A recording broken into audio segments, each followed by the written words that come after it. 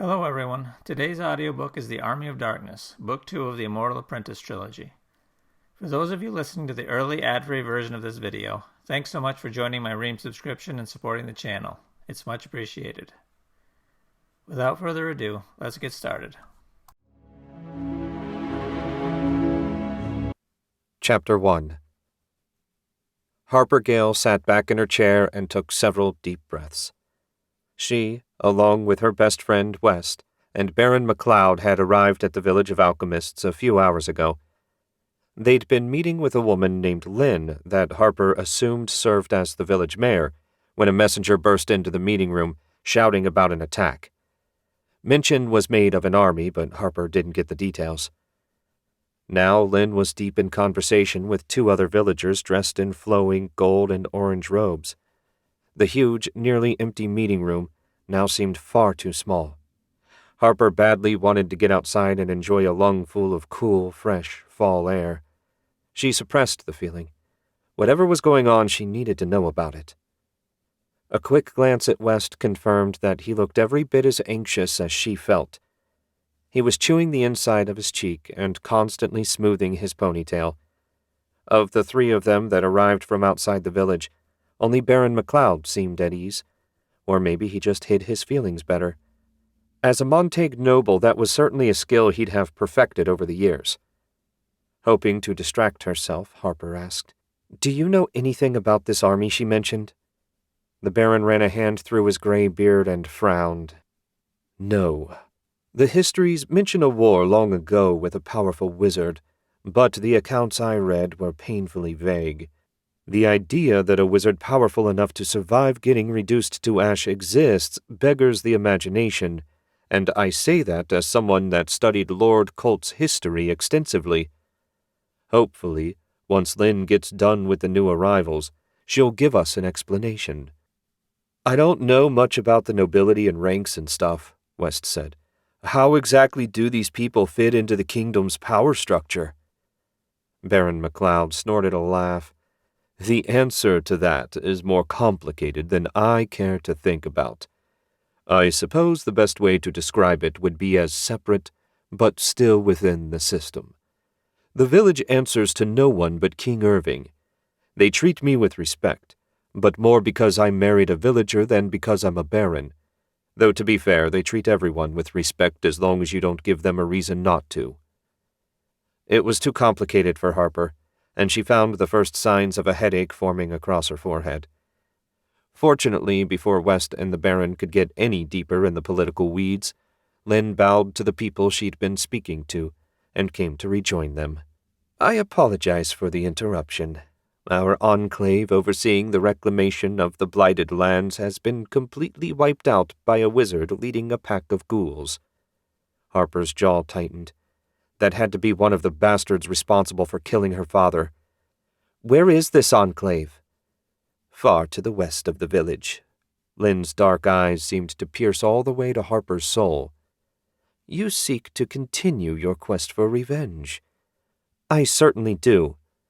"I don't recommend it.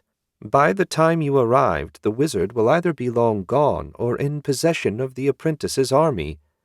Either of those results will lead to your failure, and in the latter case, your certain death." Before Harper had a chance to snarl that she'd be happy to take that chance, the Baron cut in. "You mentioned the army before. An army of the dead, you called it. What did you mean?" "I meant exactly what I said.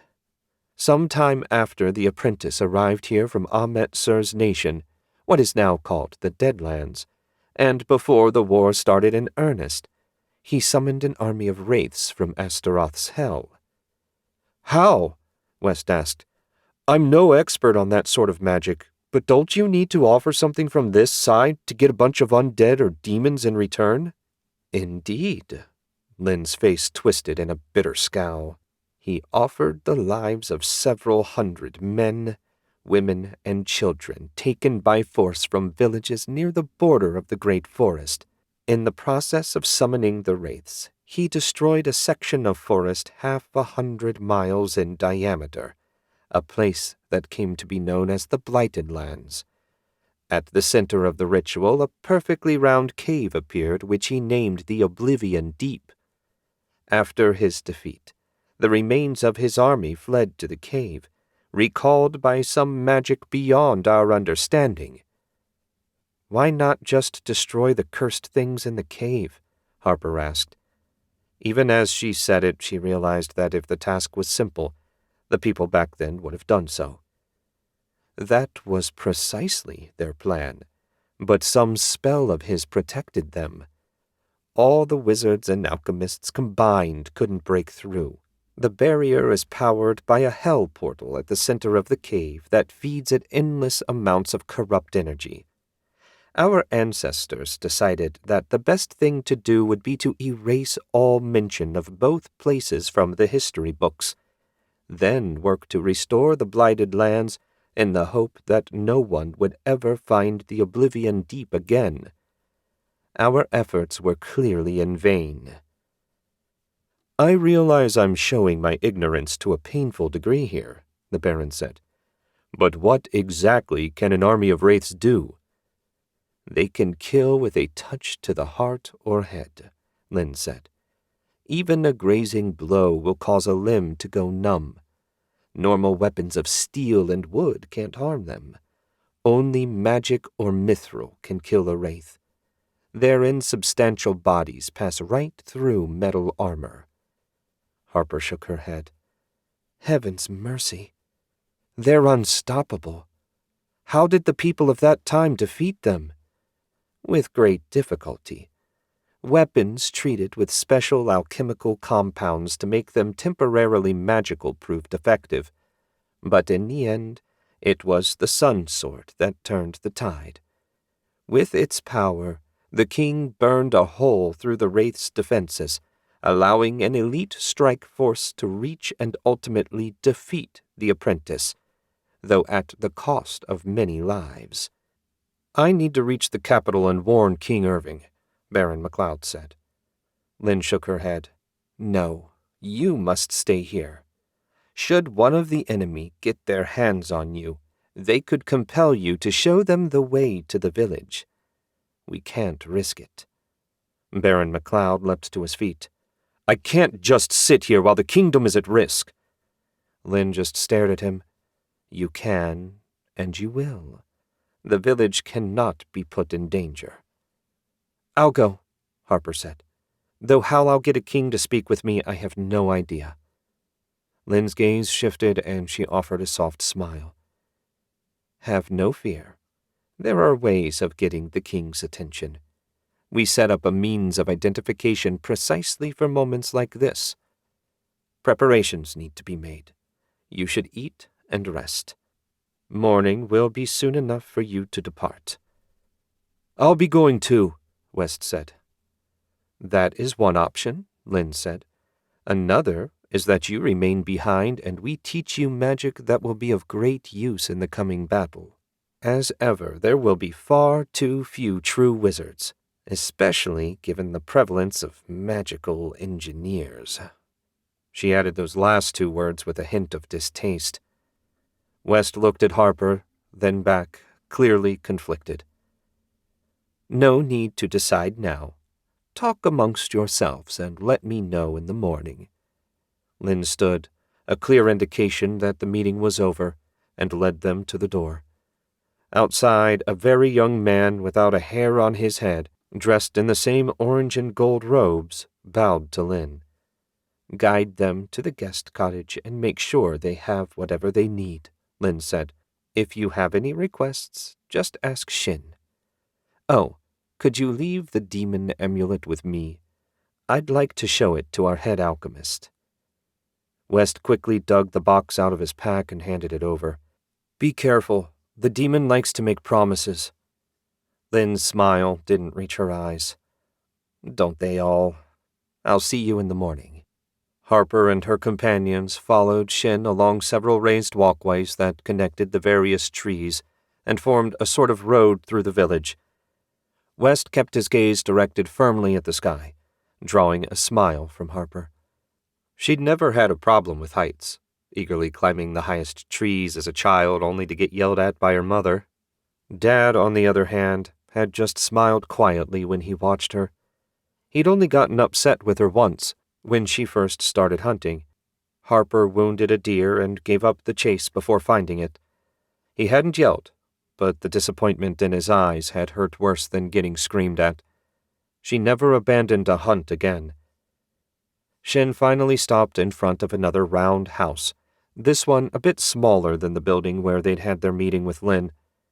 He opened the door and bowed to them. "I will bring food shortly. Please make yourselves comfortable." Baron McLeod strode through first, followed by Harper and West. Unlike the meeting house, this house had a proper living room, with chairs, a table, and a bookcase that held decorations rather than books. A number of doors led to other rooms, but Harper ignored them for now and dropped into an empty chair. Sitting before the Baron was rude, but she was too tired to care. When the others had settled in, Baron McLeod said, "What does everyone think? For my part, I hate being stuck here, but understand where Lin is coming from. The fewer people out in the world capable of finding the village, the safer it'll be. If you could let my men know what's happening and that they should return and tell Whist and Mila, I'd be grateful." "I'm happy to do so." Harper turned to West. "The final question is, will you be staying or coming with me? I saw the look in your eye when she mentioned new magic." "I can't deny my curiosity," West admitted, "but I'm with you until the end." Harper smiled.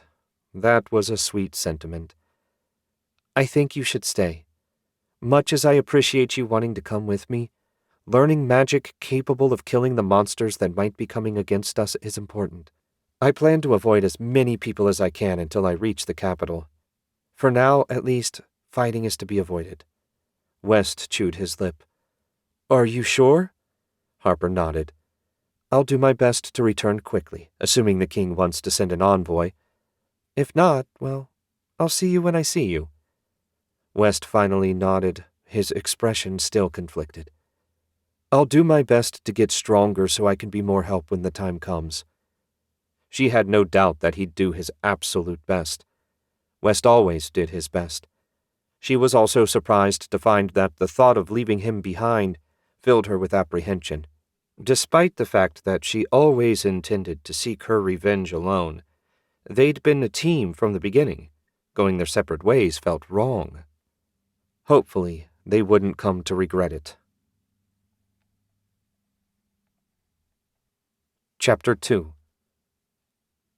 Around 2 weeks had passed since Maddox Mays sent a message to his superior in the Acolytes of Darkness, Worgoth the Black, alerting him to the discovery of the Oblivion Deep, and today was the day Worgoth said he'd arrive at the alchemist's camp. In the back of his mind, the ethereal beacon hummed along, broadcasting his location to anyone capable of sensing it. It wasn't a subtle thing. Literally, any wizard within 5 miles paying the least attention would know exactly where to find him. Maddox hated the thing, but it was the most efficient way to lead Worgoth to him. He stood up from the table he'd been using as a study bench and rubbed his eyes. 2 weeks of 12-hour days, and he still couldn't combine even the first and second sections of the control spell. He understood them, but his 8 threads weren't nearly enough to create the ethereal figures. Galling though it was, he'd finally accepted that he wouldn't be claiming control of the Wraith army, and with it Worgoth's place as leader of the Acolytes. It was disheartening, but Maddox hadn't gotten to where he was by giving up easily. He'd find some other way to increase his power. If magic had one absolute truth, it was this: there was always another way. He yawned and stepped out of the hut. His greater ghouls turned their ugly, twisted faces toward him. Maddox had no orders for them, and after a moment, they looked away. He had no idea if ghouls got bored.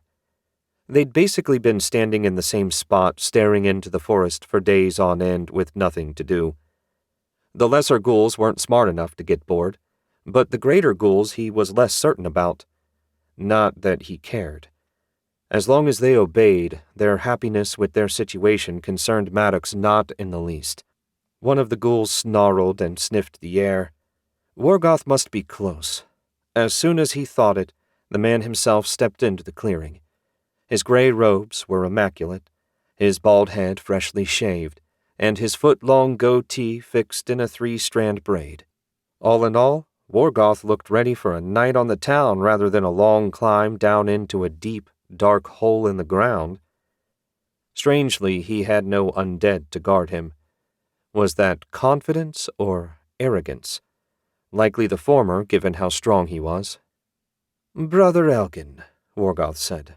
Maddox kept a grimace of distaste off his face by the narrowest of margins. He hated that name, but kept his complaints to himself. "You keep piling success upon success.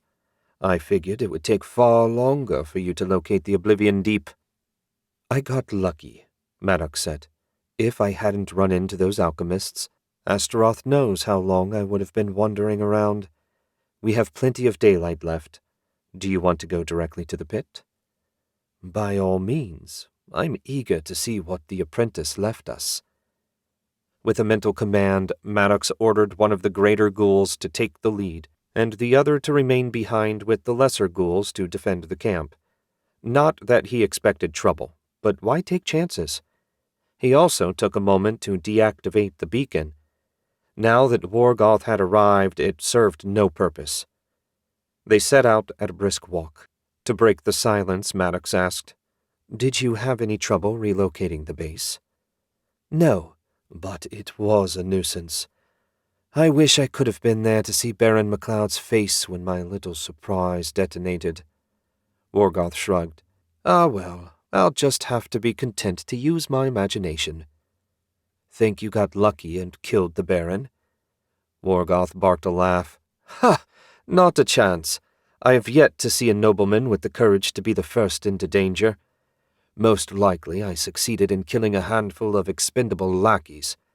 Not a terrible result by any means, but hardly remarkable either. What about you? Did the alchemists give you any trouble?" "Not to speak of. I don't think they were expecting trouble. That said, the two that got away worry me. Who knows what sort of trouble the alchemists will cause when they learn the fate of their fellows. Once I take control of the Wraith army, it won't matter what they try and do. I assume that since you didn't use them to attack me on my way here, you failed to seize control of them yourself. Have you deciphered the secret of the ritual yet?" Maddox's heart lurched in his chest. How could he know? And more importantly, if he knew, why was Maddox still breathing, much less enjoying this polite conversation? "Are you really that surprised?" Worgoth asked. "I might not ward my door, but I do take precautions.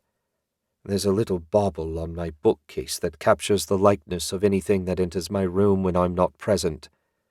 The device gets little use, but it spotted you easily enough.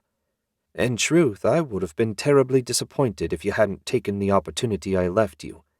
I mean, the journal was on my desk open to the correct page.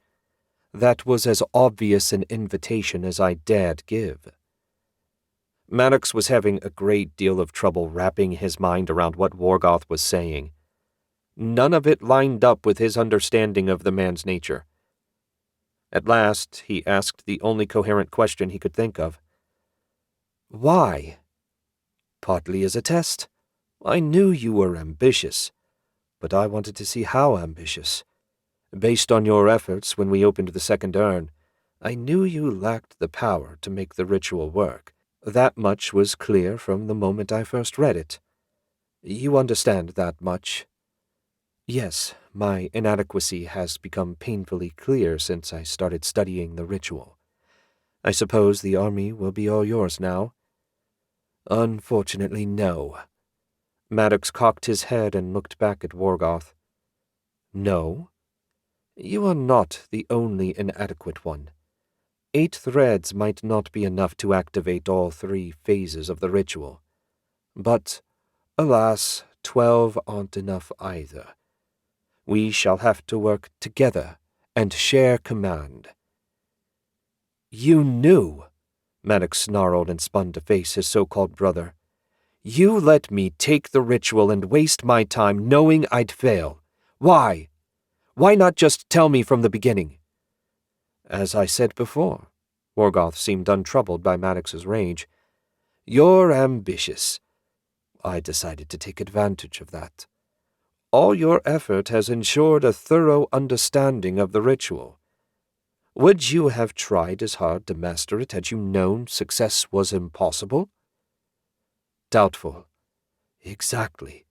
And please spare me your outrage. It's pathetic. You stole the ritual hoping to use it to depose me as leader of the Acolytes.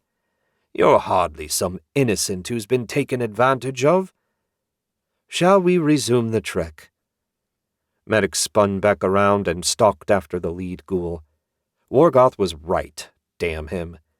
Had their positions been reversed, Maddox likely would have done the exact same thing, and his complaints were rather pitiful. Not as bad as the late and unlamented Luca, but bad enough. Done was done. He'd just have to accept that he'd lost this round and move forward. And move forward they did. An hour of walking brought them to the lip of the Oblivion Deep. Morgoth peered over the edge and whistled. "Impressive. This is quite a feat for just one man.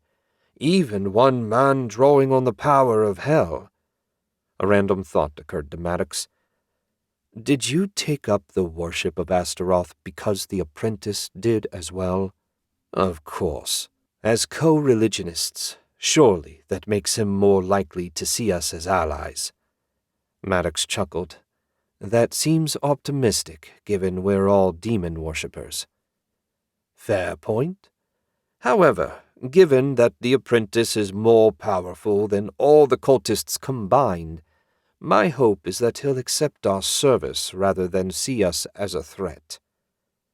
"More likely he'll do both, using us and tossing us aside as is convenient for him, and killing anyone that dares challenge him. It's not like we're immortal after all." "Not yet, at least," Maddox added to himself. "If you're so worried about it, why did you join us in the first place?" Maddox led the way to the start of the stairs leading down into the pit.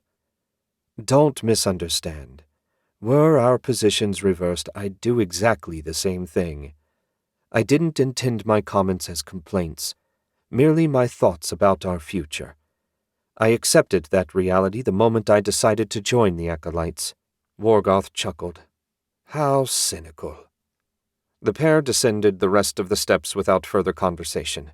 At the bottom, Maddox led the way to the chamber at the end where he assumed the Wraith army slept. "Remarkable." Morgoth reached out but stopped just short of touching the barrier. "I've never seen such corruption. It is glorious." Not the adjective Maddox would have chosen, but not wrong either. "The ritual design is this way." They circled the barrier until they reached the outline Maddox had found earlier. "Interesting. It's like he left a guide behind, and we need only fill it in." "Look again," Maddox said. He'd come down here several times hoping for insight. On the last visit, he'd noticed something important. Time to see if his oh-so-clever brother could figure it out. After 5 minutes of intense study, Morgoth let out a long sigh. "How sneaky. Well done, Elgin. I wouldn't have spotted it so quickly had you not warned me. My enthusiasm might have even gotten the best of me. The guide is a trap. It differs in subtle ways from the ritual the apprentice shared with us. Had you come here without his knowledge, I suspect all that would have awaited you was a painful death." "No doubt. So how are we going to divide the work? I can manage the first or second construct without issue. I haven't even attempted the third, given how pointless it was." "Interesting question. I'm not certain how a ritual designed for a single person to perform will react to us dividing the spell. We may have to try multiple variations until we find a process that works. To start, Why don't you handle the first construct, and I'll create the second and third? Maybe we'll get lucky and find success on our first attempt. I say 4. You want the over or the under? Maddox asked. Worgoth cocked his head. This is the second time you've tried to make a bet with me. Though I make a habit of not inquiring too deeply into the history of those who join the Acolytes, I can't help wondering why that is. Maddox shrugged, seeing no reason not to answer. When I was a teenager, I worked for an underground beast-fighting crew as a bookmaker. I was far better at math than the rest of the gang, and profits went up once I took over. Not as much as they could have given how much I skimmed. When I had enough coin to fund the start of my magical education, I sold the group out to the guards and moved on.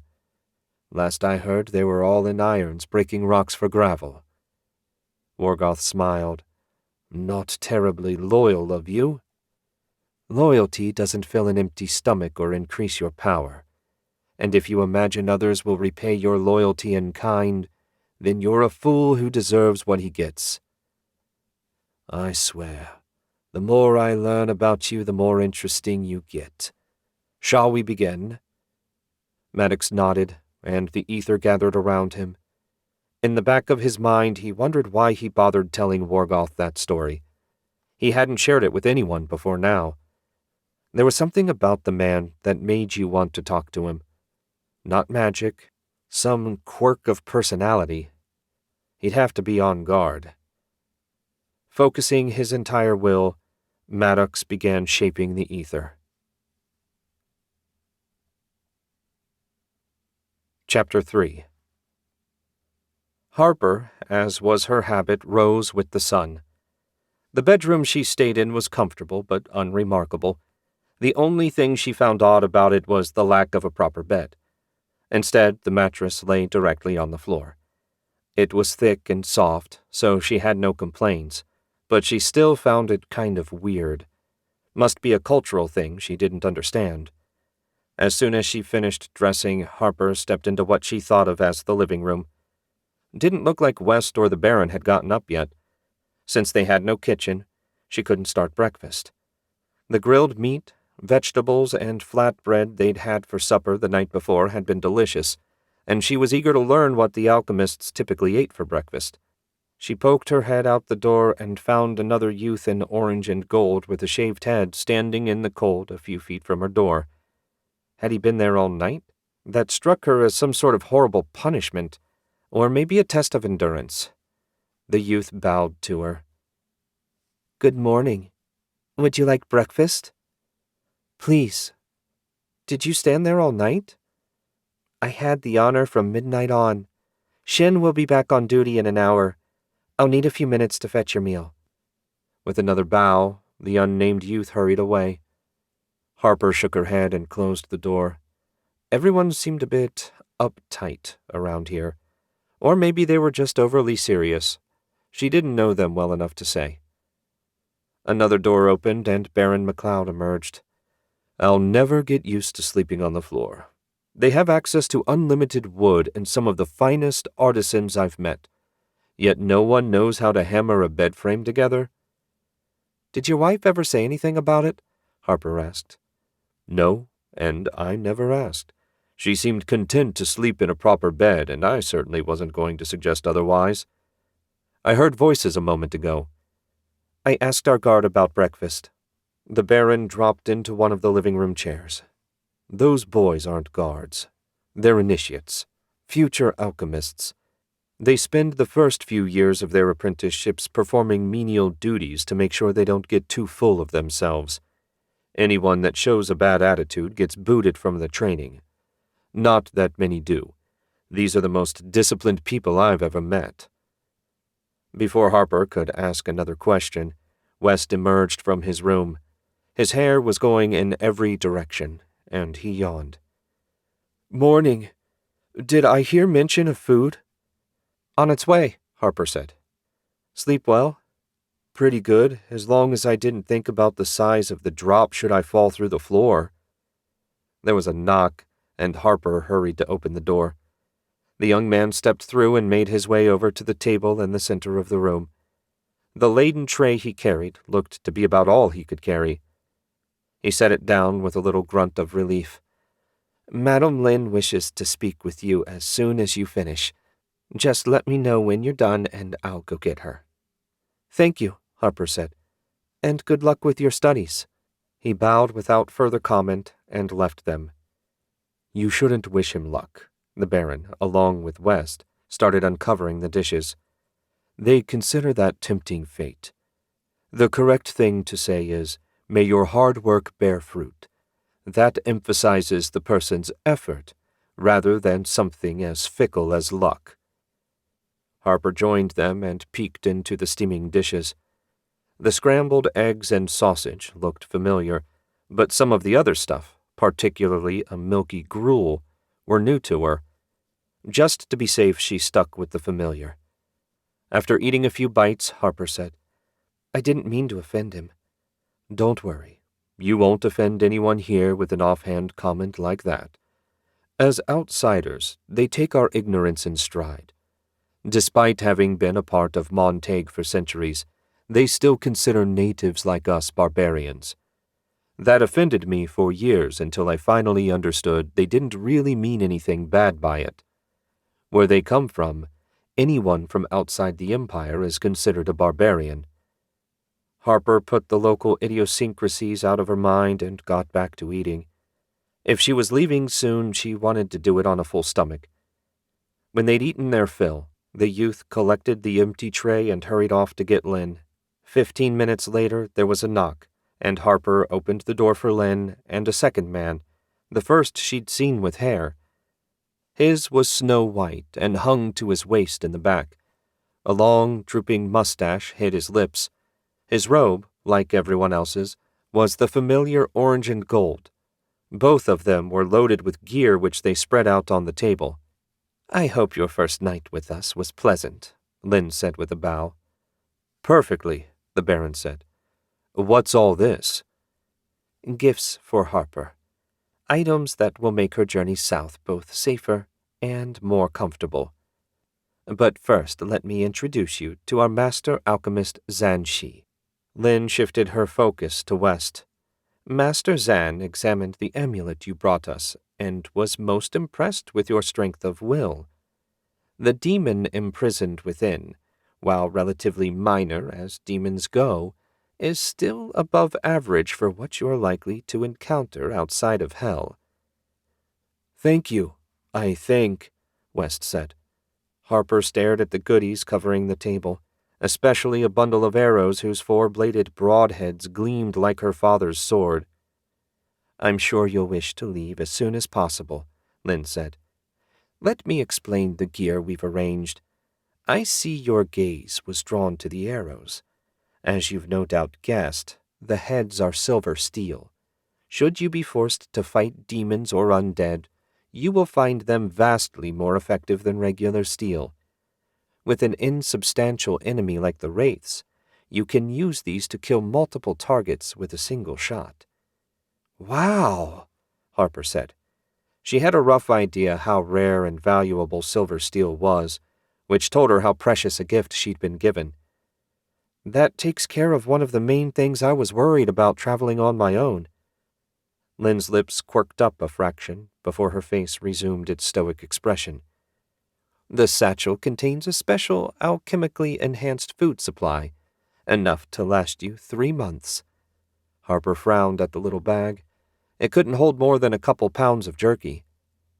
Seeing her confusion, Lin opened the bag and pulled out a disc the size and appearance of a small sugar cookie.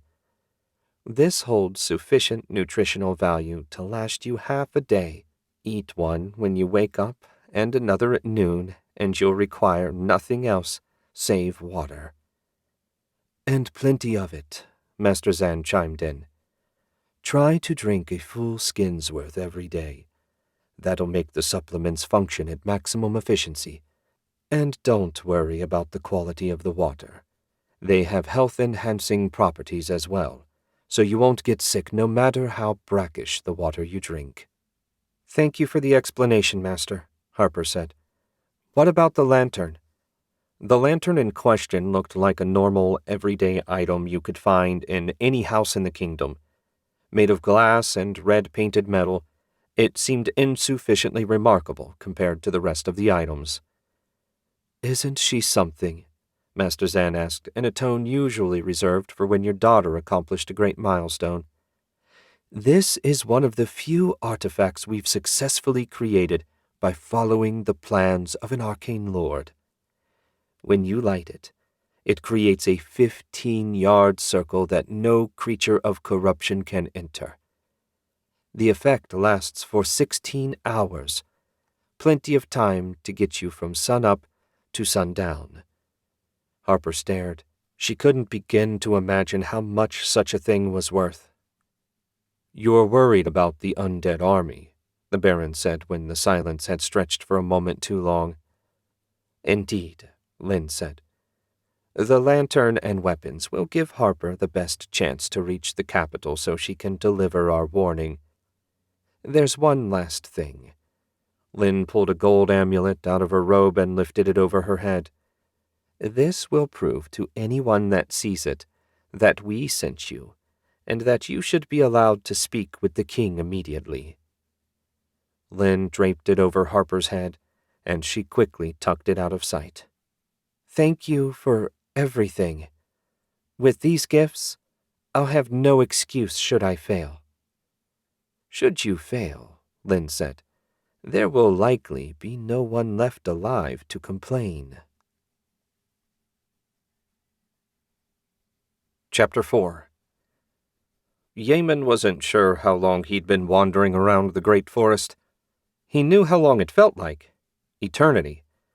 When Morgoth had assigned him the task of locating the village of alchemists and securing their mithril urn, it had seemed like a simple enough task. He had a dozen ghouls and his own considerable magical abilities, after all. He even had a rough idea where to start searching. Granted, the northeast section of the Great Forest still covered a lot of area, but he'd assumed the ghouls' tracking abilities would soon have him on the trail. What a sick joke that turned out to be. Yaemon released the ether and rubbed his tired eyes. His once fine gray robe had become tattered and dirty. Sleeping on the ground night after night left him exhausted. He had sticks in his goatee and stubble covering his once smooth head. In his mind he could hear Elgin's derisive laughter. He felt certain his rivals had already secured their urns and returned to base to receive Morgoth's praise. Even Elgin, burdened as he was by the useless excuse for a wizard Ukazar, had probably succeeded by now. Though maybe not Alazad. That unlucky fellow had drawn the short stick and gotten assigned to the capital. He had a dozen ghouls at his command as well, not that he could bring them into the city. Surely he, at least, hadn't gotten ahead of Yaemon. He stepped over a rotting log and nearly ran right into the back of one of his ghouls. The undead was sniffing the air, head turning left and right. Hope surged through Yaemon. Had his luck finally turned? Linking his mind to the undead, he found a small group of scents mingling together and coming from the right. Not nearly enough to be the village, but the first sign of anything more interesting than deer he'd found since arriving in this miserable wilderness. Yaemon fed ether into his black skull amulet. "Surround the humans. I want them alive for questioning." The ghouls spread out and Yaemon followed more slowly. 100 yards further on, the sound of laughter and the crackle of a fire reached him. Had he just hunted down the least lucky band of hunters in history? No sense jumping to conclusions. He stopped and put his hand on the trunk of a massive pine tree. Closing his eyes, he extended his sight and hearing. Soon enough, he found himself floating above a group of 10 men dressed in green and black uniforms. They wore no armor, but had weapons ready to hand. A modest fire burned in a ring of stones. One of the men took a swig from a glass bottle and passed it to the next person. "How long do you think his lordship will be?"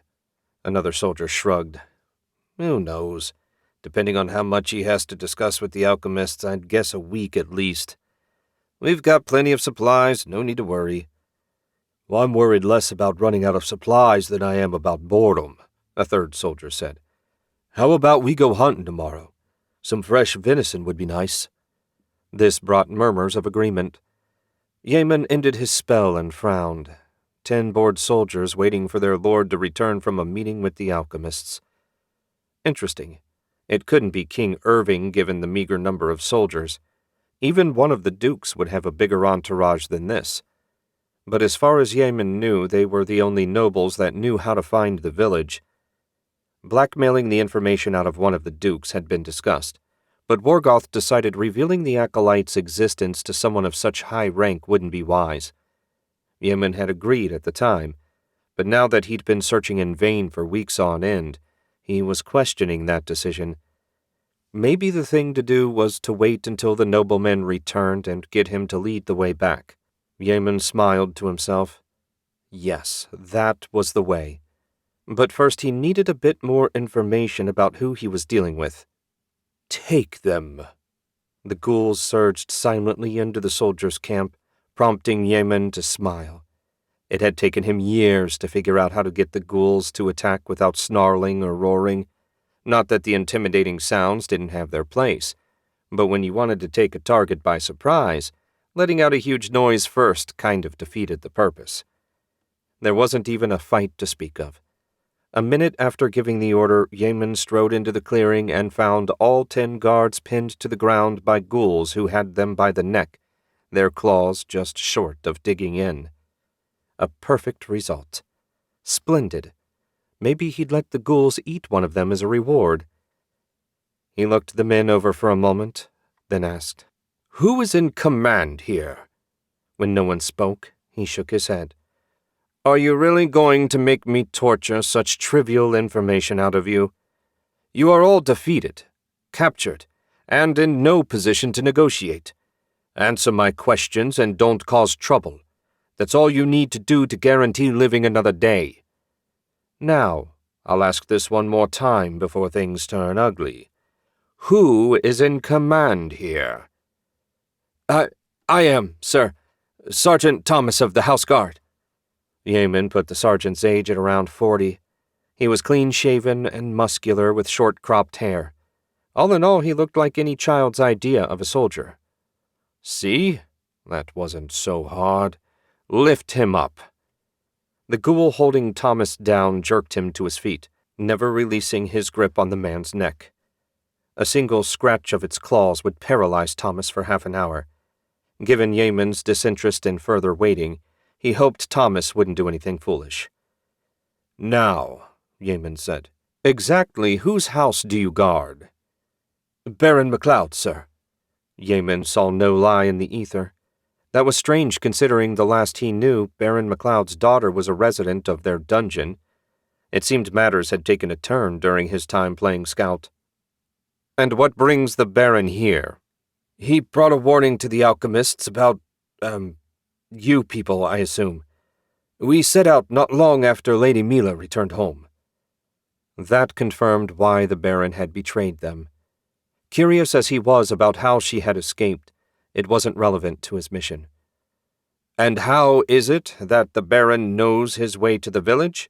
It was my understanding that only the highest-ranking nobles knew the location. His lordship's late wife came from the village. He's on good terms with them." Now how had that bit of information evaded them? It would have saved all sorts of trouble if he could have just forced the Baron to bring him here in the first place. Clearly, whoever did the background research on Baron MacLeod hadn't been especially thorough. He was pretty sure Zane or Finn had handled that particular task, served them right for trusting one of those incompetents with something important. "And when is the Baron supposed to return?" Thomas started to shake his head, then thought better of it. "I don't know, sir. His lordship said to wait here until he got back from the village.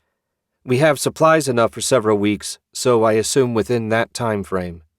Several weeks was longer than he'd prefer to wait, but given the alternative, more thrashing through the forest, he found it acceptable. "You've done very well, Thomas. Your good sense and obedience has assured the lives of your men. Remain well-behaved, and continued life will be your reward. I hardly think pointing out the alternative is necessary." No, sir, not in the least. We all understand very well what's at stake. Yemen walked over and patted the man on the cheek. You have no idea how nice it is dealing with a rational man. My ghouls will collect your weapons, then release you. All you need to do is keep up appearances and not try anything foolish. We'll be keeping watch out of sight. Yes, sir, Thomas said. We understand. Yemen hadn't seen a hint of a lie in anything the man just said. Loyalty, it seemed, was in as short a supply among soldiers as it was members of a demon-worshipping cult. He found it refreshing that human nature remained consistent despite its many differences. It took only a few minutes for the unoccupied ghouls to gather up the many swords resting on the ground. Once that was done, Yemen gave the order to set the prisoners free. The men all rubbed their necks where the ghouls' claws had rested. Even if they didn't dig in, the touch of a ghoul was unpleasant. He led the ghouls a short distance away, then paused to cast a ward around the camp. If anyone tried to escape, he'd know it instantly. An unarmed soldier wouldn't last a second against one of his ghouls. Much as he hoped the soldiers behaved themselves, Yemen didn't have that much faith in humanity's good sense. Sergeant Thomas lay awake staring into the night sky for far longer than he should have. He couldn't sense the undead lurking just outside of his vision, but knowing they were there was enough to keep him from relaxing. Just thinking about the horrid things sent a shiver down his spine. Thomas feared no man in a fight, but those things, heaven help them. How would you even go about killing one, much less a dozen? He rolled over, trying to find a more comfortable position. Knowing you needed to sleep, unfortunately, wasn't enough to actually make it happen. Since he couldn't sleep, he tried to think of some way to let at least one man make it out of here alive to warn the Baron. Finding him was impossible as long as he stayed in the village, so not only would someone have to evade the ghouls until the Baron returned, they would also have to find him before he reached camp and the crazy wizard waiting to capture him. The more Thomas thought about it, the less likely success seemed. However slim the chances, though, he had to do something. Allowing his lord to walk into a trap would be the height of dishonor. There was a faint rustling as one of his men worked his way closer. He couldn't tell who it was until Corporal Topper whispered right beside his ear. "You really gonna play along with that guy, Sarge?" "Course not. But if I'd said that, we'd likely be ghoul food right now." Thomas had learned during his tour as an infiltrator that when you spoke to a wizard, you had to believe what you were saying. If you didn't, they'd see it and, well, the less said about what would happen then, the better. "We'll have to play along with the bastard until our chance pops up." "How long can we wait? His lordship won't want to stay away forever." "We'll see how things stand in the morning. Spread the word. If any of the boys gets a bright idea, I'd be happy to hear it." "I ain't optimistic, Sarge, but I'll tell him." Topper scuffed away, hopefully to let the others know that he hadn't really betrayed their trust. They were good lads, and he hoped by now they trusted him enough to understand that he was just saying what needed to be said. Hopefully. Chapter 5. Maddox snarled in frustration as the most recent attempt to create the apprentice's ethereal figure exploded into motes of light. That was the 15th attempt he and Worgoth had made, and the result was the same as all the rest. Failure. 10 hours a day of standing and casting in the darkness of the oblivion deep had left him exhausted and angry. Neither of those states of mind were useful when it came to precise casting. "Do you think that bodiless prick is having a laugh at our expense?" Maddox asked between gasps for breath. Worgoth offered a thin, humorless smile. "I would never claim to fully know the mind of an immortal, but that strikes me as a foolish waste of time and effort. If I'd been stuck in a mithril urn for nearly 700 years, I'd certainly be eager to help anyone offering to free me. Sending them on a wild goose chase would be the height of foolishness." "Yeah, that's what I figured too." The problem with that is that it means the failure lies with us. And for the life of me, I can't see that either of us is doing anything wrong.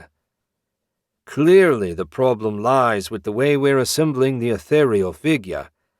It can be done so many ways, and since we have no clues, beyond knowing what doesn't work, eliminating anything before trying it is impossible. When you've caught your breath, shall we try another configuration?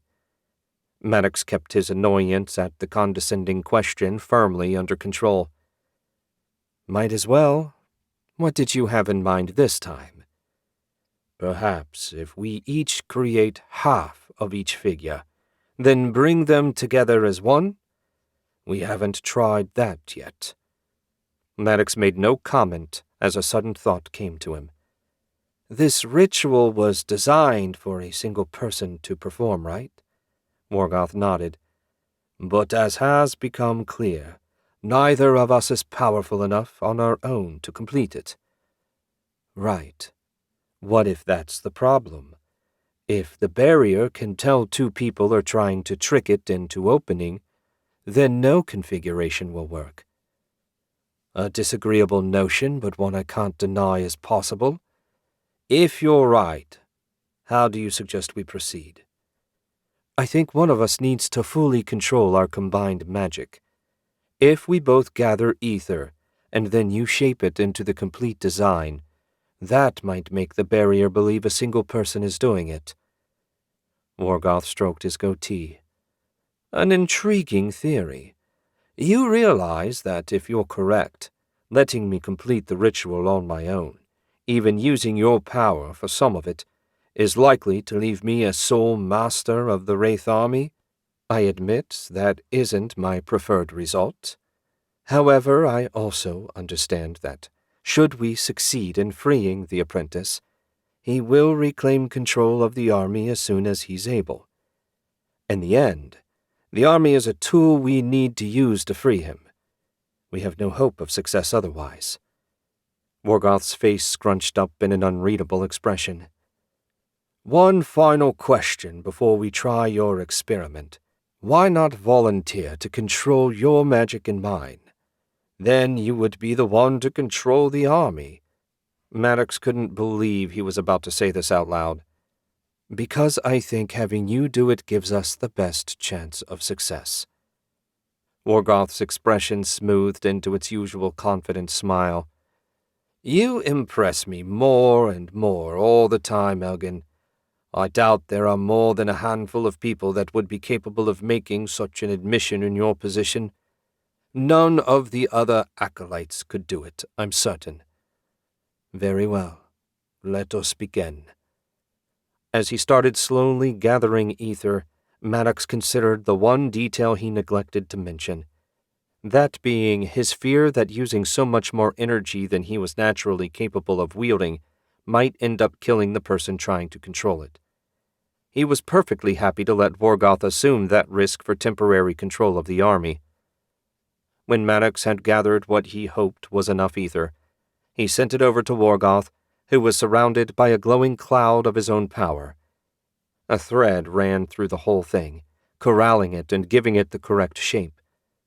Maddox made absolutely sure not to touch the ether any further, lest he taint the process.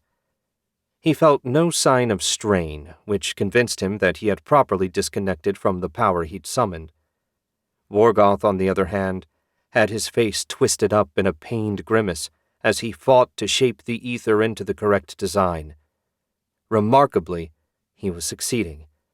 The entire process must have taken half an hour, but at last the fully formed construct settled into the markings left by the apprentice. A massive vibration ran through the ether as the barrier started to dissolve. Maddox thrust a fist in the air. He'd been right. His celebration lasted just long enough for him to notice Morgoth slumped on the floor, seemingly unconscious. In the enclosed area, dark humanoid shapes were starting to form and fly around. Not good. Not good, not good. Freeing the Wraith army with no one to control it struck Maddox as an excellent way to end up dead. and he somehow doubted that the black iron skull he used to command the ghouls would be up to the task of controlling an army. He hurried over and knelt beside the insensible Worgoth. He was breathing, at least. That was a plus. A hard slap didn't rouse him. Glancing at the barrier, Maddox found it half gone. Time was not on his side. "I hope you don't hold a grudge." Maddox summoned a tiny lightning bolt and tapped Worgoth on the right ear. "Ah!" Worgoth's eyes popped open and he stared daggers at Maddox. "Be mad later. The spell worked and the wraiths will soon be free. I needed you awake so you could tell them not to kill me." Worgoth rubbed his face and groaned. "Help me up." Maddox enhanced his strength and lifted Worgoth to his feet, pointing him toward the rapidly dissolving barrier in the process. About 10% at most remained. "I feel no connection with them," Worgoth muttered. That wasn't at all what Maddox wanted to hear. He considered running, but doubted he had any hope of escaping an undead army. With a final burst of ether, the barrier vanished. Scores of dark shapes flew around the pair. Maddox didn't even try and count them all as they gradually tightened the circle. "Now would be a good time to try your first order," Maddox said. "I vote for stop." Worgoth had a hand to the side of his head as if he was in pain. The wraiths showed no sign of ceasing their approach. If Worgoth didn't get his act together, they'd both be in pain, though not for long. "Stop!" Worgoth gasped the word out. Only 2 feet separated them from the wraiths. To Maddox's immense relief, the translucent undead all froze in place while staring at them with glowing red eyes. Hundreds of glowing red eyes. "Did it work?" Worgoth's head hung down as if he lacked the strength to lift it. "We're still alive, though totally surrounded by undead. You look exhausted. If you can order them to make a path, I'll get you topside for a nice, long nap." "You can't begin to comprehend how good that sounds. Stand aside." He managed his second order with a bit more strength. The wraiths parted like a dark curtain. Maddox lifted Worgoth easily with his enhanced strength and carried him down the corridor of undead. At the end he passed Worgoth off to the greater ghoul and led the way to the stone staircase. The sun was still out, which filled Maddox with relief. Despite dedicating himself to the demon lord of the undead, he still took comfort from the light and heat, and no doubt would continue doing so until he found a way to shed his bothersome humanity. The 3 of them hadn't even reached the first step when Worgoth's snores began. Any questions Maddox might have harbored about his decision were answered when he saw the shape Worgoth had been reduced to. Had he been willing to risk it, Maddox would never have a better chance to kill the man and take his place. Tempting as it was, he had no idea how the wraiths might react to having their master slain. Not well struck Maddox as a massive understatement. No, for the moment at least, keeping Worgoth alive and healthy was priority 1. The alternative hardly bore thinking about. Chapter 6. A long night, filled with lots of thinking and damn little sleeping, left Sergeant Thomas groggy, exhausted, and frustrated. No matter how he turned the situation over in his head, he couldn't come up with a plan that resulted in any of them surviving long enough to get a warning to the Baron. First off, there was no way to find the village, so even if Thomas could escape the crazy wizard and his pets, he still had to survive in the wilderness and hope that he spotted the Baron on his way out. Daunting as that was, it paled in comparison to the challenge of escaping the undead. So Thomas stared at the slowly brightening sky and once more considered his lack of options. All around him the men were shifting and coming awake. One of them got busy making a fire. Their captor said they should act naturally. Thomas would have laughed at that had he dared. Who in their right mind could act naturally knowing that a dozen ghouls had their camp surrounded? They had to go through the motions at least. Ghoul or not, everyone needed to eat to keep up their strength. Corporal Topper, his mop of unruly red hair looking even more unruly than usual, came his way. "Any orders, Sarge?" Was that his way of asking if Thomas had come up with a plan? "Just to fix breakfast and resume waiting for his lordship's return." Topper frowned a bit. Clearly that wasn't the answer he'd been hoping for. He settled on the ground beside Thomas, who threw off his blanket and sat up. "I talked with some of the guys last night," Topper whispered. "We figured it'd be best to make a break for it sooner rather than later." Thomas nodded and yawned, stretching his hand above his head. "If you've got a plan, I'm all ears." "It ain't much of a plan," Topper said. "I figure we make a wedge with you at the center and charge them. We make a gap and you run through it. With your training, you've got the best chance of success." "Sounds like a good way for us all to end up dead." "I don't think so, Sarge. The son of a bitch wants to use us as bait, and live bait works best." Thomas didn't like it, but there was something to what Topper said, and the longer they waited, the weaker fear and stress would make them. If they were going to act, soon was better. "I can't order you all to do this, but if the men are willing, I say noon is the time." Thomas didn't actually know if sunlight weakened ghouls, but he'd take any advantage he could get, even if it was only in his head. "I'll spread the word. What's the signal?" "When everyone's gathered around the fire for lunch, we make our break." Topper nodded and got up. The hours between morning and noon were the longest hours in Thomas's life. He felt a bit like an undead himself, a zombie shuffling through the motions of life.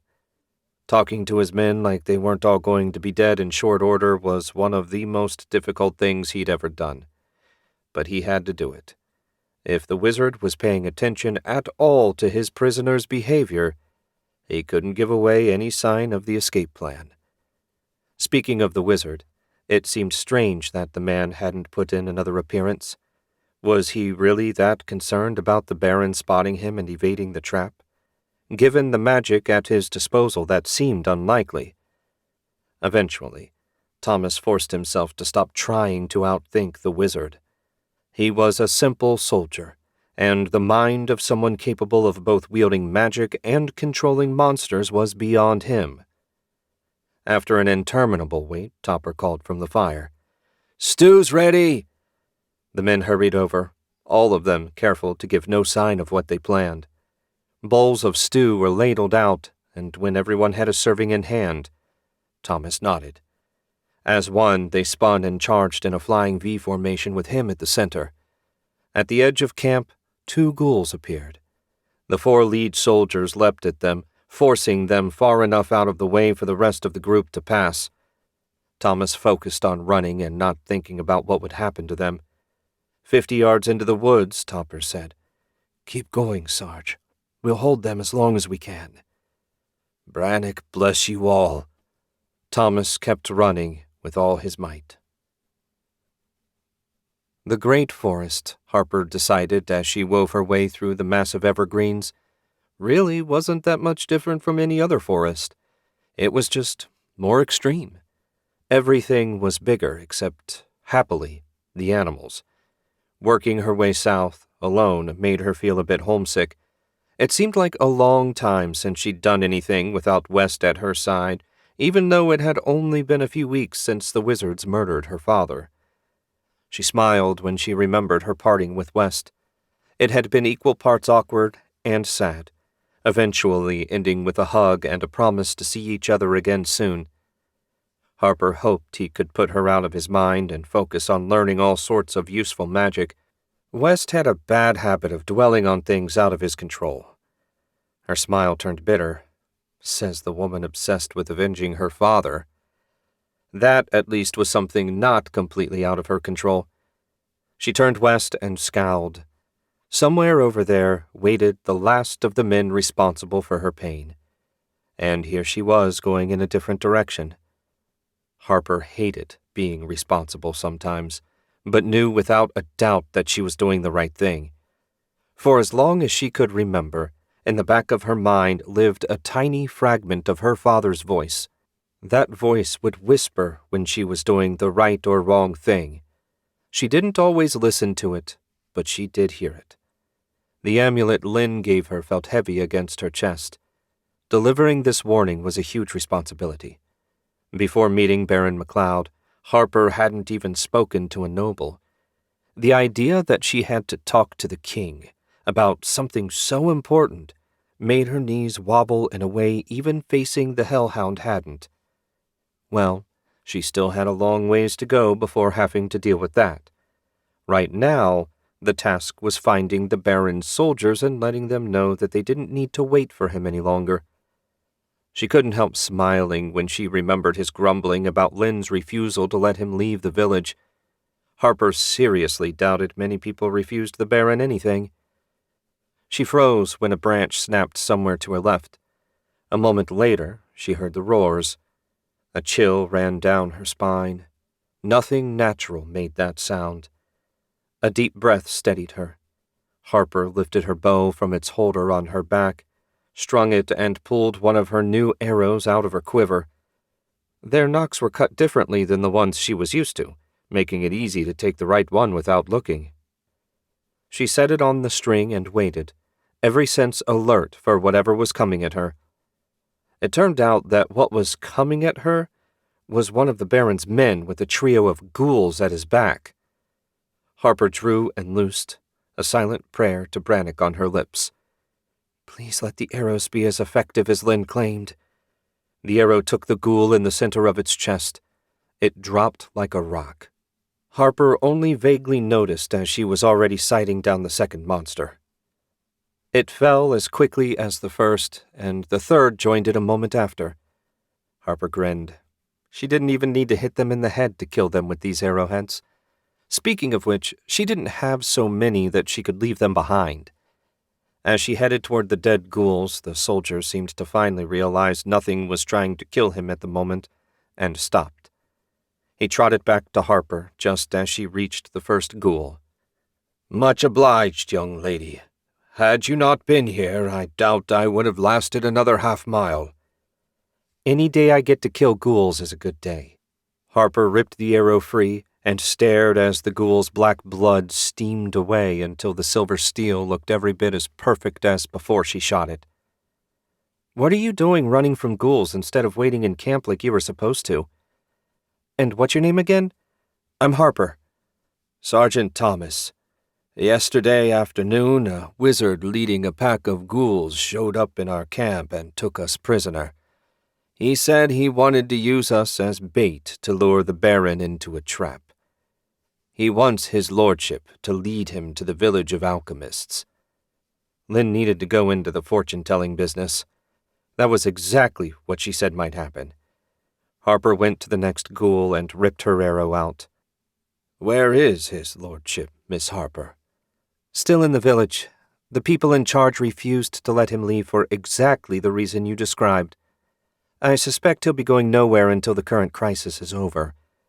I doubt he's best pleased by that, Thomas said. No, he wasn't, but he accepted the necessity, which is why I'm here in his place. My first job was to tell you to return to his estate and let Mila and Whist know what's happening. She yanked the final arrow free and paused to listen. No sign of further pursuit. I can't help thinking that might be a problem. Maybe not. My men led the charge to make a path for me to escape to warn the Baron. I doubt the wizard let them off easy. Harper could almost hear Thomas's teeth grinding. She knew exactly what he was feeling and wished she had some way to lessen the pain. Anyway, even if some of them did survive, there's a wizard plus 9 more ghouls between us and freeing them. Even with your killer arrows, I don't see that happening. A large part of Harper wanted to rescue those men, but without a wizard on their side, she had no hope of victory, or so West had told her more than once. I hate to agree with you, but I fear you're right. I need to get a warning to the capital, and much as I'd like to help, I can't risk getting killed or captured before it's delivered. You're welcome to come with me. Unarmed and alone, you're as likely to starve as be killed by the ghouls." Thomas nodded. "You're right about that. If his lordship is really stuck in the village, then my best bet is to plead with the king for help." Harper used the incredibly sharp edge of her sword to cut the arrowheads off the gore-stained shafts before tucking them into the outside pocket of her pack. It would be easy enough to replace the heads on some of her normal arrows when they made camp tonight. She took the lead, making a wide swing away from where Thomas indicated the wizard waited. Harper wanted to put as much distance as possible between them and the wizard before darkness forced them to stop. After a few miles of silent marching, Thomas asked, "How come it's safe for you to come out of the village but not the Baron?" "Lynn, that's the village's mayor, said it was because Baron McLeod received some kind of treatment that lets him ignore whatever magic protects the village. Despite having been there, I have no hope of finding my way back. Just to make sure, I tried to go back after only 100 yards and found nothing. Damnedest thing I ever experienced." Thomas shuddered. "I hate magic." Harper wholeheartedly agreed with that sentiment. Chapter 7. Maddox popped the last of his supper, fried rabbit and wild garlic, into his mouth and sighed. It was barely evening, and the sun already hung low in the sky. Autumn was rapidly giving way to winter, especially this far north. As if to emphasize the fact, a chill wind blew down his back, prompting Maddox to duck inside the hut he'd taken as his temporary home. Still unconscious on the spare cot he'd brought in, Worgoth snored away. 2 days had passed since they successfully freed the Wraith army hidden in the Oblivion Deep. The magic had taken so much out of Worgoth that he'd passed out minutes after their moment of triumph. Though aside from exhaustion, he seemed unharmed. Once, that would have upset Maddox a great deal, but as long as Worgoth remained the key to controlling the Wraiths, he'd decided that keeping him alive was the best option. Now he just needed the man to wake up so they could leave this miserable patch of wilderness and move on to the next urn. Perhaps his thoughts had been especially strong, as a moment later Worgoth groaned and opened his eyes. He turned his head a fraction, and Maddox offered a desultory wave. "Evening. I was beginning to wonder if you were going to be returning to the land of the living." "How long?" Worgoth asked, his voice thick and harsh. 2 days. I imagine you're hungry." "Thirsty." Maddox grabbed a handy skin of water and passed it over. Worgoth drained half of it before setting it on the floor. "Has there been trouble?" Maddox raised an eyebrow at that. "Hardly. There's nothing left out here to cause trouble, unless you're thinking about the alchemists. Even if they want to cause us trouble, it'll take weeks for them to travel here from their village, assuming it's actually in the area everyone thinks it is. At this point, I take nothing for granted." "A wise policy. Perhaps some food would be good." "I made partridge soup yesterday. Give me a minute to warm it up." Worgoth laughed. "I never figured you for a cook." "I've lived on my own since I was a kid. You either learn to cook, or you learn to like the taste of nasty food. Compared to mastering the intricacies of magic, preparing simple meals is a breeze." Maddox called on the ether and filled it with heat. Wrapping the magic around the half-full covered pot of soup, he had it up to temperature in a few minutes. What he lacked was a clean bowl. With a shrug, he grabbed a spoon and carried the whole pot over to Worgoth. "Dinner time." "Clearly you won't be opening a tavern any time soon."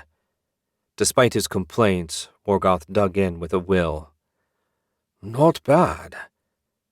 "So what's the plan now that you're awake?" Maddox asked. "We move on the capital as soon as possible. There's no way the alchemists won't try and get word to them. Beating the messenger there will make our task much easier." "We need to contact Alazad. Maddox said. "If he's in the city, he's as likely to be killed by the wraiths as anyone." "I have a method once we're close enough." Morgoth handed him the empty pot. Clearly he'd been even hungrier than Maddox thought. "Pack your supplies. As soon as the sun sets, I'll summon the army. I left my undead mount next to yours. Once we reach them, we'll ride from dusk till dawn." Maddox nodded and got to work. He didn't need long to gather everything up. He had food enough for the two of them to last a week. Though with an undead army at their disposal, scavenging for food wouldn't be an issue. The two men stepped out of the hut just as the sun finished setting. The horizon was stained blood red, a good omen. Morgoth moved a little ways away, and Maddox shifted his vision to the ether. He was curious to see just how Morgoth went about summoning the wraiths. The process, it turned out, was simple. Morgoth whispered, "Come to me," and a spell carried the words away on a thread of ether. Seconds later, a chill that had nothing to do with the dropping temperature ran through Maddox. The red eyes appeared next, seemingly floating in the darkness without bodies. Morgoth strode out of the clearing without another word, and Maddox hurried to walk beside him. The pack of supplies went to his greater ghoul. Ahead of them, a number of wraiths, he couldn't distinguish them from the darkness to count the exact number, opened a path. Everything the undead touched rotted down to the ground, leaving a perfectly smooth trail for them to walk on. It was even more efficient than having the ghouls tear the plant life apart. "Did you know they would affect the plants like this?" Maddox asked. "Plants are living things. The wraith's touch is antithetical to all life. Well, I hadn't given it much thought. It's hardly a surprise. This is probably how the blighted lands were formed. Not worried about a few plants, are you?" "Hardly, but it does make an easy-to-follow trail." Morgoth barked a laugh. "Anyone that wishes to follow us is welcome to do so. The wraiths are hungry, and plant life force isn't nearly as filling for them as human life force." Maddox gave a little shudder and fell silent. Just how closely connected to the wraiths was Morgoth? And what did something like that do to your mind? He didn't know, but he planned to keep an even closer eye on the man than normal. Chapter 8. West paced in the living room of the guest house he still shared with Baron MacLeod. It seemed strange to have a nobleman as a roommate. He'd assumed that when it became clear the Baron would be a long-term guest, Lynn would find him private accommodations. His assumptions proved wrong. At least the Baron didn't seem upset about it, or no more upset than he was about being stuck in the village in the first place. With nothing better to do, he'd left hours ago to sit in on a meeting between Lynn and some of the higher-ups in the village, leaving West to his own devices. He grimaced when acid burned the back of his throat. His stomach had been in knots since Harper left to carry a warning to the capital. He should have gone with her. At least that's what his heart argued, even as his brain pointed out that with her new gear, Harper would have no trouble dealing with any undead she ran into. Wizards would be another matter. But since she'd put her quest for revenge on hold for the moment, that shouldn't be an issue. When a knock sounded on the door, West leapt to answer it. Anything to take his mind off the terrible worry that had been eating at him. Outside, he found Master Zan waiting. His orange and gold robe was rumpled, but his long white hair appeared perfectly in place. "Master Zan, this is a surprise. Will you come in?" "No, I thought you might like to come with me. I'm about to begin properly investigating that amulet you brought. It will be a good first lesson before I begin teaching you anti-undead magic." "You're a wizard as well as an alchemist?" West asked. "Indeed. About a quarter of the village alchemists can also wield the ether directly. I trained all of them myself. The road is a difficult one, but the flexibility is a huge advantage. So, will you join me?" "I'd be delighted to. West said with total honesty. This was exactly what he needed to take his mind off of Harper. "Let me grab my cloak." West slung a fur-lined cloak around his shoulders and closed the door behind him. Master Zan took the lead and West followed a step behind. "Aren't you cold?" he asked. None of the villagers ever wore heavy cloaks, at least not so far as West had noticed. "Shift your vision and look closely at my robe," Master Zan said. West did so, and immediately frowned. Some unfamiliar magic ran through the fabric. It was so subtle that he wouldn't have even noticed if not for the master's direction. "I see something, but it's magic unlike anything I've seen before." "My robes, as well as those of all the villagers, have been treated with alchemy. The magic reacts to our body heat, absorbing it, enhancing it, then releasing it again in an endless loop that keeps us comfortable no matter the cold." "Wow. Doesn't that get uncomfortable in the summer?" Zan chuckled.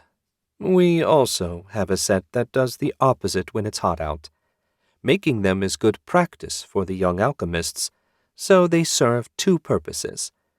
West nodded, somehow less surprised than he should have been that even the clothes the people here wore were magical. "If you made different styles, they would bring great profits from the nobility." "I'm sure," Zan said, his distaste clear. "However, we have chosen to remain apart from the rest of the kingdom as much as possible. We certainly have no desire to be tailors to the wealthy and arrogant." It seemed Master Zan, at least, didn't hold the Montague nobility in terribly high regard. West hadn't met enough nobles to have an opinion himself. Baron MacLeod seemed okay, and his son Brady, despite not being the sharpest knife, had a kind soul, or at least seemed to. Mila as well. "Here we are." Master Zan stepped off the walkway onto the porch of another house. Since he pushed the door open without pausing to knock, West assumed this was his home. "Come on in." As soon as the door closed behind him, West kicked off his boots and slid them into a slot beside the door designed to hold them. The main room looked exactly like the one in the guest house. Zan hurried through it and pushed open another door. West shuffled after him and stepped into a lab that made Maggie's workshop look like the backwater collection of odds and ends it was. 4 tables made of 4-inch thick planks were covered with alchemy tools that West didn't think existed outside of his imagination. He didn't even know the names of half the items. Strangely, there were no books present. Zan stopped in front of the central workbench, and that was when West finally noticed the box Maggie made resting in the center of it. His heart skipped a beat. The demon was in there. "Don't worry," Zan said. "We'll be taking all the necessary precautions to prevent any unwelcome communication. I have no more desire to have a demon's slimy thoughts running through my head than you do. Come closer and we'll get started." West moved to stand opposite Zan. "Is destroying the amulet going to be difficult?" Maggie seemed to think it was beyond her ability. "Difficult is not the correct word. As long as you have the proper supplies, purifying corruption is a simple, if time-consuming process." Zan opened one of the other boxes on the workbench, removed a piece of chalk, and started drawing a complex geometric design around Maggie's box. "This circle will create a barrier to prevent the demon's mind from touching ours while we examine the amulet." West remained silent and watched the old man's deft movements as he added letters from the alchemist's language. To create such a thing from memory was a remarkable feat. West doubted he could have done it with weeks of practice. Adding a final squiggle, Zan nodded once and said, "There. Now we can safely remove the amulet and take a closer look." Using crude ethereal hands to manipulate the latch, Zan opened the box and pulled the skull amulet out. The demon-occupied eye flashed once with a cold blue light, but West felt no presence in his mind. Thank heaven the circle did its work. I expected more, Zan said. From the aura of corruption, I'd say the bound demon is of a very low tier. Higher than a hellhound or imp, but not by much. I still wouldn't want to fight it, but given my expectations going in, this is a considerable relief. What sort of demon is it? West asked. I haven't the least idea. Demons come in every size and shape imaginable. Some diabolists claim to have categorized them all, but they're lying. Any such list, no matter how comprehensive, would be outdated as soon as one of the demon lords got bored and made something new. Knowing the demon's tier is what's important. The rest is just detail. This nasty fellow is a Tier 3 demon. How many tiers are there? In the system we use, 20. There are other systems that range from 10 to 100, but I find 20 is sufficient for most of my needs. West blew out a breath. For all his fear and worry, the demon was only in the bottom 15% in terms of power. Hard to believe. I would have thought higher. Be glad it wasn't. Anything Tier 5 or higher would have simply taken control of your body and made you a slave. Don't worry. The magic you'll be learning will offer psychic protection against anything up to Tier 10. Now for the final step. You need to put the amulet in the anti-corruption container. I do? West squeaked out the words. Yes. You need to face the fear that the demon represents. Until you do that, you won't be able to move forward in your training. Worry not. I'm here with you, and the circle will protect you from the demon's influence. This act is symbolic, not dangerous. West steeled himself. Right. What do I need to do? Zan smiled and walked over to a shelf to retrieve yet another box, this one painted black with white markings covering it. It measured about 1 foot square and 5 inches deep. He set it on the table. Use an ethereal construct to place this box inside the circle. Open it and bury the amulet in the powder inside. Then close the lid. Very simple for a wizard with any amount of experience. West felt considerably better when he said any amount of experience rather than a lot of experience. Gathering ether, he shaped a claw and grasped the side of the box. God! How much does this weigh? 10 pounds or so, Zan said. Too much for you? West wasn't sure how he knew, but deep down he understood that if he failed in this simple task, he'd have no hope of mastering whatever magic Master Zan would teach him. Making all 4 of his threads as thick as possible, West lifted and quickly lowered the box into the center of the circle. Just that little bit left him drenched in sweat. He couldn't remember the last time such a simple magical task had taken such a toll. Not that Maggie ever asked him to lift heavy things with magic. Usually she just made him use his hands. When his heart had steadied, West opened the box and stared at the silver powder inside. Is that mithril? Yes. The easiest way to purify corruption is to bury it in mithril. In time, the demon and the black iron itself will be fully dissolved and absorbed into the ether, leaving only the pure mithril behind. West paused before moving on to the amulet. How many times can you use the powder? Zan cocked his head. What do you mean? I mean, how long does it take for the mithril to become tainted and unusable? You can't taint mithril, Zan said. The Creator himself made it to be the perfect metal. My teacher's teacher used this same box of powder, and I suspect 1,000 years from now, whoever stands in my place will still be using it. Now, no more delays. West swallowed a sigh. This was the part he was really dreading. Just to be safe, he ran his threads through the powdered mithril, making them even stronger, before he picked up the amulet and dropped it in the box. A few brushes with his ethereal construct covered it completely. "Done," West said as he exhaled a long breath. "Excellent. You even thought to use the mithril to aid you. I'm impressed. You pass." Zan flipped the lid closed and latched the box before replacing it on the shelf. "I feared you might be upset, like I was cheating." Zan chuckled. "There's no such thing as cheating in magic. As long as the task is completed, it's a success. I suspect you'll need to rest a bit. Rejoin me here after the noon meal and I'll begin showing you a few basics."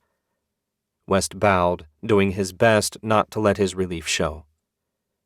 "I look forward to it, Master Zan." And he was. But right now he was even more interested in a nice, long nap.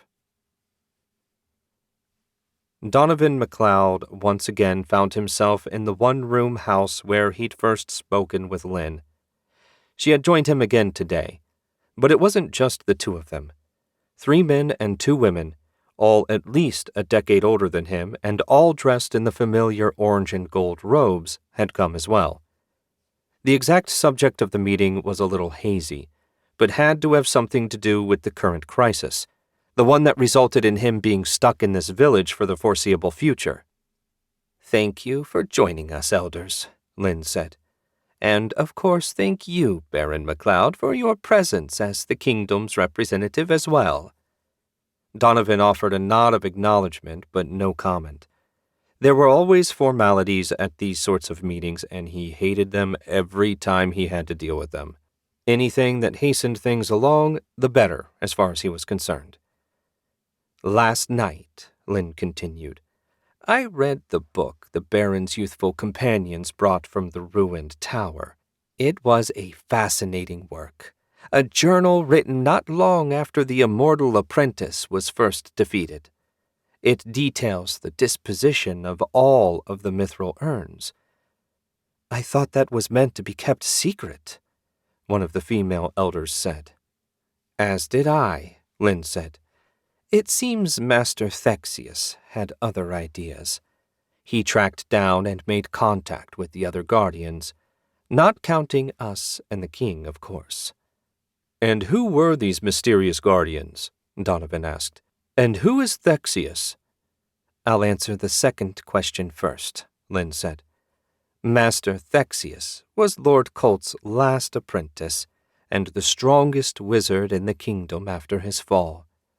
One of the other guardians was the high priest of the Temple of Brannock at the time. He took his urn to a remote temple and founded a monastic order to protect it. The final guardian was a crimson-scaled dragon that lives in the foothills of the southern border." "What?" Donovan demanded. The other elders were muttering as well. Donovan had never heard of a dragon outside of a work of fiction. The idea that not only was such a creature real, but one of the guardians, struck him as insane. Of course, to be fair, the idea that a wizard powerful enough to survive being burned to ash and put into storage for centuries was just as unlikely. "I understand your doubts," Lynn said, "and I can offer no concrete proof of the dragon's existence. But there is mention in the ancient texts of a red-robed warrior that fought with the assault team. It's written that he had the strength of 10 men, as well as great wisdom." Donovan shook his head. "A bloody dragon. Impossible." "Does it even matter at this point? Surely the beast is long dead." "For all our sakes, I hope you're wrong," Lynn said. "I would hate to lose such a powerful ally. In any case, I wish to make a proposal. Do we send teams to check the status of the other guardians? Or do we wait?" "We wait," one of the male elders said. "As long as our urn is safe, there's nothing to fear. Any team we sent would be at risk of capture and being forced to lead the enemy to the village. Patience has always served us well, and it will do so again here." This brought many nods of agreement, including from Donovan himself. If anyone left this place, it would be him. Very well, Lynn said. It seems your will is unanimous. I will shelve the suggestion for now. The only other matter I wish to discuss is the deployment of the village's auxiliary warriors. I would like to have them on standing alert until the current crisis is averted. The elders all nodded as one, and the oldest man said, "Approved. You will keep us posted should any other revelations come to light." Lynn offered a seated bow. "Of course, honored elders." The old-timers shuffled out, leaving Lynn and Donovan alone. "Did you really want to send teams to search for the other guardians?" Donovan asked. "Certainly not. As the elders said, it is far too risky. But I still needed to present them with the option. That is my duty as village leader." "Figured it was something like that.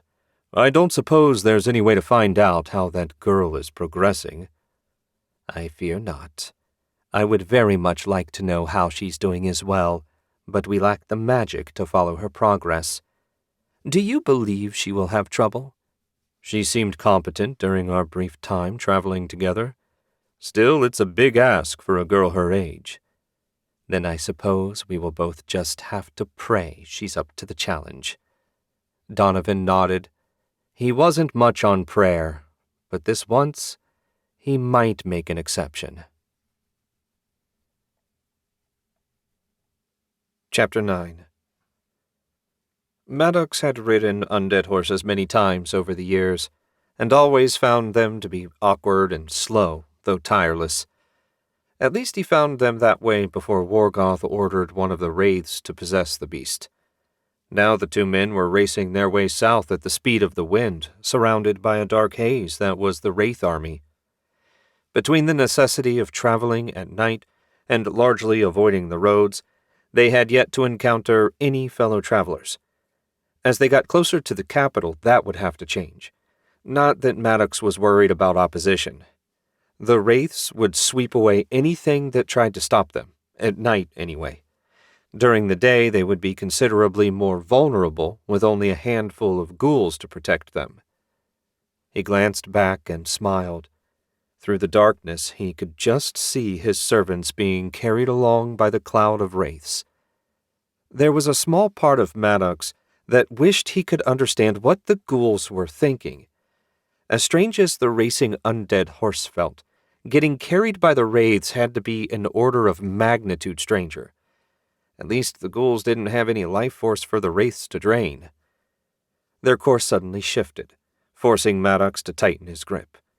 At the moment, he was nothing but a passenger. Wargoth's will controlled where his mount went.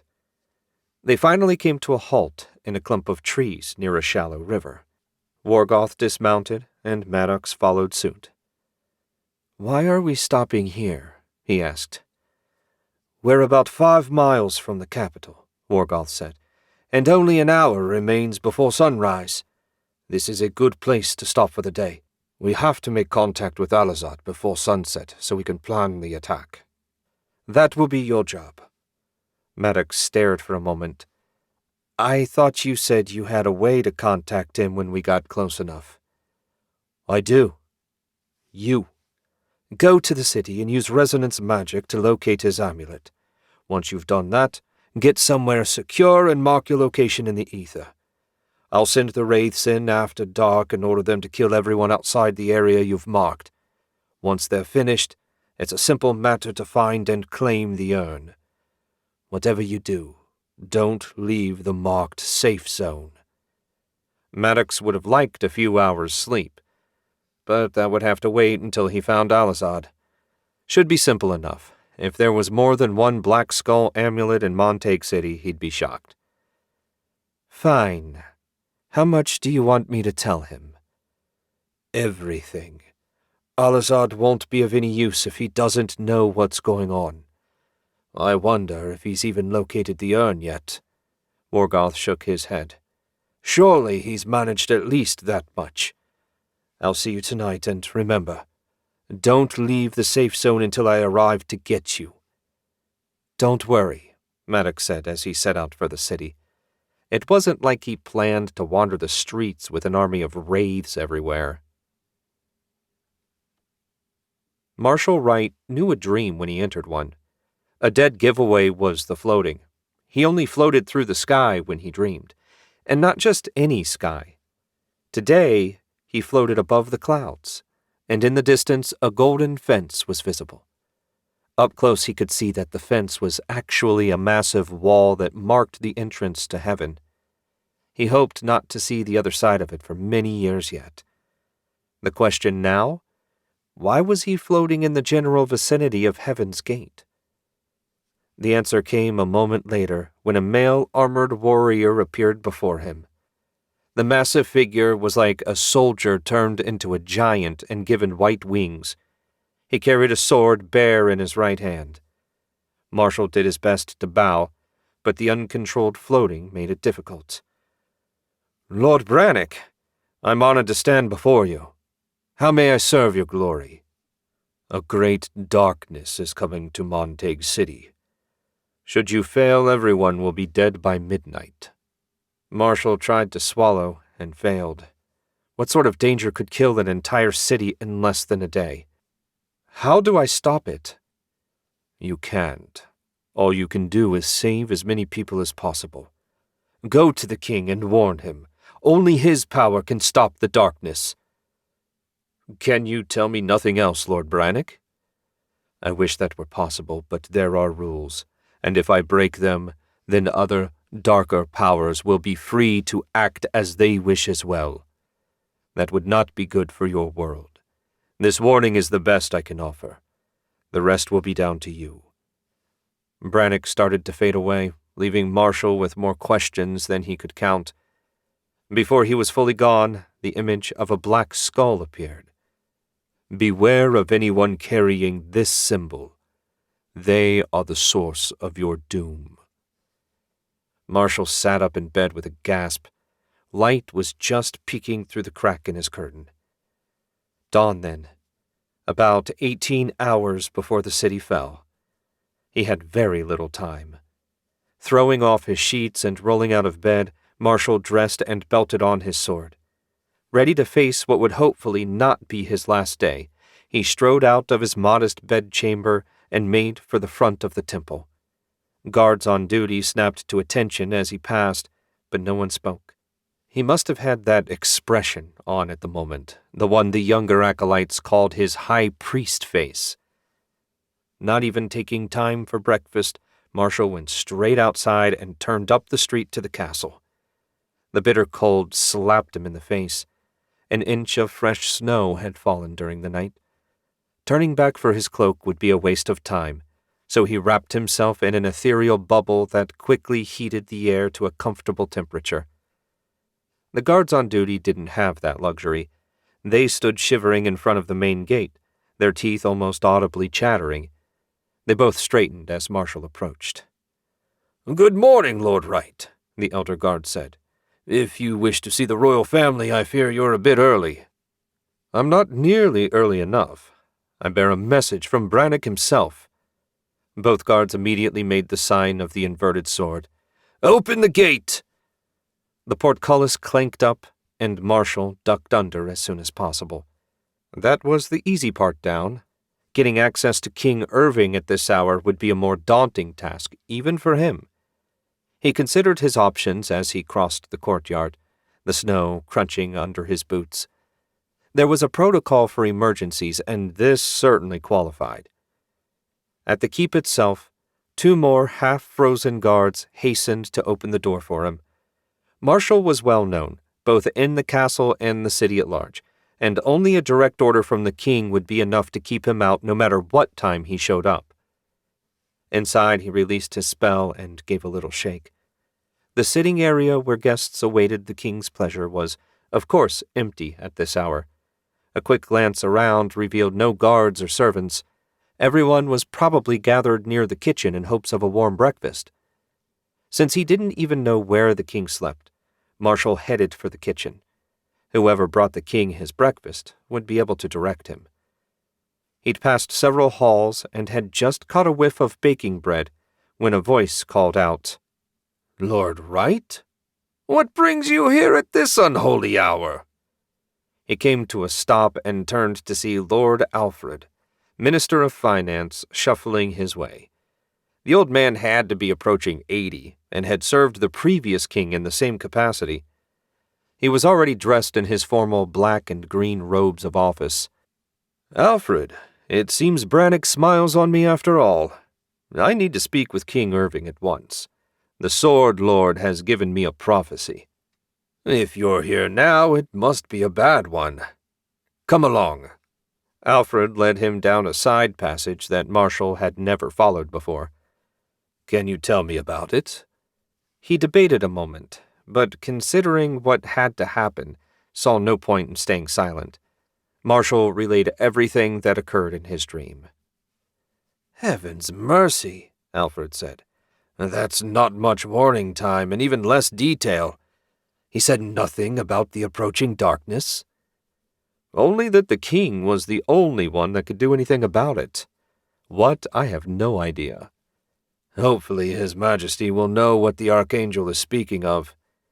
They reached a set of stairs and Alfred started climbing. "I seldom travel by the back passages. The servants use them during the busy season to stay out of the visiting noble's way." That explained why Marshall knew nothing about them.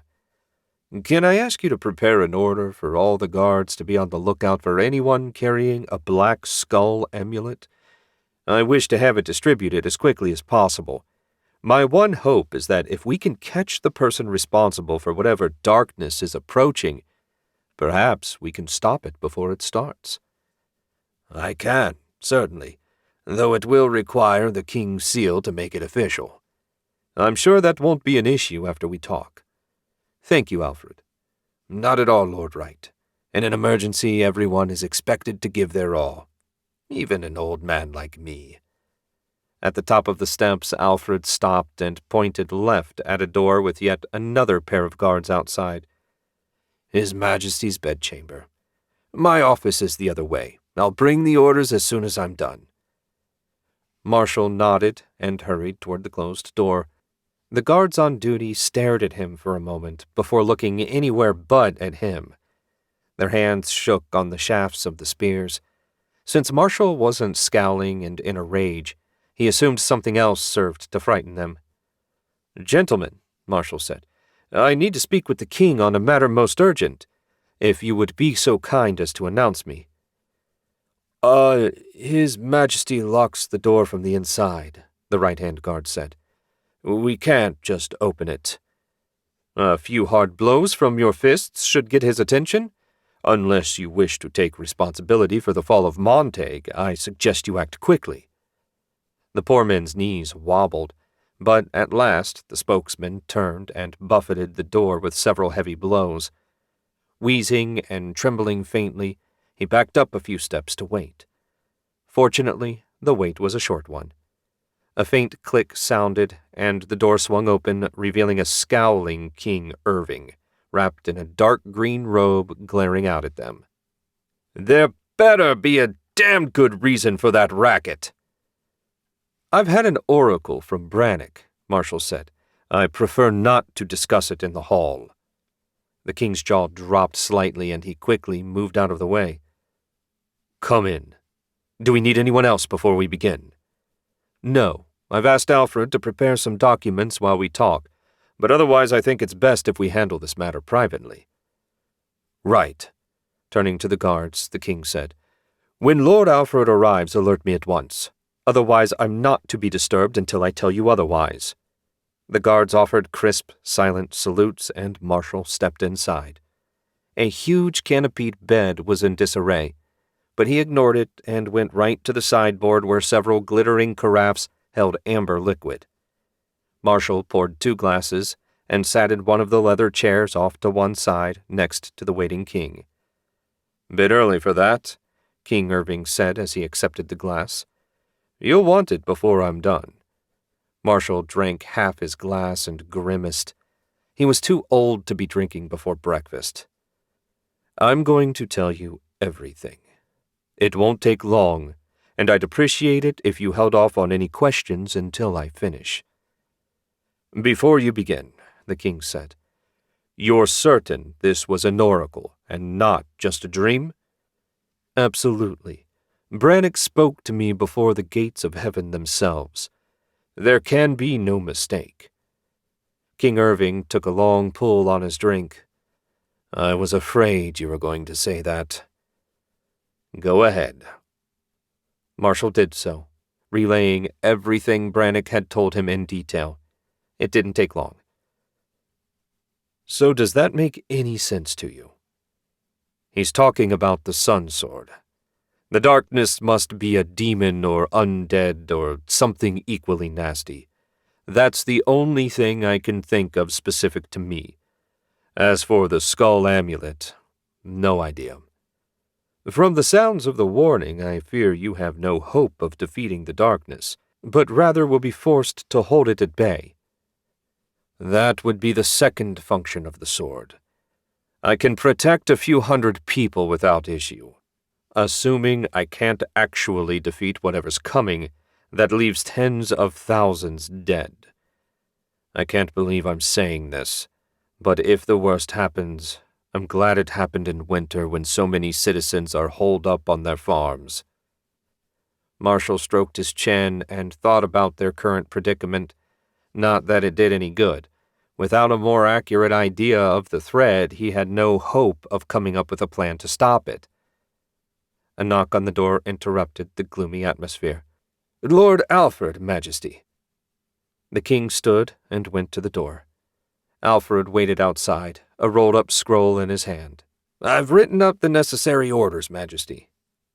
"Come in and I'll sign it." The king moved aside to let Alfred enter. "I want copies distributed across the city. Check everyone, no excuses. If there's even a possibility that the right person has been found, take them into custody. We'll sort the innocent from the guilty later." Ordinarily, Marshall would have argued against such injustice, but under the circumstances, ideals would have to give way before practicality. Given how many lives were on the line, there was no other choice. The king handed the signed document back to Alfred. "This is the highest priority. Make sure the guard captain understands." "I'll be perfectly clear, Majesty." Alfred bowed and took his leave. When they were alone again, Marshall asked, "What will you do next?" "Call up the army. I want every eye peeled for whatever's coming. If possible, I want the soldiers to slow it down. That will at least buy a little time for me to reach the enemy and strike it down." Assuming that's even possible. Marshall kept that bit of pessimism to himself. "I want you and the Temple's best fighters at my side. If I fail, it will be up to you to get Jacob and Lachlan to safety." "Of course. Will you not try and evacuate the city?" "Between now and sunset? Impossible. The chaos would kill as many people as whatever's coming. If we'd had a month to prepare, maybe. But this?" The king shook his head. "No. Whatever comes, we'll have to face it here." Marshall hated it, but couldn't refute the king's logic. He cast his eyes heavenward. "Brannock, why couldn't you have given me more time?" Chapter 10. Maddox had no trouble entering Montague City. The gates opened at sunup, and he strode through right behind a wagon loaded with firewood. The guards asked him his business in a tone that suggested they couldn't have cared less before waving him through. It might have been amusing to tell them the truth, just to see the look on their faces, but he deemed that unwise. Completing the mission was all that mattered. He could entertain himself later. Beyond the gate waited a large open market, and past that, 2- and 3-story buildings that he assumed served as housing. Despite the lies he sometimes told, Maddox had never visited the capital, much less the college. He gave a little shake of his head and focused. A thread of ether slid into the amulet hidden under his robe, and at his mental command, shot back out to find Alizad's. Any wizard looking his way would be certain to notice what amounted to a giant, glowing arrow pointing deeper into the city. But he already had a plan should anyone ask. He'd just say he was looking for his long-lost brother. Resonance magic would be a perfectly reasonable way for a wizard to search for a family member, after all. Depending on how generously you defined brother, it wasn't even a lie. 10 minutes after leaving the gate, he was hopelessly lost. Happily, the magic remained strong and steady, pointing him toward a rougher section of the city. A few people were already out and moving around, unshaven, dressed in leathers, and generally looking less than prosperous. The locals eyed him with suspicion. Maddox eyed them right back with disdain. As long as they stayed out of his way, Maddox didn't care what they thought of him. In the end, no one troubled him, and he soon found himself standing outside a large apartment building. As he was trying to figure out exactly which unit Alazad called home, a pair of grubby workers hurried past him. Looked like the second floor. He went inside, found a flight of stairs, and climbed up. Down a short hall, around a bend, and he found his tracking spell pointing right at a closed door. Smiling to himself at the ease of his success, Maddox hammered on the door. When he got no response, he hammered on it again. This time a muttered response was followed by stomping footsteps. When the door jerked open, he found himself face to face with a pale, overweight man in a gray robe. His long goatee was sprinkled with crumbs, and short hair with a receding hairline covered his head. "Looking rougher than usual, Brother Alazad," Maddox said. Alazad blinked at him as if not fully believing what he was seeing. "Elgin? What are you doing here?" "Perhaps we should discuss it inside." Though from the smell emerging from the apartment, Maddox wasn't certain he wanted to enter. Right. Alazad moved aside, and Maddox took a reluctant step through the door. Old meals and other filth covered every surface in the sitting room. Maddox's lip curled in disgust. Alazad had never been known for his fastidiousness, but this was vile. "Did Worgoth send you to help me? I swear I'm doing everything I can to find the urn, but even gaining access to the castle is virtually impossible. I've tried all sorts of magic, but the castle is well warded. Frankly, I'm at my wits' end." The end of Alazad's wits was a short trip indeed. "Relax. You're not in trouble. A great deal has happened since you left on your mission. Is there anywhere less disgusting we might talk?" Alazad whirled his hands around, and the ether responded, sweeping the trash up in a whirlwind and depositing it in the corner of the apartment. The chairs were now reasonably clean, and the two men sat facing each other. Maddox gave him a condensed update and concluded, "At midnight, Worgoth is going to wipe out the city. Then we can just walk in and claim the urn. What are the odds of anyone noticing the ethereal marker if I put it up now?" Alazad just stared stupidly at him, clearly overwhelmed by everything that had happened. Maddox snapped his fingers right under the man's nose. "Hey, focus." "Right, sorry. It's just a lot to take in. I'd wait until sunset to cast your spell just to be safe. There are a few wizards among the city guards, and it is possible one of them might come by on patrol and see something." "That's fine. What are the odds of me getting a cup of tea and something to eat?" "Poor. I was planning to go to the market today. Is Serena really dead?" Maddox ground his teeth. He'd gone longer than this without food plenty of times. Once more wouldn't kill him, though it would put him in an even worse mood than usual. "According to Worgoth, she is. She can keep Luca company in Astaroth's hell. I've heard nothing from Yemen, though I assume he's still searching for the alchemist's village." "So you're the only one to complete your mission. I suppose congratulations are in order. I do have wine. Would you like a glass to celebrate our coming victory?" Maddox shook his head. Wine on an empty stomach wasn't a good idea. Neither was spending a day in Alazad's company, but he'd survive. It was only until midnight after all. What could go wrong? Barrett Boyd hurried down the stairs with his friend Tobias on his heels. They'd lucked into temporary work at a warehouse loading and unloading wagons.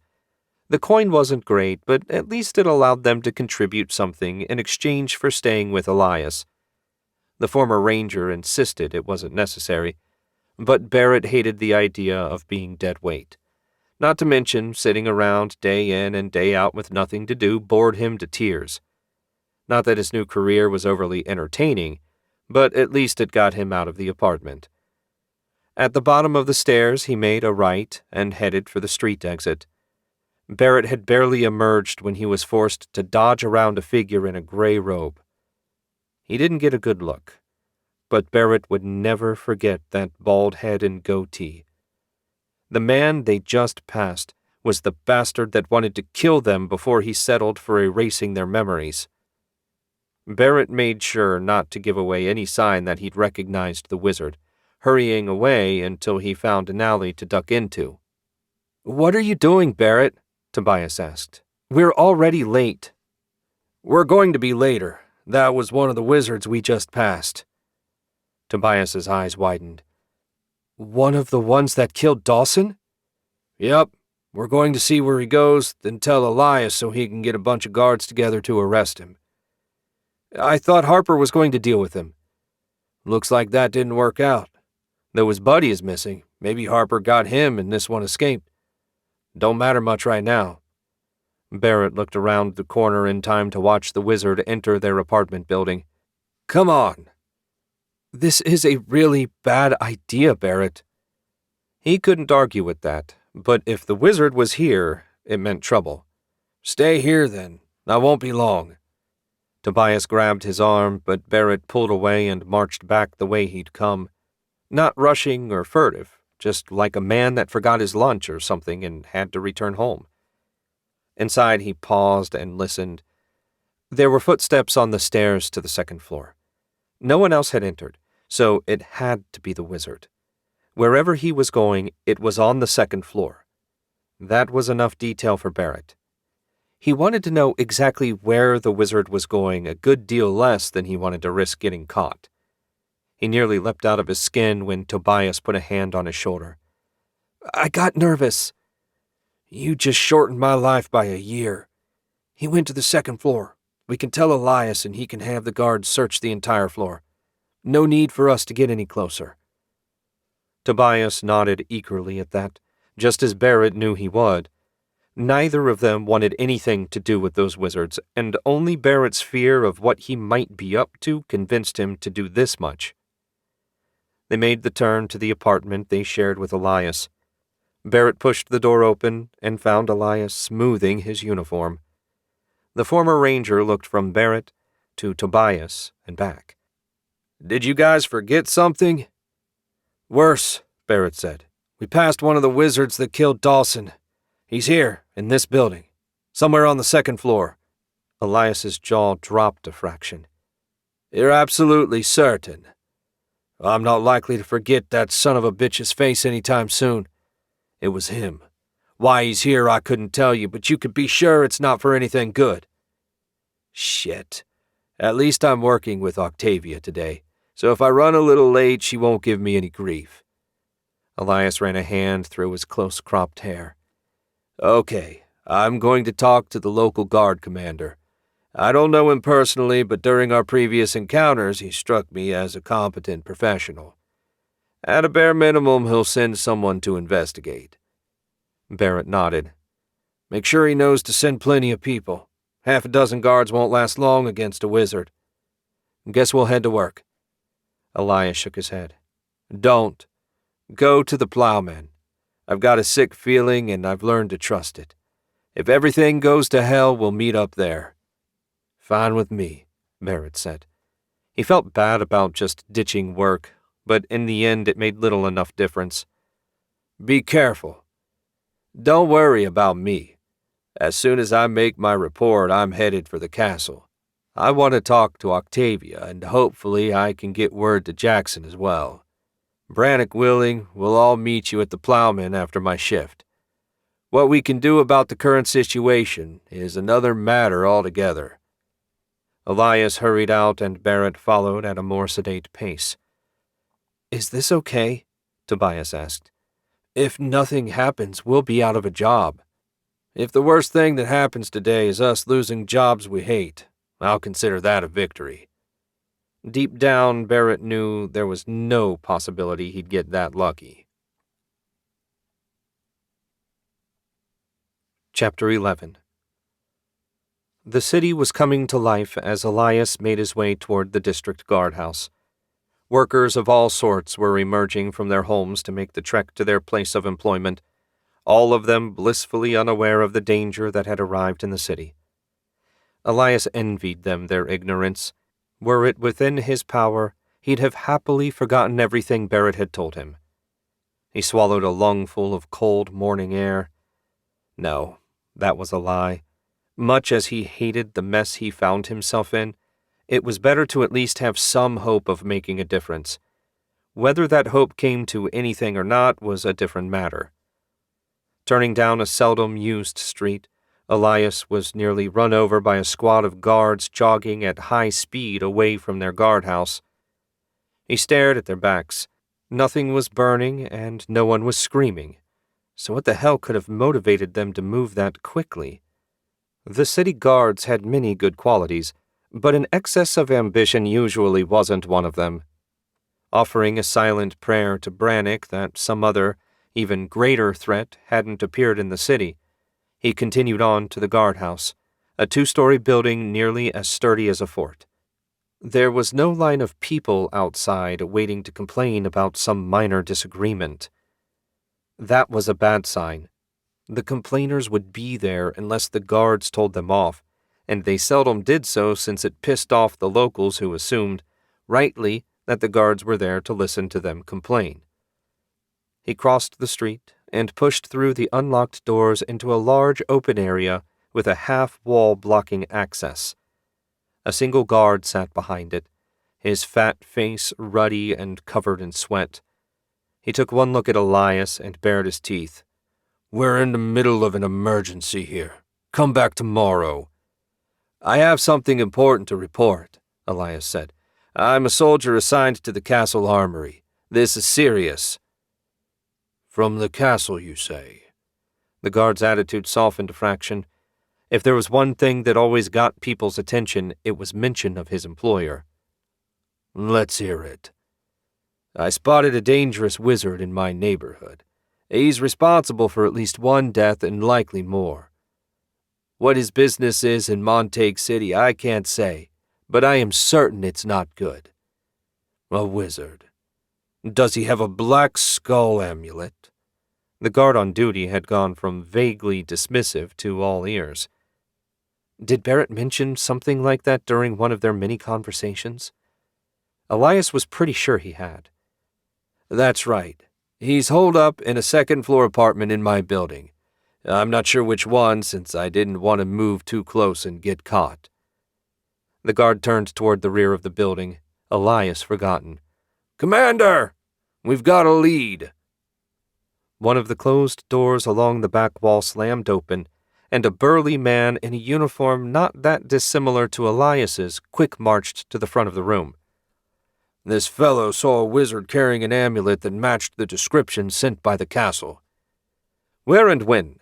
the guard commander asked. Elias repeated everything Barrett had told him. "I didn't follow him to see exactly which unit he went to, but it's on the second floor." "How do you know he's a wizard?" Elias explained about the attack and murder of Dawson. When he finished, the commander narrowed his eyes.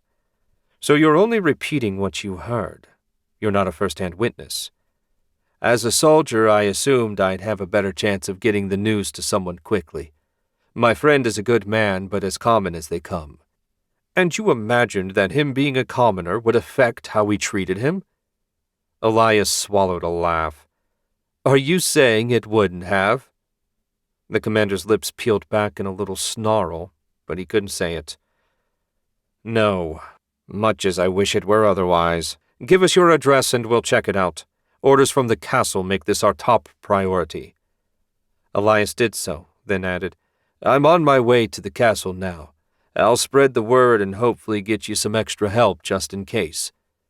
"Much obliged, but I think we can handle one man, wizard or not."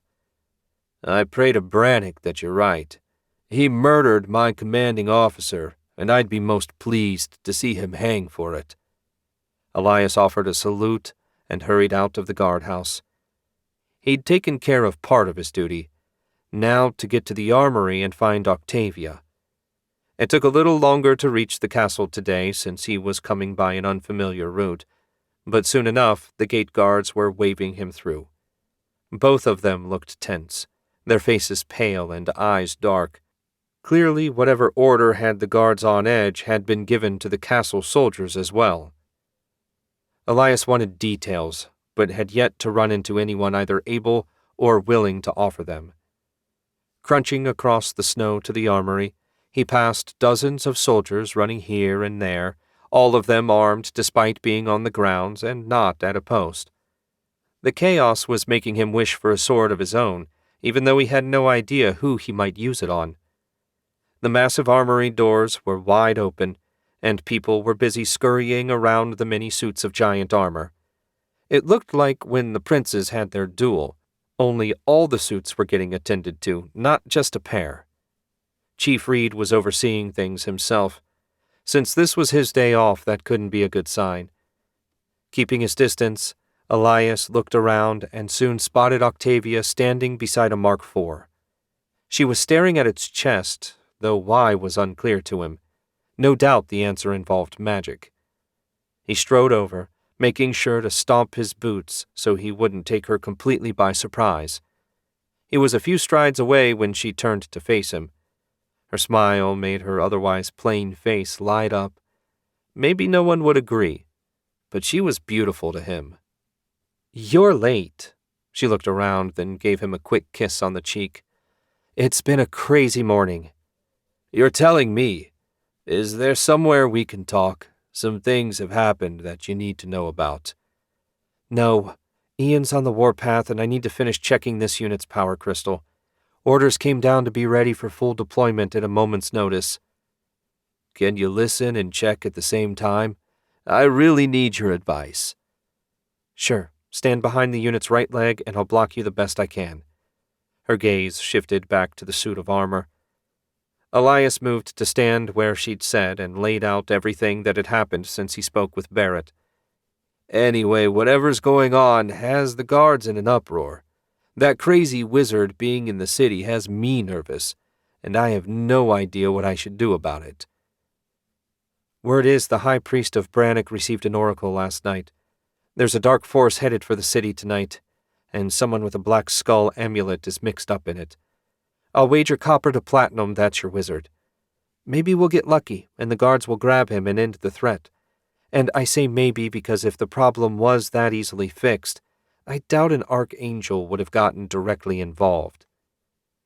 Nothing Octavia just said did anything to make Elias feel better about the situation. "What should I do?" "I don't know that there's anything you can do.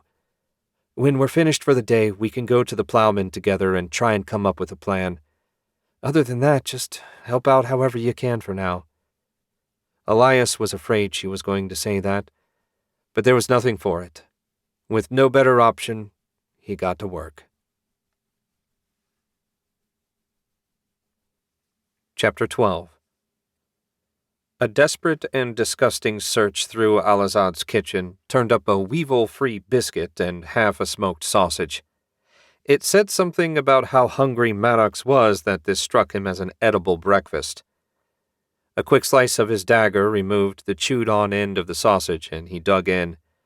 Halfway through the biscuit, Maddox heard the clunk of boots outside. Sounded like a lot of boots. Maddox closed his eyes and extended his sight out through the door. Around the bend, he found a force of 20 heavily armed men in guard uniforms. One of them stared right at Maddox's construct. They had a wizard with them. Great. There was no way they were here by coincidence. Shit. He released the spell and quickly polished off his breakfast. He was going to need all his strength. "Alazad!" A rumbling snore greeted his shout. The fat idiot had fallen asleep in his chair.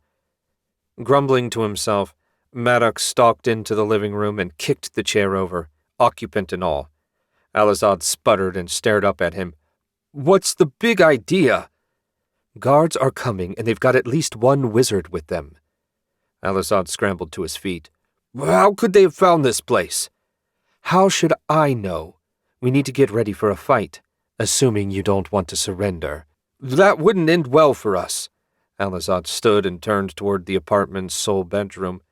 "Let me grab my satchel and I'll be set. Do you have a plan?" "Kill the guards and find an inn to hole up in until midnight." Alazad nodded. "Works for me." It took only seconds for Alazad to return, a heavy leather satchel over his shoulder. During those brief moments, the thud of boots grew louder. The wizard that spotted his construct must have noticed the thread connecting it to his eyes. His spying had led them right here. Oh well, Maddox had never been one to shy away from a fight. "I'll lead. You finish off any stragglers. No survivors. We don't want to be tracked." "I'm not an idiot, Elgin, and this isn't my first fight." "Right. I'm used to dealing with Luca, so you'll have to make allowances." The thud stopped right out front. "Come out with—" Maddox conjured a fist of pure ether and slammed it into the door, blowing it out into the hall and the guards outside. Threads shot out and lightning followed. Screams and the stink of seared flesh filled the air. Maddox stepped into the hall and kicked a thrashing guard in the head with all his might, crushing the man's skull. Smoke rose from still-twitching bodies. There was no way it would be over that quickly. The thought barely entered his mind when a targeting thread shot out at him from around the corner of the hall. He blew it away and countered with more lightning. The wall exploded, sending jagged shards of wood flying. Behind him, Alazad was busy finishing off the surviving guards. "Is there another way out of here?" Maddox asked. "What about killing them all?" "We're too exposed here. They're using the building as a shield, and I can't see them to accurately attack." Maddox smashed another incoming thread. If that was the best the enemy wizard could do, Maddox wasn't worried. At least he wasn't until half a dozen more guards came charging around the corner. When he tried to attack, the guard wizard stepped into view and blocked Maddox's targeting threads. Fine, if that's the way he wanted it. Maddox blew a hole in the floor directly in front of the charging guards, one of whom fell into it. 7 of Maddox's targeting threads shot out, and this time 3 got through. He shifted the power from the blocked threads and used it to blast the 3 guards he reached, killing 2 instantly and sending another twitching to the floor. "Fall back!" the guard wizard shouted. Not waiting for the survivors, he disappeared around the bend in the hall.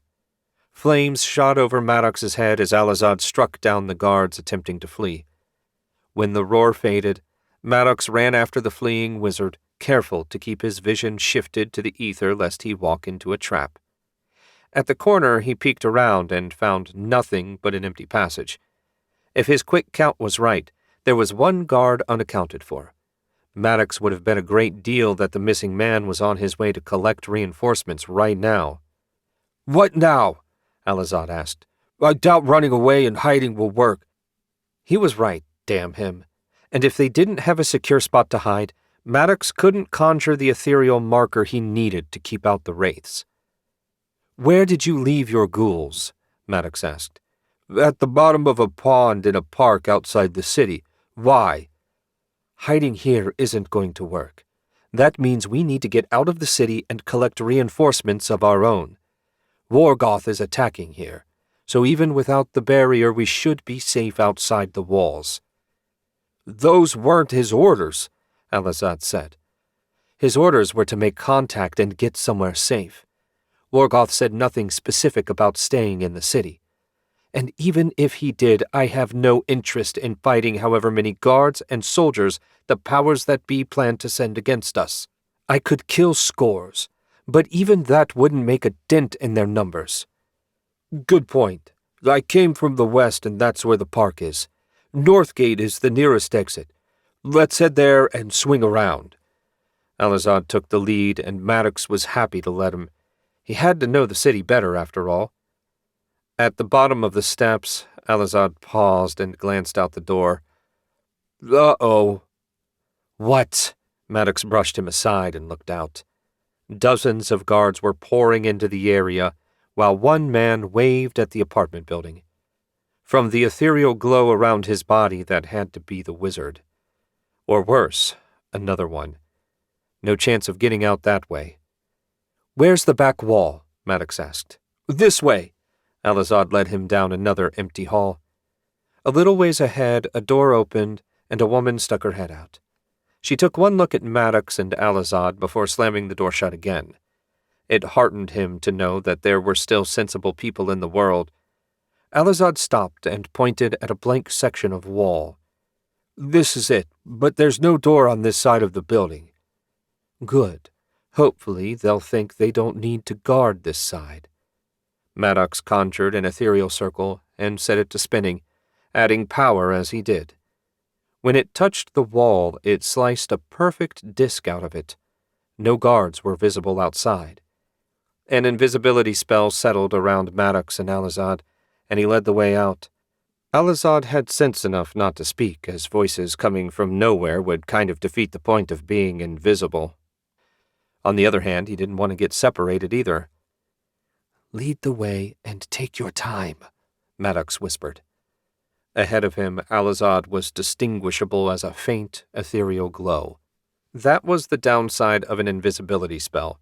Unless you went to a lot of extra trouble, it only hid you from people that couldn't see the ether. That was most people, but when you were being hunted by wizards, most wasn't necessarily good enough. No shouts rang out as they jogged through the busy streets. The locals paid them no attention, going about their business in blissful ignorance. One advantage of operating in a city was the abundance of potential hostages, assuming the guards were willing to risk 2 wizards going free to save a single person. That seemed like a long shot to Maddox. Alizad came to a stop, and Maddox grimaced. What the hell was the problem? He stepped around the bigger man for a look, and frowned. The gate was closed, and it looked like at least 50 guards were standing in front of it. A closer study revealed at least 2 glowing in the ether. 2 wizards backed up by 50 guards was a big task even for them. Maddox felt reasonably confident that they could beat them, but even if they did, they'd be so exhausted even ordinary soldiers would have no trouble taking them down. "Can we get up on the battlements?" Maddox asked. "There are stairs, but they'll be guarded." "Hopefully not this heavily. Let's go." Alizad turned and started down an alley that led away from the main road. A cat hissed as they passed, probably able to smell them even if it couldn't see them. Maddox ignored it and kept his senses peeled for pursuit. There was no way someone hadn't figured out how they escaped by now. Any second he expected angry armed men to come running up their backs. By some miracle they reached a heavy-duty set of stairs that led up to the battlements before their hunters found them. A squad of 10 guards blocked access, but there was no wizard to be seen. Perfect. "I can take 7, Maddox said. "Can you get the other 3? We'll use iron bind, then cut their throats. I want to do this as quietly as possible." "Of course I can take 3 of them. What sort of weakling do you take me for?" Alizad sounded genuinely offended, not that Maddox cared. "We've never worked together," he pointed out. "How am I supposed to know your capabilities?" "I guess that's fair. Say when." Maddox gathered power and ran it through his iron ring. "Now!" Their threads shot out, and the guards went rigid. Maddox drew his dagger and hurried over. 7 threads was close to his max, and he didn't want to hold the spells any longer than necessary. Fortunately for him, cutting a throat didn't take long, and soon all 10 men were bleeding out on the cobblestones. He took a moment to catch his breath, then started up the stairs. They creaked and clunked so loudly that he nearly released his invisibility spell. The guards on patrol would have to be deaf not to hear them. And sure enough, at the top he spotted 4 men, swords drawn, looking everywhere for the source of the noise. Maddox didn't even have a chance to act before Alazad hit them all with binding spells. He was turning out to be so much more useful than Luca that Maddox felt a little bad about comparing them. After pausing long enough to finish off the guards, Maddox leapt over the battlements. Rapidly rotating ether slowed his fall, and he landed easily at the base of the wall. Alazad joined him a moment later, and they set out for the distant woods. They only made it about 30 strides when someone shouted, "There they are! Fire!" Arrows arced in, landing all around them, but none getting especially close. A wizard must have shown up and spotted them. That being the case, invisibility was less valuable than a shield, and Maddox altered his magic appropriately. The rain of arrows instantly became more accurate, though no more dangerous than a spring rain. More unintelligible shouts came from the wall, but he ignored them. A few more minutes and they'd be out of range. "Ah!" Alazad stumbled beside him, an arrow jutting from his back. Maddox grabbed his arm to keep him from collapsing. Not so much because he cared what happened to Alazad as because he didn't know exactly where to find the ghouls. There was no doubt in his mind that more soldiers would be coming, and when they did, he was going to need more than his magic to fend them off. "How bad is it?" Maddox asked. "Bad enough," Alazad growled. "Must have found a thin spot in my shield." "How far to the park?" "We need to swing right, but first let's get to the tree line and away from the Astaroth cursed arrows." The barrage had pretty much stopped at this point, but Maddox chose not to argue. He would be happy to get out of sight, at least. Maybe they'd luck out and lose the guards. He snorted at his own foolishness. Given how many of their fellows Maddox had killed, there was no way they'd just give up. When they passed between the first row of trees, Alazad groaned and grabbed the trunk of a spruce. "Pull it out. I've got enough power to seal the wound." Maddox probed the arrowhead, and as he'd feared, it was barbed.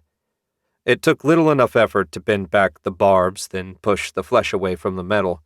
Well, it took little effort on his part. From the noises Alazad was making, the procedure was taking a toll. After half a minute of adjusting, Maddox pulled the arrow out. "There, you're all set." Alazad snorted at that, and soon an ethereal glow formed around the rather ugly gash in his upper back. As far as Maddox could tell, the arrow hadn't gone in deep enough to hit anything vital, but it had to hurt like hell. While his temporary partner worked, Maddox took a peek back at the city with his extended sight. No sign of pursuit yet. That was a small comfort. "I'm done. Let's find the ghouls so I can rest." Maddox liked that plan. When he turned back, he found Alazad had stitched his wound shut with ethereal thread. It was an interesting technique, one Maddox had never seen before. He just hoped it didn't split open when Alazad fell asleep, or more likely passed out. The two men set out with Alazad in the lead. The walking was easy in the little patch of woods, and they made good time, finally emerging in a park that was basically a pond surrounded by a patch of grass. Alazad slumped to the ground, his back to a fair-sized maple. "They're in the pond." Looked like controlling the undead would fall to him. That suited Maddox fine. Given the option, he would always choose to be in control. Pulling the black iron amulet out from under his robe, he channeled ether into it, then sent his will into the water. Soon enough, a dozen dripping humanoid figures emerged and stalked toward him. They were all lesser ghouls, unfortunately, but even so, they'd be a match for 3 times as many ordinary humans. He ordered them to form a defensive perimeter around the park, then sat beside Alazad. Just a matter of waiting now. Maddox took the speaking sphere Worgoth had given him out of his satchel. "What's that?" Alazad asked. "A toy Worgoth took from his dead master. It lets us send messages back and forth. I figured I'd best let him know what's happened. Maybe he can move the attack up to sunset." Maddox charged the sphere and said, "Mission compromised. Forced to flee the city. holed up in a park about a mile away. The sphere did its thing, and Maddox pocketed it. Now all they had to do was wait. Chapter 13. Marshall stood, hands clasped behind his back, and listened as a guard commander gave his report to the king. They'd set up a command post in the throne room that featured a table with a detailed map of the city. There were a number of markers scattered around it, none of which told Marshall anything useful. For his part, King Irving was listening to the droning report with a stone-faced expression.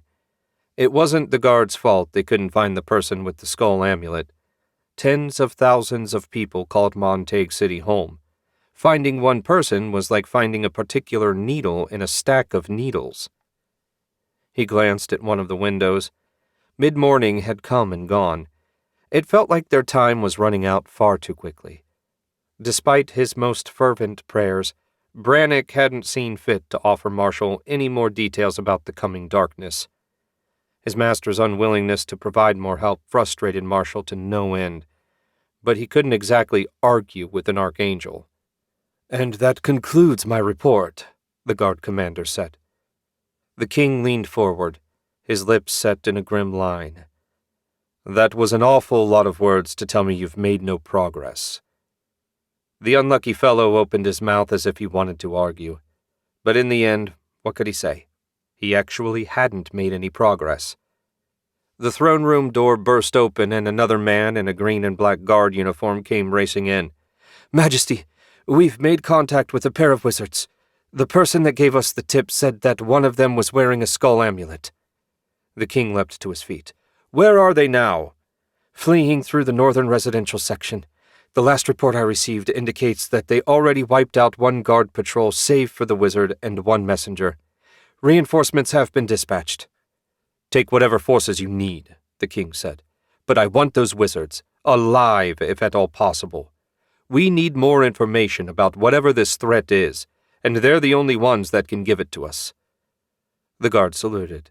"As you command, Majesty."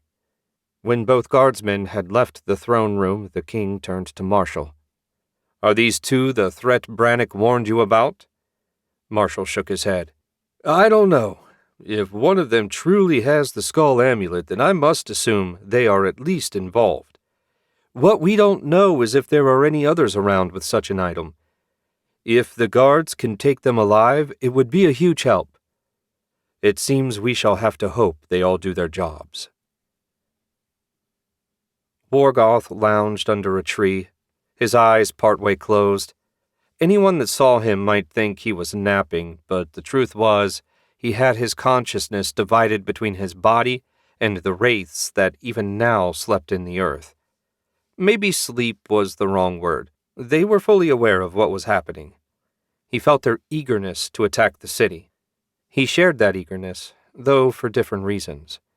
The wraiths wanted to devour the life force of the many humans living there while he didn't care about the residents one way or the other. He just wanted them out of the way so he could claim the third mithril urn. Astaroth willing, that would contain the apprentice's head. Once he had that, Worgoth could finally have a proper conversation with the man. A faint warmth in his right pocket drew his attention. It seemed Elgin had sent a message. He couldn't imagine why. All he had to do was find Alazad and wait for midnight. With a little shrug, Worgoth pulled out the sphere and extracted the message. "Mission compromised. Forced to flee the city. Holed up in a park about a mile away." Well, that was surprising. As far as Worgoth knew, no one in the city was looking for Elgin or Alazad. They were both far too capable to do something that would give them away to the authorities. That said, clearly something had gone wrong. More curious than worried, Worgoth sent a reply. "What's happened?" A few minutes later, the answer came. "Uncertain. Located Alazad, then guards appeared at his apartment. Recommend moving up timetable." Stranger and stranger. Perhaps the guards had been keeping an eye on Alazad, and Elgin's arrival triggered the raid. "Are you secure?" "For the moment. I have control of Alazad's ghouls. He took a wound in the escape, not serious. Worgoth chuckled at that. No doubt Elgin's idea of Sirius and Alazad's differed a great deal. Still, it sounded like he wasn't in any danger of dying at the moment. I will attack as soon as the sun sets. Mark your position. Understood. Worgoth pocketed the orb. He'd probably never know what actually went wrong, and in the end he didn't care. The others didn't need to be in the city for the attack to succeed. In fact, this was better. He could just order the wraiths to kill everyone, without having to worry about someone on his side getting hurt by accident. The Acolytes had lost far too many members at the moment, and there was still a great deal that needed to be done. He smiled and returned his attention to the wraiths. Their cold, dark power soothed him and gave him confidence. As long as he had control of them, nothing would stand in the way of his ultimate victory. Chapter 14. Maddox was sitting under a tree not far from Alazad when he spotted the ethereal construct. He blasted the magical eyes to bits, but too late for it to matter. The wizard would know where to find them now. Stretching out his will to the ghouls, he ordered them to kill anything that approached the park. Their eagerness came back to him like a flash of heat. Pushing himself to his feet, Maddox strode over and looked down at Alazad. We've been spotted. Not sure how long it'll take them to get here, but the guards will be coming. Are you in any shape to help? Alazad tilted his head a fraction to look up at Maddox. His face was pasty white and plastered with sweat. Far from the most appealing of specimens at the best of times, Alazad now resembled a reanimated corpse, only less reliable. When the time comes, I'll be ready. I have no intention of being captured and questioned. Maddox seconded that idea. I'm going to head out into the woods to pick off as many as I can. The ghouls fight better when directly guided anyway. Good hunting. Maddox turned on his heel and marched out of the clearing. For all his talk, Maddox couldn't help wondering if Alazad would even be conscious when the soldiers arrived. If he wasn't, that would be a serious problem. Alazad knew far too much to be allowed to fall into enemy hands. Maddox wouldn't let that happen, no matter what he had to do. 50 yards from the park, he paused and listened. No sign of the enemy yet. At his mental command, half the ghouls came running up to him. The rest he'd leave to hunt on their own. They could do plenty of damage, even without his guidance. One of the ghouls snuffled and raised its head. Maddox still heard nothing, but the ghouls had sharper senses than he did. Show me. Quietly. The ghoul took off at a lope, making remarkably little noise for something so stupid. Despite their limitations, the undead were excellent hunters. It wasn't long before Maddox heard the crunch of boots thrashing through the undergrowth. A lot of boots. He peered around an especially large maple trunk, and sure enough, there were at least 30 men dressed in black and green uniforms. They wore mail coats under their loose tunics, as if the armor would protect them from magic or the claws of the undead. He had no particular interest in the ordinary soldiers. His focus was on the ether, especially the one man surrounded by the glow of a magical barrier. That had to be the one that spotted them. If he could take that one out, the rest of the group wouldn't last long. Get ready, he said, his voice barely a whisper.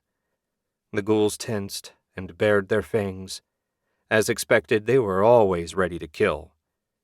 Maddox stepped out from behind the tree and sent a 7-thread lightning bolt crashing into the wizard's chest.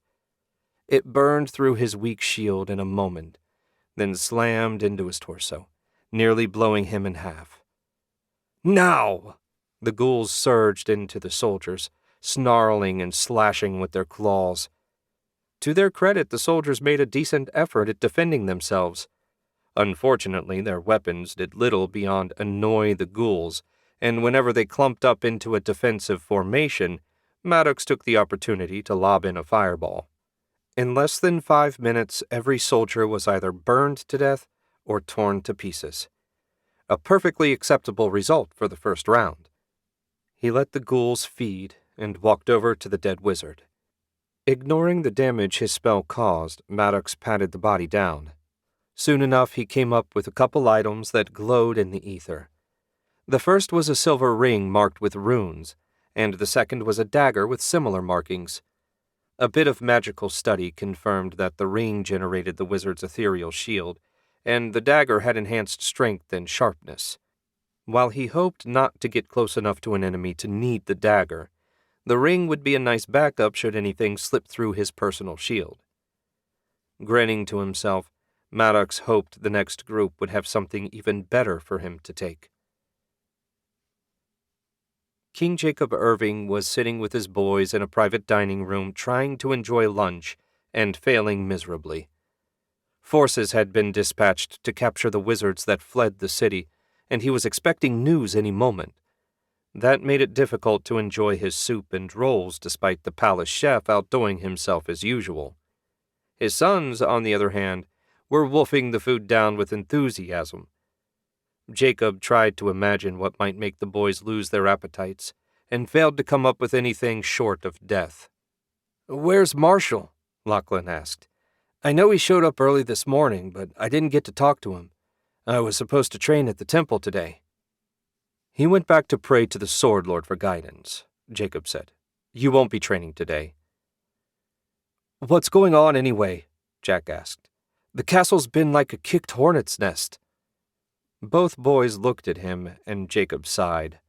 Might as well tell them now. They were apt to find out sooner or later anyway. Marshall received an oracle from Brannock about a darkness that was threatening the city. It mentioned someone wearing a skull amulet and such a person.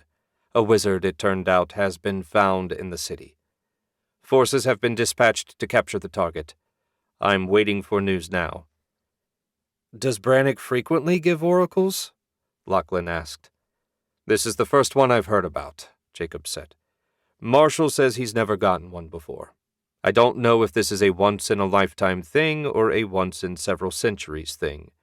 What I do know is that if the Archangel is concerned enough to speak directly to his high priest, then the problem is serious."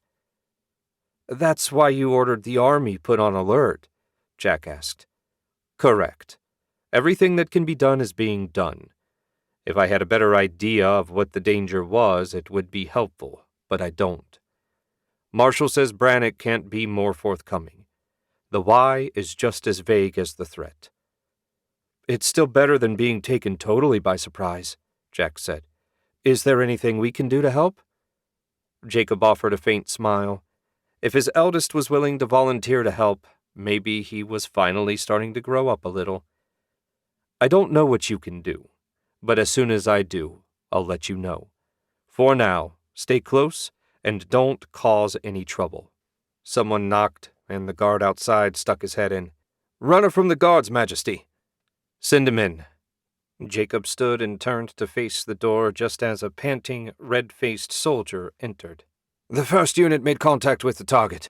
30 soldiers led by one of our best wizards. They were wiped out. The commander in charge is preparing a larger force to try again." Jacob slammed his fist on the table. "There are only 2 of them. How could 2 wizards kill 30 soldiers? The messenger quailed. "I have no further details, Majesty. No witnesses survived to report back." Jacob snarled but said nothing more. It wasn't the unlucky fellow's fault. He just had the bad fortune to get the job of reporting the facts. "No reply. Keep me up to date." The messenger bowed and fled the dining room as quickly as decorum allowed. When the door had closed, Lachlan said, "Let me go out, Father. With my talent, I should be able to deal with the wizards." "No, don't even think about it. If one of the princes were to be killed in battle, the hit to morale would be horrendous. We don't know nearly enough about these wizards' abilities to be sure your skills, impressive as they are, would be enough. Remember what Marshall said. Your power only activates in direct combat. A wizard might blast you before you were even within sight of him." "I hate waiting here while good men are killed," Lachlan said.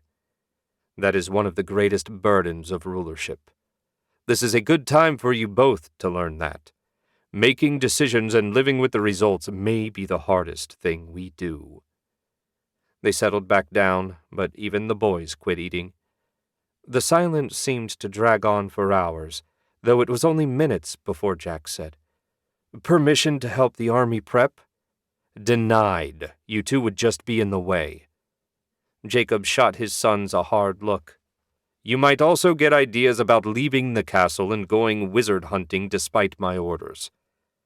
That would end badly for you." Jack looked sheepish, confirming Jacob's guess. "Your time will come, but only if you survive. Let's return to the throne room. Hopefully Marshall will return soon with good news." Jacob thought he sounded confident. If only he felt as confident as he sounded, maybe the tightness in his chest and the burning in his stomach would go away.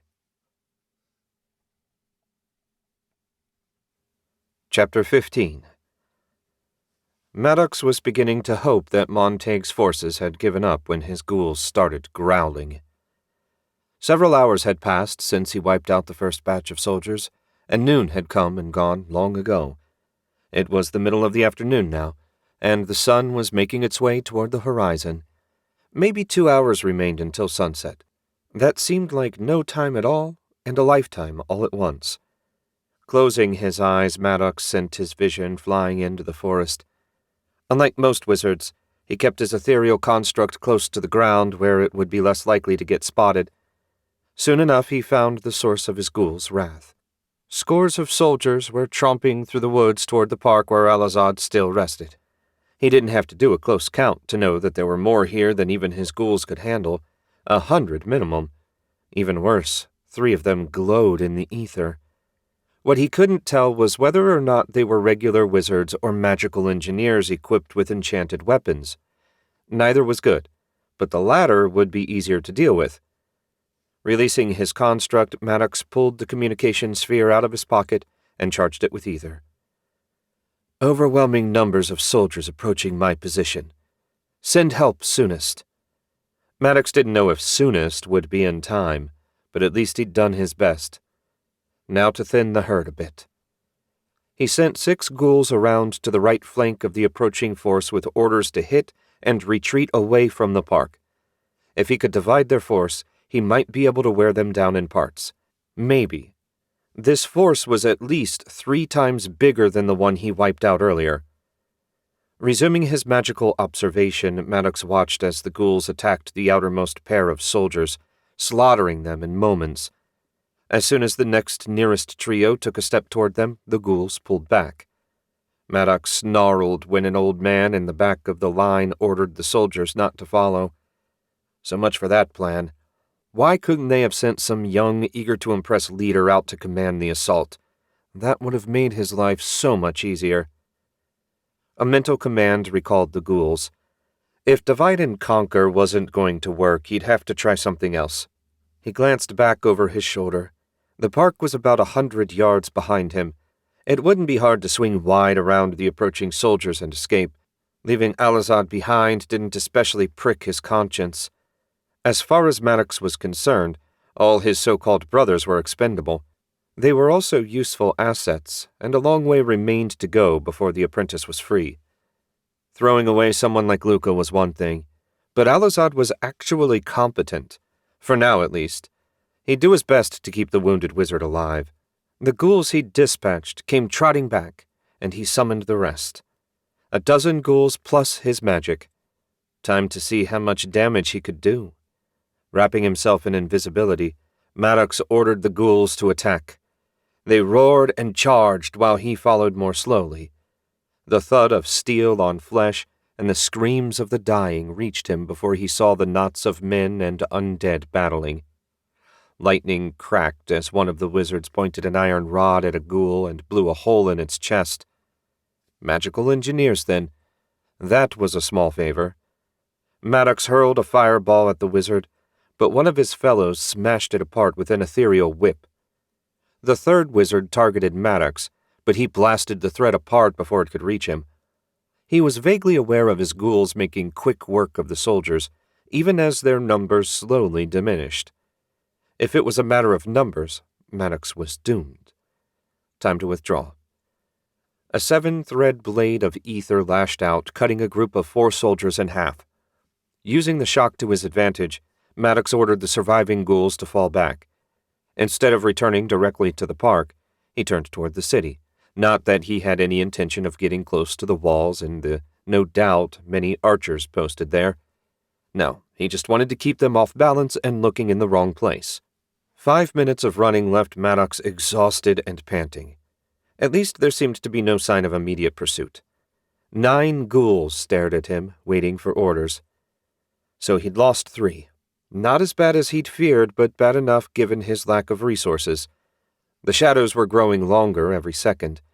Darkness would fall soon, and when it did, he needed to be in place and have the ethereal marker ready. The timing would be tricky. He reached for the ether, and it responded eagerly. Good, at least he wasn't getting close to backlash. If he lost the ability to use magic, Maddox was doomed. He closed his eyes and went scouting again. Peering up from ground level, he watched as the soldiers got themselves in order. The older man was talking to the wizards and pointing in the direction Maddox had run. One nodded, but another shook his head. Adding his hearing would make it that much easier for someone to spot the construct, so he decided not to risk it. As long as they were debating, they weren't chasing after him, and that was fine with Maddox. Finally, the older man pointed in the direction Maddox had gone and said something. One of the wizards saluted, and he and 50 soldiers marched off. Even that many was a problem, and even worse, the rest were getting ready to march toward the park. Alizad would have no hope against 2 wizards and 30-plus soldiers. Maddox swallowed a curse. Maybe he could draw his hunters off and circle around to hit the second unit from the back. It was the only thing he could think of, anyway. He took the enchanted ring off and stuck it on one of the ghouls' fingers. Run. Lead them away from me.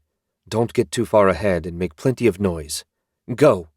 The ghoul took off, thrashing through the underbrush and making enough noise for 12 people. Maddox smiled to himself and resumed his watch over the soldiers. Just as he hoped, they rushed after the noisy ghoul. Maddox gave them half a minute, then hurried after the second group. His timing needed to be perfect. At his mental command, the ghouls remained nearly silent. That never ceased to amaze him given how noisy they usually were, snuffling, snarling, and thrashing around. It went to show how predatory they could be. They snuck up on the rear of the group as they entered the park. Alizad remained where he was, resting against the tree, seemingly unconscious. Hopefully he was just pretending, as Maddox was counting on him striking at the correct moment. "You there!" the older man shouted. "On your feet, slowly." Alizad didn't so much as flinch. "Is he dead?" the old man asked. "No, sir," one of the wizards answered. "His life force is strong, though he may be injured. Should we attack from here?" "No. Orders from the castle are to take at least one of them alive. Looks like this will be the simpler of the 2. Move in." The soldiers formed a semicircle, swords up and ready, and started inching their way closer to Alizad. They were easily the most nervous-looking men Maddox had ever seen. When they were halfway between the wizards and Alizad, Maddox said, "Now!" The ghouls howled and surged forward, slamming into the soldiers from behind and cutting them down. As soon as the wizards raised their iron rods and pointed them at the ghouls, Maddox struck, hitting the nearest with a 6-thread lightning bolt that punched through his ethereal shield and blackened his chest. The second wizard spun. Alizad, with impeccable timing, chose that moment to strike, taking the surviving wizard square in the back and burning a hole in his chest. Grinning, Maddox used Iron Bind on the leader. He had a plan now. He also wanted to know how the guards even knew to look for them. A few minutes brought an end to the fighting. He lost 2 more ghouls, but with Alizad's help the soldiers were soon all dead. An outstanding result as far as Maddox was concerned. He called a ghoul over and pointed at the bound man. "Bring him." Maddox led the way through the carnage and paused in front of Alizad. "You did a fair job of playing dead." "I was watching through an ethereal construct. I just didn't extend it beyond my head. If you do that, the magic blends in and no one can tell you're awake." That was cleverer than Maddox would have given Alizad credit for. He turned his focus on the prisoner. A slight adjustment of the spell would allow him to speak while keeping the rest of his body still. "If you don't want my pet to peel your skin off inch by inch, you will answer my questions. How did the guards know to look for us?" The commander glared at Maddox, his blue eyes hard and narrow. "Eat shit." Maddox scrubbed a hand across his face, just the sort of stupidly brave response he expected. "Bite his ear off." The ghoul's jaws snapped and it reared back, half biting and half ripping the commander's left ear off before swallowing it whole. The man screamed as blood soaked the side of his head. "Rest assured, that's the least painful thing I'm going to have it bite off. Answer my question or we're going to find out how many bites it takes to remove your cock and balls." The commander's face went white, and not from the meager loss of blood he'd suffered so far. Maddox had used that threat before and always found it very successful. "Okay, fine. It doesn't really matter anyway. An order came down from the castle telling us to be on the lookout for someone wearing a black skull amulet. A witness reported seeing you wearing one and entering a particular apartment. We came to investigate, and you know the rest." The magic confirmed that he was telling the truth, but Maddox knew he'd kept his amulet hidden at all times. That meant someone saw him, recognized him, and was aware that he wore such an amulet. He racked his brain but couldn't think who might fit that description other than Alizad, who clearly would have no reason to tell anyone anything. Wait. How did anyone know to look for such a thing? "I don't know. The order came from the castle and that was enough for me." Something weird was going on, but in the end it didn't make that much difference. It would be dark soon, and then the wraiths would appear. Once that happened, there was no one who could stand against them. "The second group is coming," Alizad said. "Let me make you an offer," the commander said. "Surrender and you'll be given a fair trial before you're beheaded." Not terribly compelling. "Hold him up and put your claws to his throat." Maddox bound the man's head so he could no longer speak. The ghoul obliged, though Maddox sensed a faint disappointment that it hadn't been ordered to devour the prisoner instead. "I'll handle the reinforcements," Maddox said. "Can you raise the ethereal marker?" "Not a problem." Alizad wove the ether into a bright signal that any wizard worth the name within 20 miles would see. The soldiers and their wizard leader emerged from the forest and marched toward Maddox. The many scowls made it clear they weren't very happy to be made fools of. "Take another step," Maddox said, "and your commander dies." The soldiers froze, just as he'd hoped they would. "There's no way for you to win," the last wizard said. "Eventually more of our troops will arrive and we'll overwhelm you." "You won't overwhelm me before your commander dies, I can promise you that. In fact, I might just kill you all right now and try negotiating with the next batch of idiots your king sends. You lot are clearly too stupid to understand your situation." That was mostly a bluff. While he could probably do it, Maddox would be so exhausted afterwards he'd be lucky to remain mobile. "How do you propose to end this standoff?" the wizard asked. "It's not like we can let you go." "That certainly is a problem," Maddox agreed. What he didn't add was that he couldn't care less if the standoff was resolved as long as it lasted until dark. The wizard stared at him, and Maddox stared back, and every moment the shadows grew longer. Half an hour more, and the sun would set. Surely he could keep the fool talking that long. When the wraiths got here, none of them would ever talk to anyone again. Chapter 16. Marshall left the Temple of Brannick and made the short walk back to the castle. An hour of deep prayer didn't draw so much as a word from the Sword Lord. It seemed his master had said all he intended to on the matter. Disappointing, but not a huge surprise after their first conversation. Marshall hadn't been all that optimistic, but given the lack of other progress, he felt the need to try something. The sky was just turning pink and orange as the sun set. It was a pretty sight, and he let out a soft sigh. It was important to remember that no matter how bad things looked, there was still beauty in the world. Montague had survived war and invasion on more than one occasion. They would survive this as well. The guards saluted him as he entered the castle grounds and made his way to the keep. The king wouldn't be best pleased by the lack of news, but Marshall answered to Brannock, not the other way around. He could no more compel the archangel than he could the sun to not rise in the morning. As expected, he found the king and both princes together in the throne room. The silence and frowns spoke volumes about the current situation. Jacob looked up, and a moment of hope flitted across his face. Marshall hated to crush that hope, but the truth offered nothing else. "Did Brannock speak to you?" the king asked. "No. The Sword Lord remained silent despite my entreaties. Whatever happens next, it will be up to us to handle it on our own."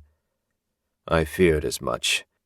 Our soldiers have run down the wizards, but the first group was wiped out.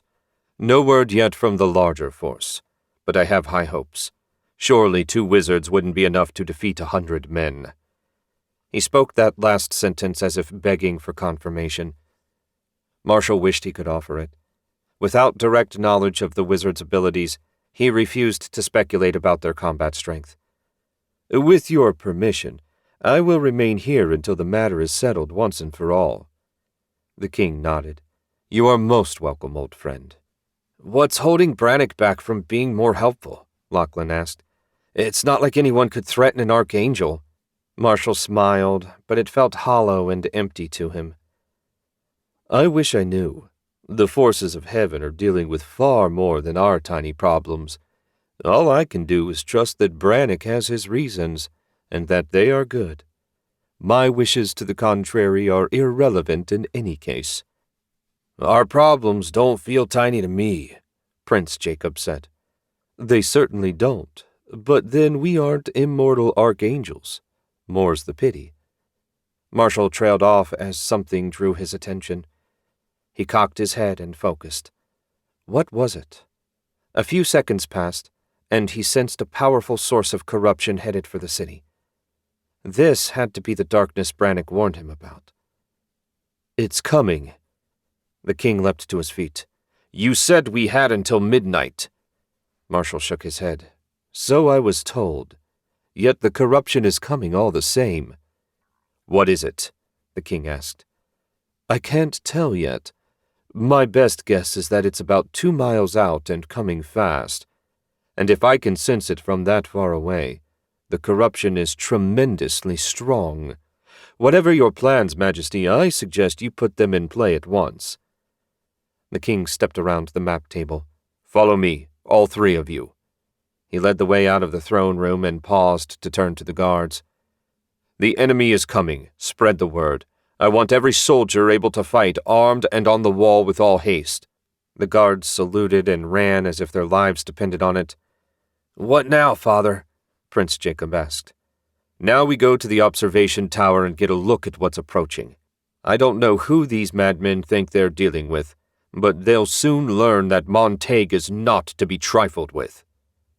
Marshall dearly hoped the king was right, but the growing chill in the pit of his stomach made him fear it would be otherwise. A long, empty hall led to a tower with a spiral staircase inside. They made the climb, and at the top King Jacob pushed a trap door open. As soon as he did, a chill breeze rushed down, making Marshall wish he'd worn a heavier cloak. The only thing in the observation tower was a farseer hanging from a rope tied to a nail driven into the wall. The king snatched it up and brought it to his eye. His frown deepened as he swung it slowly right, then left. "I see nothing." Marshall held out his hand. "May I, Majesty?" He accepted the farseer and peered through it. It was so dark Marshall could barely make out the individual trees. A flash of red caught his eye, and he tried to follow it. Once he found it, he quickly spotted more. They were eyes, and they were floating in humanoid-shaped blobs of darkness. He counted dozens before lowering the farseer. "Brannick, help us. They're wraiths. Dozens of them at least. Maybe hundreds." "What are wraiths?" Prince Jacob asked. "Undead with no physical form. Normal steel can't harm them, and the army won't slow them down. Only magic or mithril has any hope of killing them." Marshall's gaze shifted to the king's sword. "That's why Brannick said you were the only one that could stop them. Wraiths would be especially vulnerable to the Sun Sword's power." "I can't protect the entire city," King Jacob said. "The barrier only extends 100 yards at most." "Then we will just have to save as many people as possible," Lachlan said. "Can you enchant a sword for me, Marshal?" "Of course, but it's not so simple. With a basic magic sword, you'll need to cut through their core, and since you're not a wizard, you won't be able to see it." "If I slash enough times, I'll hit something. Let's get to the armory." They all looked at the king, who nodded. "Heaven help us. Now we have no choice but to fight." Chapter 17. Barrett had spent some long, boring days when on the hunt, but the 10 hours he spent waiting in the Plowman had to number amongst the longest. He feared sitting there, sipping ale and wondering what was going on might drive him mad. It hadn't yet, but if Elias didn't get here soon... A faint snore drew his attention to Tobias. His friend and fellow ranger had no such qualms and had long since drunk himself unconscious. Barrett envied him. At least he no longer needed to worry about what was going to happen. Patrons had gathered as the hour grew later, and the common room was now almost half full. People were smiling and laughing, eating and drinking like they didn't have a care in the world. Ignorance, it seemed, truly was bliss. A dull thud prompted him to look at the door. It was Elias and his lady friend. What was her name? Right, Octavia. Thank Brannick. He stood and waved to them. Elias waved back, and the pair made their way through the tables to join him.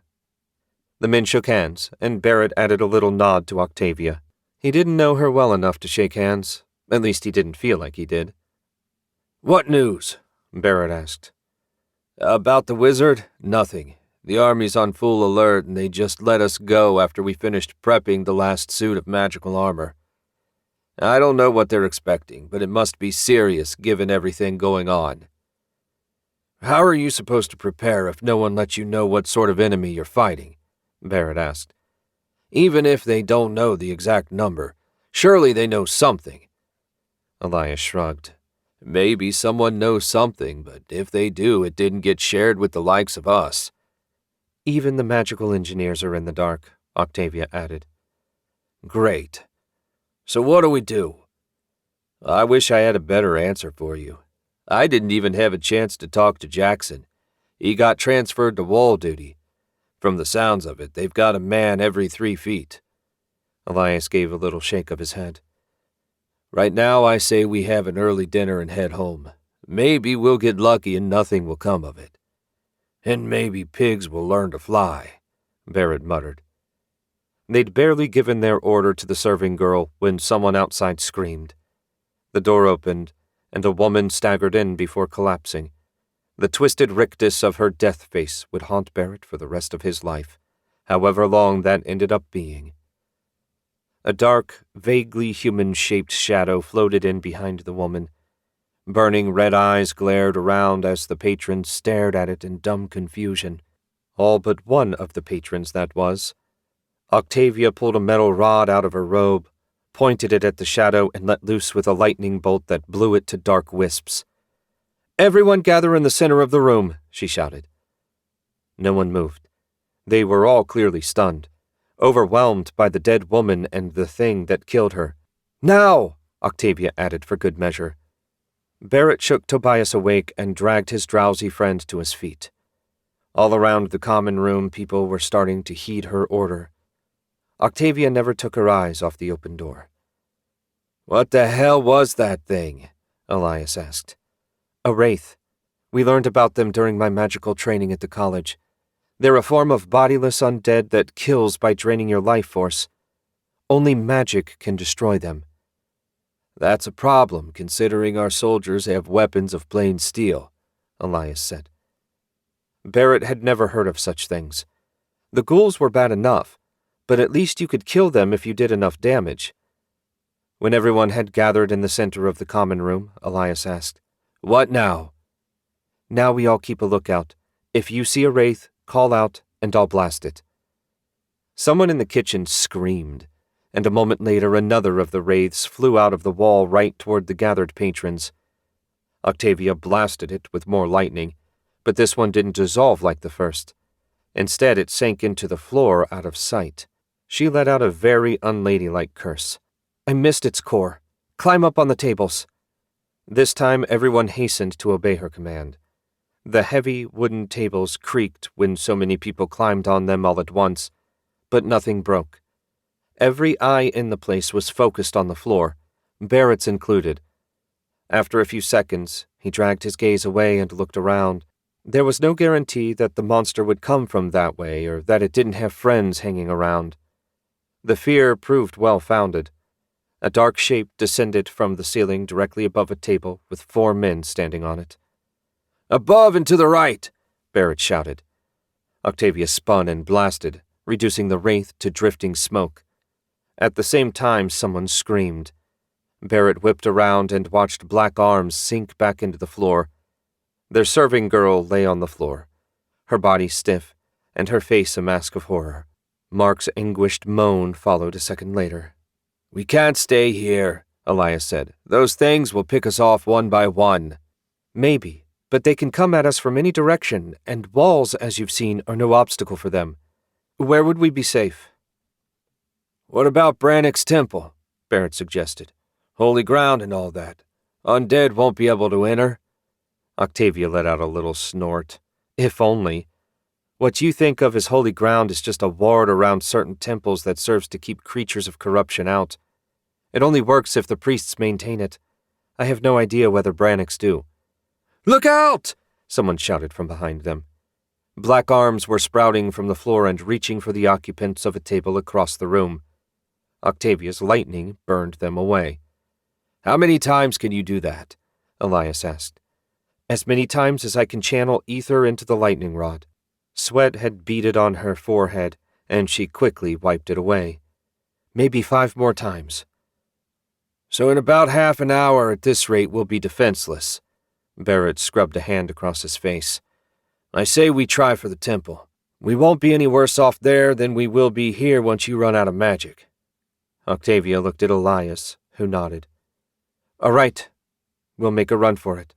But the temple is near the royal castle in the noble district. We'll have to cover half the city." "Is there a closer temple?" Tobias slurred his words a little, but it was still a good question.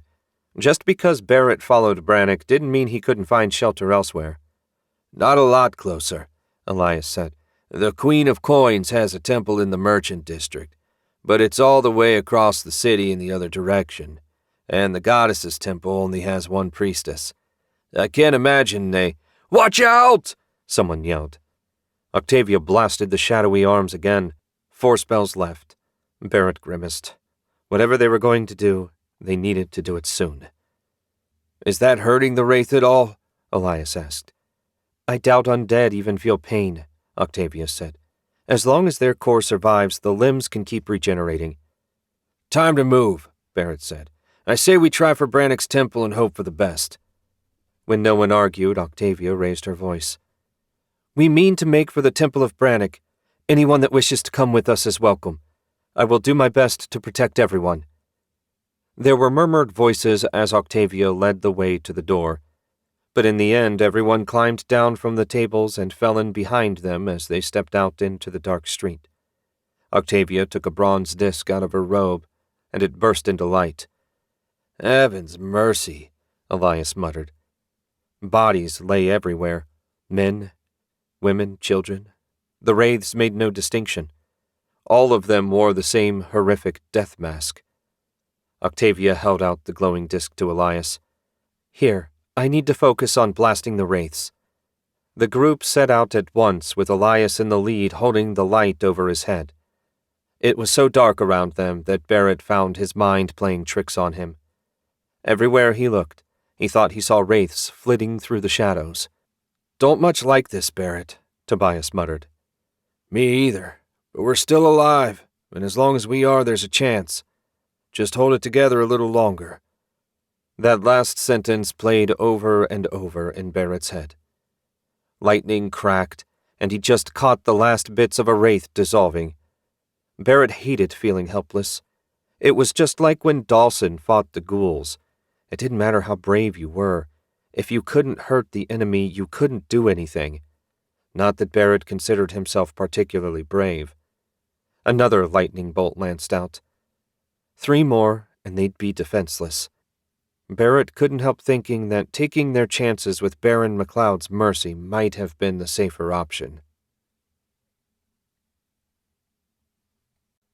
Chapter 18. Maddox had never considered himself an especially lucky man, but today it seemed his luck had finally turned around. Full darkness had fallen half an hour ago, and the wizard leading the surviving soldiers remained content to glare at Maddox and the ghoul holding his commander hostage.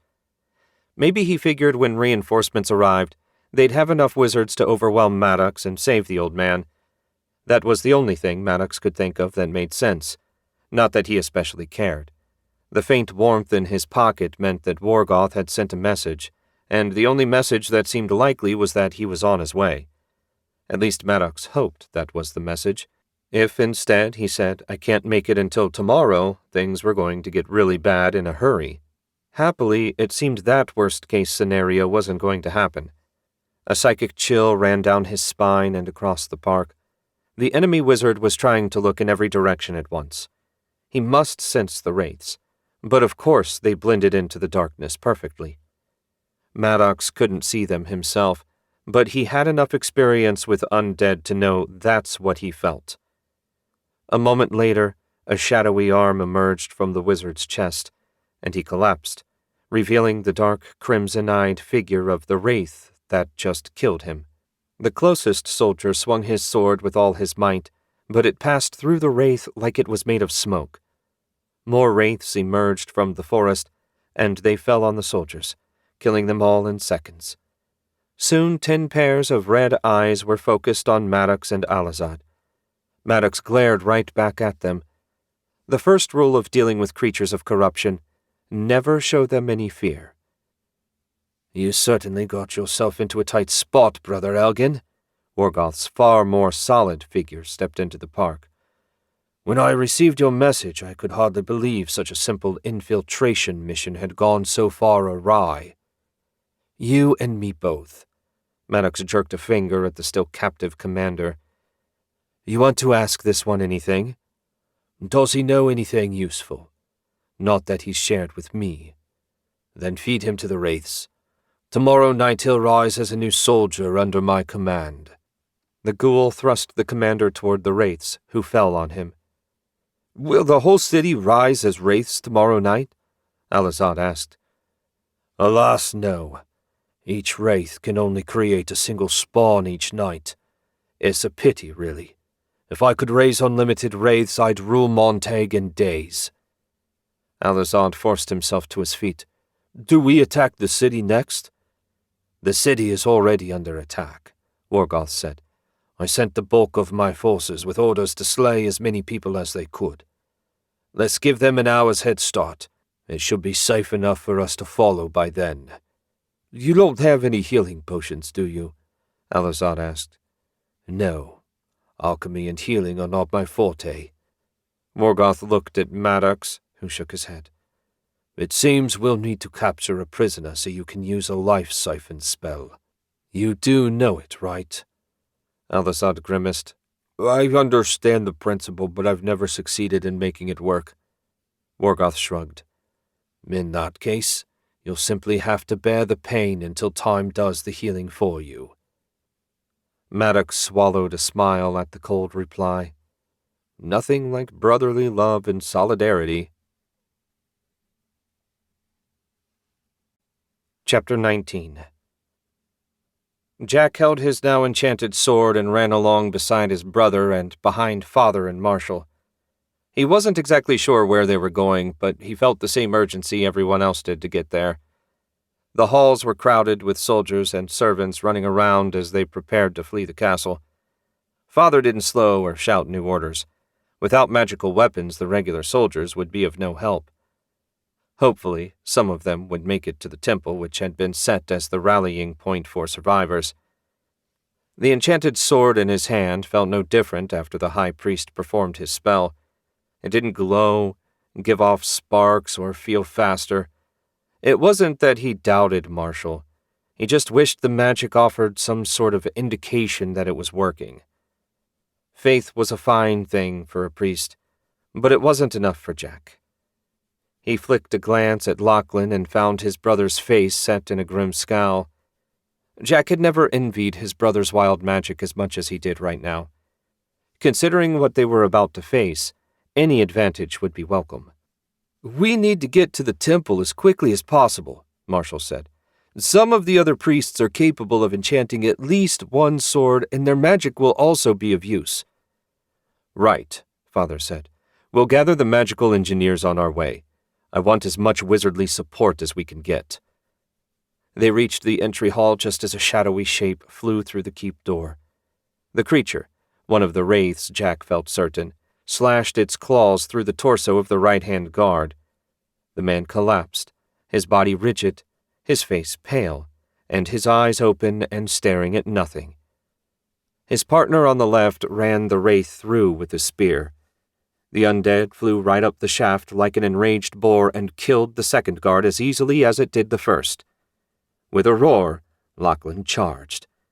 His movements were sharp, and his enchanted sword a blur as he slashed the wraith half a dozen times in a second. One of the blows must have hit its core, as the wraith dissolved into black smoke. "If the wraiths have made it this far," Father said, "the city must be in shambles." Marshall took a knee and made the sign of the inverted sword over the dead guards as he mumbled a prayer. A faint white glow surrounded both of them, and Marshall bowed his head. Jack strode between his father and Marshall and shoved the double doors open. Beyond the outer wall, the city looked completely dark. He squinted. No, there were a few lights out there, but nowhere near as many as there should be. Jack didn't like to think about what that meant for the people. His father briefly squeezed his shoulder before leading the group to the right toward the armory. The sun sword glowed in his hand, shedding enough light to make the walking easier. If the magical engineers were still in the castle, that was where they'd be. Behind him, Jack heard Lachlan ask, "Why did you bless those men?" "To keep them from rising as undead themselves. Their bodies have now been purified by Brannock's grace, and no evil magic will be able to defile them." That was good to know. But given how many people lived in the city, the priests were going to be awfully busy if they planned to bless everyone's body. The group rounded a bend that led to the armory just in time to see a bolt of lightning flash through the night. Looked like at least one of the wizards was still here. A wraith darted into the light as if out of nowhere. Father cut it down before Jack even had time to react. Unlike his and Lachlan's swords, the sun sword only needed to make contact with the wraiths to destroy them. Pity they didn't have a dozen of the wondrous weapons. Father stopped 10 strides from the armory, and they made a defensive circle. "Hello! If anyone's alive in there, show yourself at once." A rather nervous-looking fellow in a green robe poked his head out of the armory door. "Majesty?" "Chief Reed. Thank Brannock. Are the other magical engineers with you?" Father asked. "No, it's been a long day, and when we finally completed all the preparations for activating the magical armor, I sent them home to rest." Father growled. "That is not what I was hoping to hear. Are you alone?" "Yes, Majesty. The knights are deployed throughout the city. They have enough power in their crystals to operate through the night. May I ask what's going on?" "Long story," Father said. "We're on our way to the Temple of Brannock. Come along, and I'll fill you in on the way." Chief Reed emerged fully from the armory, an iron rod clutched in his hand. He hurried over, and the group, now one larger, headed for the main castle gate. As they walked, Father told the chief how things stood. Jack had heard it all many times and paid no attention. Instead, he kept his head on a swivel as he searched for red eyes or movement of any sort. "How many more lightning bolts can you manage?" Marshall asked. 3, maybe 4 if I risk backlash, Chief Reed said. "Preparing the armor took a great deal out of me. I'll be back to full strength after a day's rest." If they saw another day, Jack figured they'd be doing good. Getting a chance to rest seemed far too optimistic. When they reached the gate, the portcullis was already up. The guards on duty, unfortunately, were lying on the ground, stiff as boards, their faces twisted in horror. Jack would be happy to never see that expression again. Marshall paused long enough to offer a quick prayer to purify their bodies. Then they were on the move again. On the main street that led to the temple, bodies of soldiers lay unmoving on either side. The many patrols that usually kept the area safe had accomplished nothing beyond feeding the wraiths. Jack did his best not to look too closely at the dead. "How will Montague recover?" Lachlan asked. "Our ancestors survived worse," Father said. "They made it through, and so will we. One day at a time, one monster at a time, we will reclaim our city and avenge our people." Father sounded as grim and determined as Jack had ever heard him. If he could somehow summon half his father's willpower, Jack would be doing well, and he would find a way. The people wouldn't just look to Father for leadership. Jack and Lachlan would have to step up as well. By some miracle, the group reached Brannock's temple without encountering any more of the wraiths. Jack allowed himself to hope that there weren't that many of them. A few dozen wouldn't be so hard to deal with. A few thousand, on the other hand, would be a serious problem. Marshall pounded on the temple door. "Open up quickly!" A moment later, a warrior in mail and a black tabard bearing Brannock's sword pulled the door open. "Lord Marshal, thank Brannock you're safe. Come inside. The priests have done something to keep the monsters away, and survivors have been arriving in small groups. No one knows what to tell them or what to do." Marshall strode through first, then Father waved Jack and Lachlan in ahead of him. Jack had barely taken a step when a moan of pain made him spin back around, just in time to watch Father collapse, a dark claw protruding from his stomach. "No!" Jack lunged, grabbed the sun sword, and slashed it through the wraith. An instant later, Lachlan was at his side, and together they pulled Father into the temple. Marshall knelt beside them and passed his hand over Father's body. "He's still alive, but only just. The sun sword must have offered some protection from the wraith's life-draining touch. Let's get him to one of the healing rooms." "Is he going to make it?" Lachlan asked. "I don't know.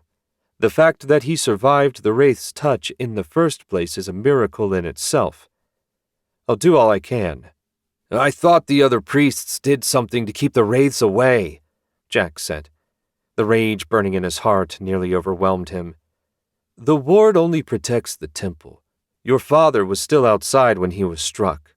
Marshall made a complex motion with his hands, and a golden cocoon formed around Father. "Save your energy and your wrath for the people actually responsible for what happened." Jack took a slow, deep breath and tried to center himself like Father had been teaching him. Marshall was right, of course. The lesser priests weren't responsible for sending these monsters into the city, and they were all doing their best to keep the temple safe. Jack could hardly go around screaming at them. "I'll get his chest," Lachlan said. "You get his legs." Jack nodded, and together they carried their father to an empty room with a simple cot and stool as the only furniture. They laid him down, and Marshall sat beside the cot. "This is going to take a little while," Marshall said. "You two can wait outside." It was less a request and more of an order. Jack couldn't stand looking at Father like this anyway, and was happy to obey. In the hall outside, they found Chief Reed pacing and chewing on his thumbnail. He immediately hurried over to Jack. "Is His Majesty. Father still lives, and Marshall is doing all he can to keep it that way. We need to figure out what we're going to do once he finishes. I'm far from an expert on magic, but I assume the priests can't maintain this ward forever. Certainly not, Chief Reed said. Priestly magic is different than the sort of magic wizards use. But even so, the risk of backlash from overuse remains the same. How many underpriests are there? 5, Lachlan said. Jack glanced at his brother and raised an eyebrow. I've been training here for weeks, remember? I've met everyone, though please don't ask me to name them all. 5 priests sharing the burden. Chief Reed tapped his chin. I'd say sometime after midnight their power will run out. That's just a guess, you understand, Highness. Jack nodded. Midnight wasn't that far away, and if Father hadn't recovered, everyone would be looking to him for leadership. The thought made his throat close up and his heart race. He wasn't ready. Lachlan put a hand on his shoulder. We're in this together. I'll help however I can. Some of the pressure in Jack's chest went away. Having his brother at his side would help. Hopefully, it would be enough to get them all out of this mess alive. Chapter 20. Barrett swallowed at the carnage on display as they walked down the silent street. He'd stopped counting the bodies 3 blocks ago. There seemed to be no end of them.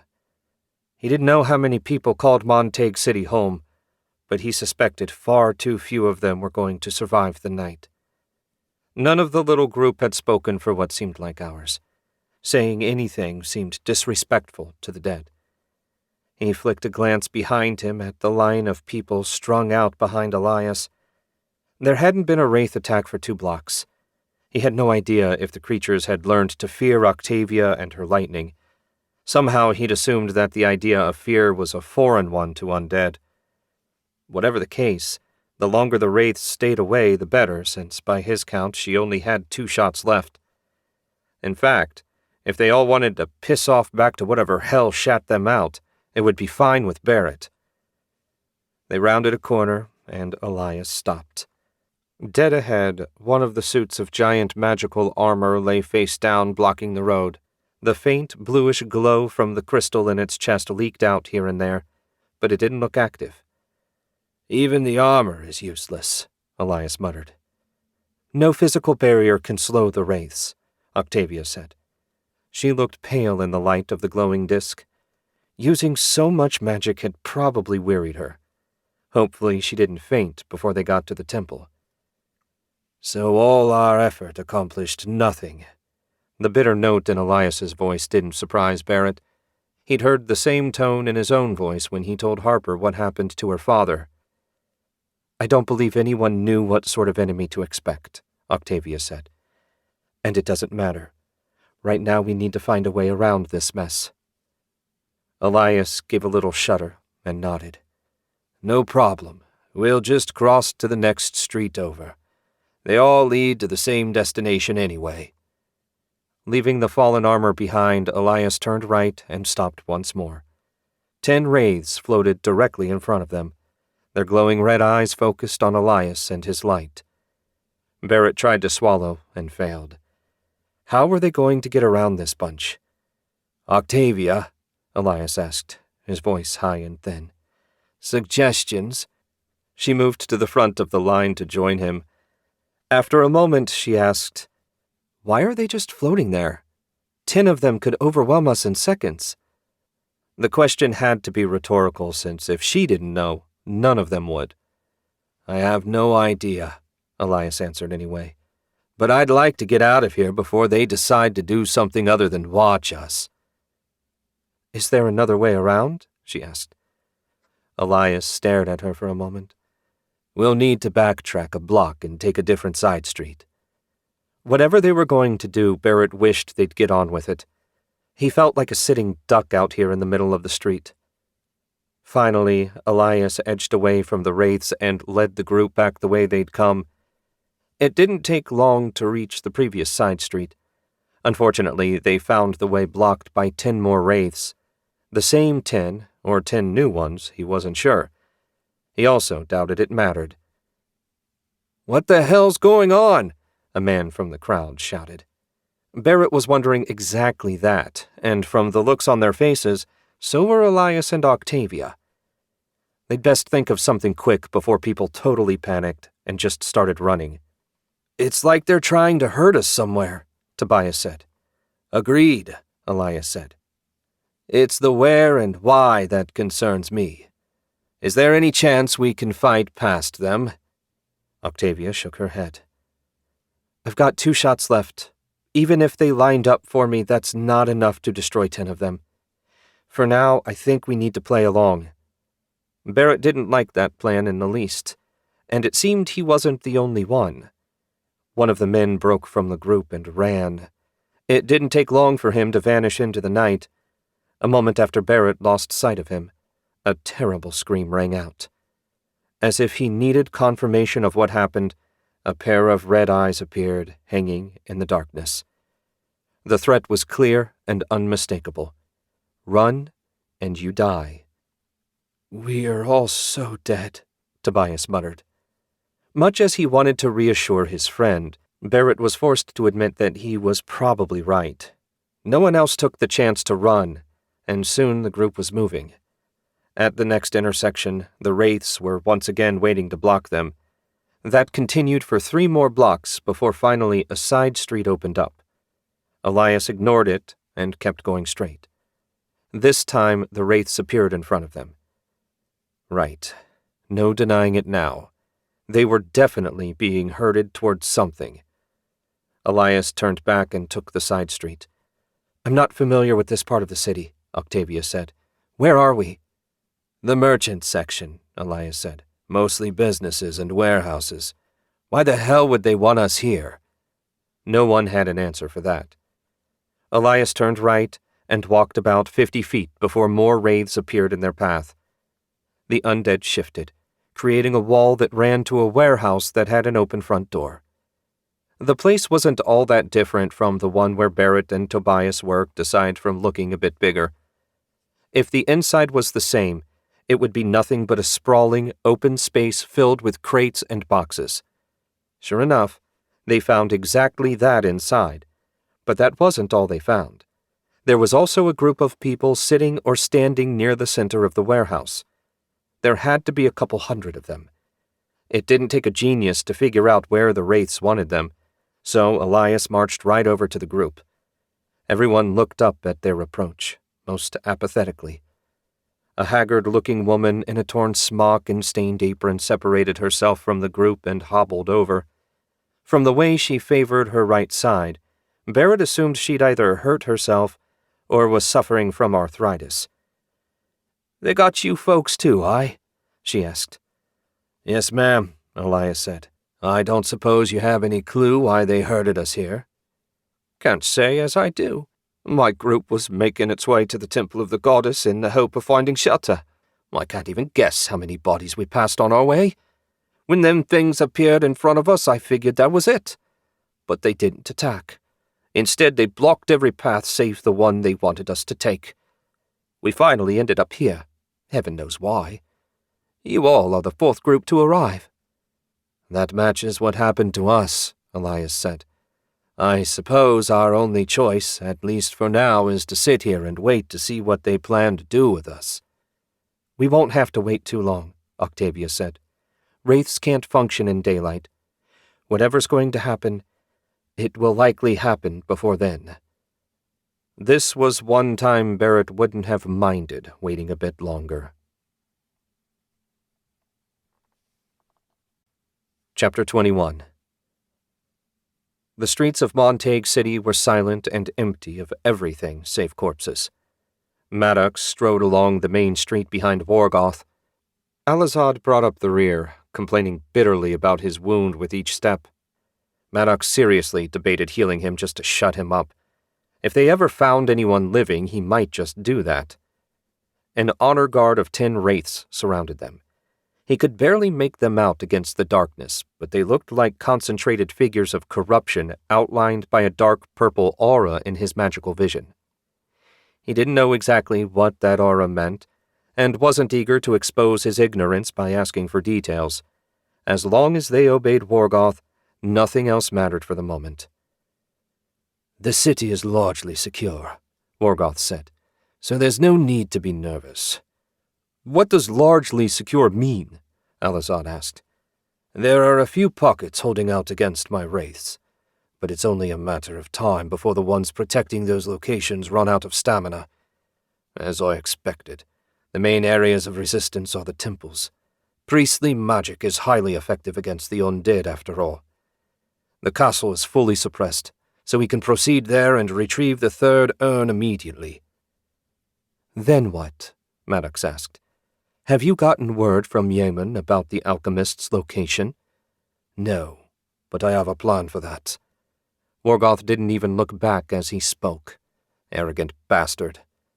After a few blocks, Maddox finally asked, "Do you intend to share the plan with the rest of us?" "If you like. I ordered the wraiths to spare the princes. If your capital city was destroyed, your father killed, and your kingdom threatened by an unknown enemy, where would you go for help?" "The dukes?" Alizad offered. Morgoth snorted. "Their troops would be of no more use against my wraiths than the unlucky fellows defending the city. No, what the new king needs is magical help, and given this kingdom's shortage of wizards, there's only one place he can get it: the alchemists. The wraiths will harass them, force them to keep moving without giving them too much time to think. I'm confident the youths will guide us straight to the hidden village." "And if they don't?" Maddox asked, more to give Morgoth a hard time than because he thought the man was wrong.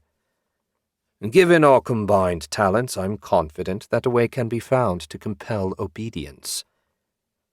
It was about a 10-minute walk to the castle, and true to Morgoth's claim, no one attempted to stop them. In fact, Maddox didn't so much as sense anything living within his magical range. Though hardly one to be troubled by death, he tried to imagine how many people had been killed in this one night, and failed to come up with an answer. Thousands, certainly. The main gate stood open as they approached the castle. Maddox's gaze shifted down the street when he sensed a powerful, magical energy source, and the life energy hidden beyond it. "That's the Temple of Brannock," Morgoth said. "It's where I let the royals escape to. There are a few stragglers that made it as well, but they'll serve a valuable purpose, putting pressure on the inexperienced prince. He'll be eager to get them somewhere safe, which should only heighten his desires to reach the alchemists." "You've got it all figured out," Maddox said. "I had a good deal of time to think while you were playing hide-and-seek with the local constabulary." Morgoth got a faraway look in his eyes. "It's strange, you know. Since I woke up after gaining control of the wraiths, I find my mind has been clearer than ever. Like all the doubts and hesitations that have plagued me my entire life have been washed away in an ocean of darkness. It's a glorious feeling, one I wish I could share with you." Maddox would be just as happy to avoid having his brain messed with by a bunch of undead. "Thanks, but I'm fine as I am. Any idea where we can find the urn?" That last question was directed at Alizad, but he just shook his head. "I never learned anything about it during my research attempts. I only managed to speak to the servants, but none of them had ever seen anything even resembling a mithril urn." "Hardly surprising." Morgoth pulled a wrapped bundle out of his satchel and offered it to Maddox. "I knew we'd have trouble finding it before I left our backup base. Open that." Maddox did so, and found the lid to one of the urns they'd already opened inside. He smiled. "Resonance magic?" "Exactly right. I'd do it myself, but since my awakening, in addition to my new clarity of thought, I also find I'm sensitive to direct contact with mithril." Morgoth cocked his head, a little frown playing around his lips. "It's almost like I've been partially transformed into an undead myself, yet I still need to sleep and eat. My body still gets weary, and my capacity for manipulating the ether hasn't changed. It's all very odd. Hopefully the apprentice can explain everything once we find his head." That seemed optimistic to Maddox, but whatever. As long as Worgoth wasn't going insane, he didn't care what sort of weird changes were happening with him. Putting their leader's issues out of his mind, Maddox sent a thread of ether into the mithril lid. When it emerged, he activated the resonance spell and sent it into the castle to find any other mithril that might be lying around. Given how rare the metal was, it shouldn't take long to locate the urn. At first, the thread tried to pull him to the left, but Alazad said, "That way leads to the armory. If any of the suits of magical armor didn't make it out, that's probably what your spell is detecting." Finally, a useful comment from Alazad. Maddox adjusted his spell so that it would ignore anything outside the main keep. That done, he headed straight toward the front gate. Just like the wall gate, this one was wide open. A few feet inside, he found the bodies of the men that were no doubt charged with defending it. Regular old steel weapons and armor really were useless, though this lot didn't even have time to draw their swords before the wraiths killed them. A little tug on the thread pulled him down a hall to the right. Letting the magic guide him, Maddox focused only on the spell. As a bonus, that helped him ignore the many bodies he was forced to step over. A number of twists and turns later, they were standing in front of the first closed door they'd encountered. "There's something mithril behind that door," Maddox said. "Allow me." Worgoth conjured an ethereal whip and sliced the door off its hinges. It fell into the room beyond with a horrible crash. The noise sounded especially loud given how silent everything had been until then. Maddox stepped through, glanced at the fine furniture and decorations, and promptly dismissed them from his thoughts. Where was the mithril? His thread tugged him toward the rightmost bookcase. It was covered with expensive-looking leather-bound books, but nothing that looked like the urn. Sharpening his awareness, Maddox honed in tighter. Not on the bookcase, then. Behind it? He grabbed the sideboard, yanked, and stepped aside as the bookcase tumbled down. The wall behind it was smooth, but the magic didn't lie. Something was hidden there. "What's the problem?" Worgoth asked. "The spell says it's here, or that something mithril is. I'm guessing there must be a hidden compartment or something." Worgoth lashed out with his ethereal whip, slicing the wall to ribbons until he exposed the edge of a niche built into it. A few yanks on the ruined wood revealed the urn, covered in dust but otherwise looking exactly like the one Maddox and Luca found at the ruined tower. Maddox released a spell and pulled the urn out of its niche. "We got it. Do we return to base and open it now?" Worgoth shook his head. "I can't leave the army, and we need to drive the princes toward the alchemist's village. Once we deal with them, we can return with both urns and open them at the same time." Maddox nodded. That was a reasonable enough plan. "So what now?" "Now we wait. The wards at the temple can't last much longer. Once they fall, I'll goad the brats into action." "Fine. I haven't eaten a proper meal in nearly a day. I'm going to the kitchen." Given everything he'd seen, Maddox wasn't especially hungry, but he knew he'd need his full strength before things were settled, and damned if he was going to get killed now that they were so close to victory. Chapter 22. Jack paced, fretted, then paced some more. Lucky for the temple that they had no carpets in their halls, or Jack would have worn a hole in them by now. How long had Marshall been working on Father anyway? He'd totally lost track as his mind flitted from one horrible outcome to the next. On a bench to one side of the door, Lachlan sat with his head resting against the stone, eyes closed, and looking far too calm given their current circumstances. Jack was considerably jealous. "How are you so relaxed?" Jack finally asked. Lachlan opened one eye and looked at him. "I'm not, but everything in me says we're facing the longest night of our lives, and I want to get what rest I can. You should do the same." He was right, but just the thought of trying to sit still right now sent a shudder down Jack's spine. The pacing was barely helping him keep it together as it was. Before he could explain that to his brother, the door opened and Marshall stepped out. He looked haggard, and dark ridges had formed under his eyes. Jack couldn't take that as a good sign. Is he "Still alive," Marshall said, "though Brannock alone knows how.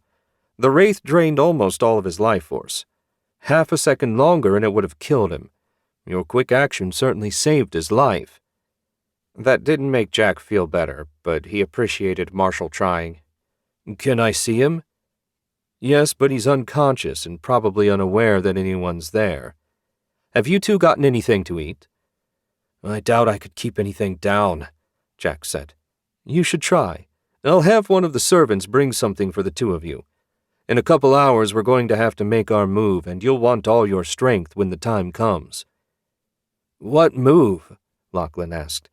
"We need to leave the temple, collect as many survivors as possible, and flee the city." "That's crazy," Jack said. "There's no way we can fight off the wraiths with the few weapons we have that are capable of hurting them." Marshall offered his warm, reassuring smile. "We're not going to fight them at all. You're going to use the Sun Sword to create a solar barrier. Everyone inside it will be safe from the wraiths, and it will last until sunrise." As Marshall spoke, Jack's anxiety grew with every word. "You realize I've never successfully tapped into any of the sword's greater powers, right?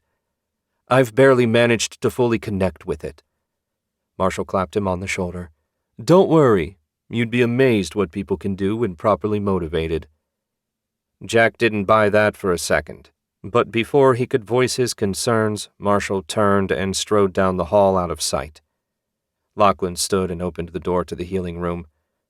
"Let's see how Father's doing. You can worry some more after that." "Thanks." The brothers stood on either side of the cot that held their father and stared down at him. The rise and fall of his chest was barely noticeable, and his skin had the color of melted wax. He looked for all the world like a dying man, despite the time Marshall spent calling on Brannock's power. "Heaven's mercy. He looks like he should be in a casket, not resting on a cot." Lachlan muttered the words, but Jack caught them anyway. He didn't disagree, either. Father looked even worse than Mother had the day before she died. It was generally the fate of children to watch their parents die, but Jack had hoped to avoid that grim reality for a few more decades at least. "Let's say Marshall's right, and I actually can call on the sword's power. Where are we going to go? The undead are relentless and immortal. Eventually I won't be able to answer the bell, and then we're all dead." "I've got an idea about that. The only way we'll be safe is if we destroy the wraiths, and the only way we can do that is with magic. Remember the alchemists' representatives that visited last spring?" Jack nodded. "They wore those funny orange robes. What about them? They've got more magic than anyone else in the kingdom. I say we go find them and ask for help." Jack scratched his chin. It wasn't a bad idea, but he had no idea where the village was. "Do you know where to find them?" "No. Father said it was something he'd tell us when the time was right. But the Dukes all know how to find the village. If we have to, we can go to Duke Huxley and have him guide us. His castle is the closest, right?" "Yeah, assuming the wraiths don't beat us there." Jack dearly wanted to punch something. "I hate having to rely on someone else. So many things can go wrong. Anyway, we should talk it over with Marshall. He might have an even better idea." "Agreed. I just figured any plan was better than no plan." Jack grinned and nodded. "It is at that. I feel at least a little better now." A servant brought soup and bread, and Jack found he was hungry. After they ate, Jack sat on the stool beside his father while Lachlan leaned against the wall. Being there didn't really accomplish anything, but it wasn't like they had somewhere else to be, and Jack felt better about staying close at hand should the worst happen. A few hours passed in silence before the door opened. Marshall stepped inside, followed by a pair of burly warriors, one of whom carried a rolled-up stretcher. "Is it time?" Jack asked. "Getting close. We've got about half an hour before the wards fall. I wanted to give you some time to connect to the sword. Thanks. Jack didn't add that he'd probably need every second he could get. We had an idea for our next move. He explained about the alchemists, and Marshall nodded. I'd been thinking that very thing myself. And don't worry about Duke Huxley. I know the way to the village. All the high priests do. Why didn't Father tell us? Lachlan asked. It's not just a matter of knowing, Marshall said. The alchemists also give you a potion that allows you to pass through the illusion that protects their village. Without that, it doesn't matter what you know. As to why you weren't given the potion, I can't say. The alchemists decide who the secret is shared with, not the king. Jack frowned. Isn't that strange? Somewhat, but according to the histories I've read, when the alchemists showed up looking for a place to call home, they were fierce in their determination to retain as much independence as possible. The king at the time, your many times great-grandfather, was eager to have them settle here and granted most of their requests. He did require them to agree to a mutual defense pact. They're bound to help against anything that threatens the kingdom, just as we are bound to help should they be in trouble. So they're more of an autonomous enclave than a proper kingdom village, Lachlan said. That's an excellent way to describe it, Marshall said. But there's a long way to go between here and there. For now, we need to get ready to leave. These men will carry your father. He will be safe with us, your highnesses, the man holding the stretcher said. Jack nodded. Is there somewhere I can prepare? I still can't connect with the Sun Sword without doing my forms. Of course, follow me. I'll join the guards, Lachlan said. I'm sure you don't need an audience. Jack definitely did not need an audience. Thanks. Keep an eye on Father? Count on it. Marshall led Jack through the halls to an empty stone room. It was about 10 paces square and devoid of furniture or decorations. What is this place? Meditation chamber. When you close the door, it's perfectly dark and silent. It frees your mind to contemplate Brannock's philosophy. Marshall chuckled. It doesn't get used much. We prefer to contemplate Brannock's philosophy in the training yard. Jack grinned at that. It was such a perfectly Marshall thing to say. Okay, let's do this. He raised the sun sword and took a deep breath. It was only at this moment that he realized he'd been holding on to the sword since he killed the wraith that struck down his father. With methodical precision, he went from position to position. As soon as his mind began to calm, he saw his father lying unconscious and had to start over again. After the third time, he snarled and stopped. What's the problem? Marshall asked. It's not working. I can't turn my brain off. That's a problem. We have very little time, and you're the only one that can use the sword. I'm perfectly well aware of that fact. However, knowing it and being able to do something about it are two very different things. Sorry, son. I didn't mean to put more pressure on you. Marshall hesitated, then said, There may be another option. I hesitate to even mention it, but under the circumstances, I understand completely. If your fear is that I'll be offended, put it out of your mind and say what you have to say. It's less that I think you'll be offended than that there are certain risks associated with this option. Jack nearly laughed, and not because he found the situation in any way funny. Marshall, there's an army of wraiths out there waiting to kill us all. Risks are baked into the situation. If we follow your suggestion, I'm the only one in danger, right? Assuming it works, yes. Then there's no need for further discussion. What's your plan? I'll use my magic to take control of your mind, and through it, the Sun Sword. I can forcibly still your racing thoughts. That sounds perfect. What are the risks? The risks are that you will be fully under my control. The magic reduces you to little more than a puppet. Marshall, if I can't trust you, who can I trust?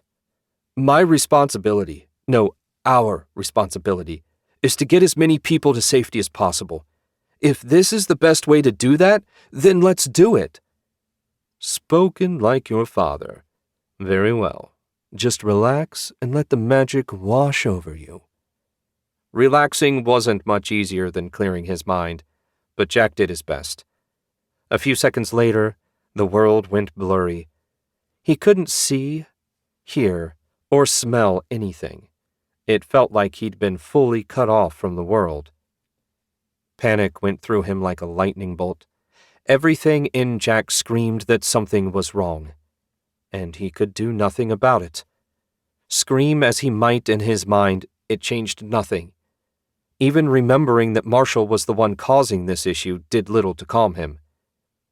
An unknown amount of time passed, and slowly Jack got used to a strange new situation. It didn't become pleasant by any stretch of the imagination, but it did grow tolerable. With no way to tell what was going on or how long it had been, Jack resigned himself to waiting in oblivion. Chapter 23. With Marshall and Jacob busy, Lachlan took it upon himself to help get everyone organized and ready to move. He did this not only because it needed to be done, but to distract himself from the unmoving form of his father resting on the stretcher held by the bearers Marshall provided. Both men looked like fine fighters, as expected from guards at the Temple of Brannock. He'd never sparred with either of them during his training, and neither had offered a name. Some might consider that rude, but as a prince, Lachlan was used to people being nervous around him. The rest of the survivors, as well as a number of warriors and servants from the temple, were lined up behind the litter-bearers. Most of the people that reached the temple arrived with nothing save the clothes on their backs. Even the handful of minor nobles looked as haggard and weary as the lowliest of commoners. The temple larder had been cleaned out and packed up. Lachlan didn't know exactly what they had by way of supplies, but he doubted it would be enough. He gave a little shake of his head. They could deal with that later should it become necessary. He found the idea of having to worry about food vastly superior to having to worry about an army of nearly unkillable undead. With everyone gathered and ready to depart, the only ones yet to join them were the priests maintaining the ward, Marshall and Jacob. A few minutes passed, and someone's kid started crying. Lachlan chewed the inside of his lip. One crying kid wasn't that big of a deal, but the longer they stood here waiting, the more nervous everyone would get. The last thing he needed was a panic. There was nowhere for anyone to go, after all. A faint warmth passed through him, and a few moments later he heard footsteps. Jacob came around the corner with Marshall right behind him. The sun sword glowed with a warm, yellow light. The runes on the side shone bright, as did the gem in the hilt. All the magic distracted him, but when Lachlan looked closer at his brother, he noticed an absence of life in his eyes, and his face appeared slack and unaware. While far from an expert on magic, Lachlan recognized something wasn't right. "Marshall, is all well?" "We'll discuss it later." Marshall's expression was tight, with poorly controlled nerves. "Someone let the priests know they can release the ward. As soon as they join us, we're leaving." One of the guards jogged off deeper into the temple. Jacob still hadn't spoken a word, or even shown any awareness that Lachlan was standing right in front of him. He moved closer and waved a hand in front of Jacob's eyes. Not even a flinch. Lachlan looked at Marshall again, but the severe grimace on the high priest's face convinced him to hold his tongue for now. When they were safely away from the city, would be soon enough to discuss the matter. A few minutes passed before the guards returned with half a dozen exhausted-looking men in sweat-stained gray robes. They looked as worn out as Lachlan felt. "That's everyone, Lord Marshal," the guard said. "Very good. You will all need to keep close to the prince and myself. The sword's protection only extends 100 paces in every direction. If you move beyond that, you will be at the mercy of the undead. Please keep any noise to a minimum, as maintaining the barrier takes a great deal of concentration. Lachlan, be a good lad and open the front door." Lachlan led the group through the halls to the main chapel. Then he threw the door open, revealing the empty darkness of the street. One of the priests that had been maintaining the ward took a deep breath and threw his hands into the air. A brilliant white light burst to life, revealing the corpses lying in a semicircle around the temple entrance. They must have been people attempting to reach safety, only to get cut down just short. It felt intentional, cruelty for its own sake. Why such behavior from the undead should come as a surprise he couldn't say. Maybe more than the evilness of the act, it was the intelligence it implied that bothered him. Jacob led the way out with Marshall a step behind. Lachlan did his best not to look too closely at the streets as they worked their way toward the northern gate. The little he knew about the alchemists indicated that they lived in the great forest far to the northeast. It was going to be one hell of a long walk with wraiths dogging them the whole way. Speaking of the horrid things, Lachlan hadn't seen a single one since they left the temple. They had to be out there, but there was nary a crimson eye to be seen. "Lord Marshal," one of the unoccupied priests said, "I sense a large gathering of life forces not far from here." "More survivors? That was an unexpected but happy bit of news." "We need to get them," Lachlan said. "Forget them," someone shouted from within the larger group. "We need to get out of here." Lachlan glanced back but couldn't tell who had spoken. Lucky for them. To his surprise, Marshall seemed hesitant about what to do. "This isn't a request," Lachlan said. "We're going to get those people." "Of course we are," Marshall said. "I was just thinking of the best way to go about it." Lachlan had spent a great deal of time with Marshall over the last few weeks, and this was the first time he'd ever suspected that the priest was lying to him. Even so, he kept his mouth shut, and they followed the underpriest toward the merchant district. Lachlan hadn't spent much time in the area. In fact, he tried and failed to remember the last time he visited. The bulk of the warehouses seemed to loom over them as they walked. A few wraiths finally made themselves seen, though they kept well away from the barrier. Finally, they reached a warehouse with an open main door, and the priest led them inside. In the middle of the floor waited a group of people, mostly adults, but he spotted a handful of kids as well. Lachlan guessed their number at over 100. It didn't take a logistical genius to know what effect another 100 mouths would have on their food supply. And it didn't matter. These people were all his responsibility. One way or the other, he would see them to safety. One of the survivors, a woman dressed in the robes of a magical engineer, approached them first. "Prince Lachlan, I'm so pleased to see you, Your Highness. My name is Octavia, and I serve at the castle as a magical engineer." "So I guessed," Lachlan raised his voice. "If everyone will gather around, we're leaving the city." There was some muttering as the people drew nearer. Octavia asked, "How are you able to move around the city safely with all the undead about?" Lachlan nodded toward his brother. "The Sun Sword's magic is creating a barrier that the wraiths can't cross. It'll last until morning." He spoke loud enough to make sure everyone heard him, and sure enough they all hurried to join the rest of the survivors. No one said much, but there were a few resentful glares shot toward the newcomers. Lachlan made a mental note to keep an eye on that. He didn't care which group they belonged to. Everyone would be treated the same no matter what. As soon as the underpriest confirmed that there were no more people around, Jacob, guided by Marshall, led the way out and toward the northern gate. This time they saw many crimson eyes watching them as they passed. But that was all the wraiths did. The Sun Sword's magic was such that they couldn't even get close. Soon enough, they passed through the open gate and started on the long road north. Lachlan didn't know what it would take to get everyone to the alchemist's village, but he meant to do it no matter what. Chapter 24. Maddox had seldom eaten a more delicious meal than the one he prepared in the castle kitchen, even if he was just reheating leftovers from the royals' dinner. The castle chef knew his business, and all the ingredients were perfectly seasoned. He also found a loaf of soft white bread that went perfectly with the roast meat.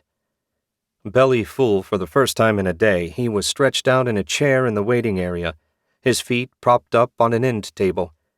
He was just debating taking a nap when Worgoth came striding in with Alazad behind him. Worgoth had a faraway look on his face, and his head cocked a bit to the right. He blinked a few times, and finally seemed to notice Maddox. "You look comfortable." Maddox shrugged. "Why shouldn't I be? There's nothing else to be done at the moment, is there?" "No, though to my surprise our guides have located and rescued the people I captured for tomorrow night. Not a huge deal, but annoying all the same." "What were you going to do with them tomorrow night?" Maddox asked. "Have the wraiths kill them, of course. Once a day has passed, they regain their ability to spawn. That bit of bad luck cost scores of new soldiers." Worgoth shrugged. "But no matter, there are plenty of other people in the area. We can just visit a few farms until all the wraiths have killed at least one human." Maddox nodded. It was a good plan, if a bit cold-blooded, even for him. "So will we follow them?" "Eventually, and not that closely. I need to stay within range of the wraiths after all.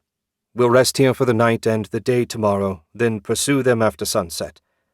For now, I believe I'll go see how comfortable a king's bed feels."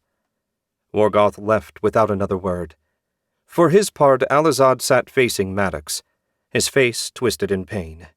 "What would it cost to get you to cast the life drain spell for me?" "A favor in the future," Maddox said without hesitation. "But we need someone to provide the life force for the spell." "Will animals work? There's a chicken coop out back." In this line of work, Maddox seldom had a good laugh, but the idea of draining the life force from a bunch of chickens to heal Alazad had him bent double in his chair, laughing so hard tears ran down his face. He'd often heard it said that chicken soup had healing properties, so maybe it wasn't so far-fetched. When he finally got himself under control, Alazad said, "Feel better?"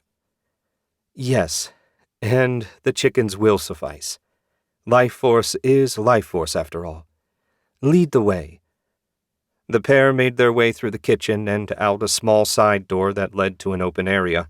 The clucking of chickens came from a raised square coop. Off to one side sat a block of wood about 2 feet tall with an axe driven into it. Judging by the reddish stain covering it, he doubted the cook had used it to split the pile of wood ranked up against the castle wall. Maddox yanked the axe out and motioned toward the block. "Have a seat.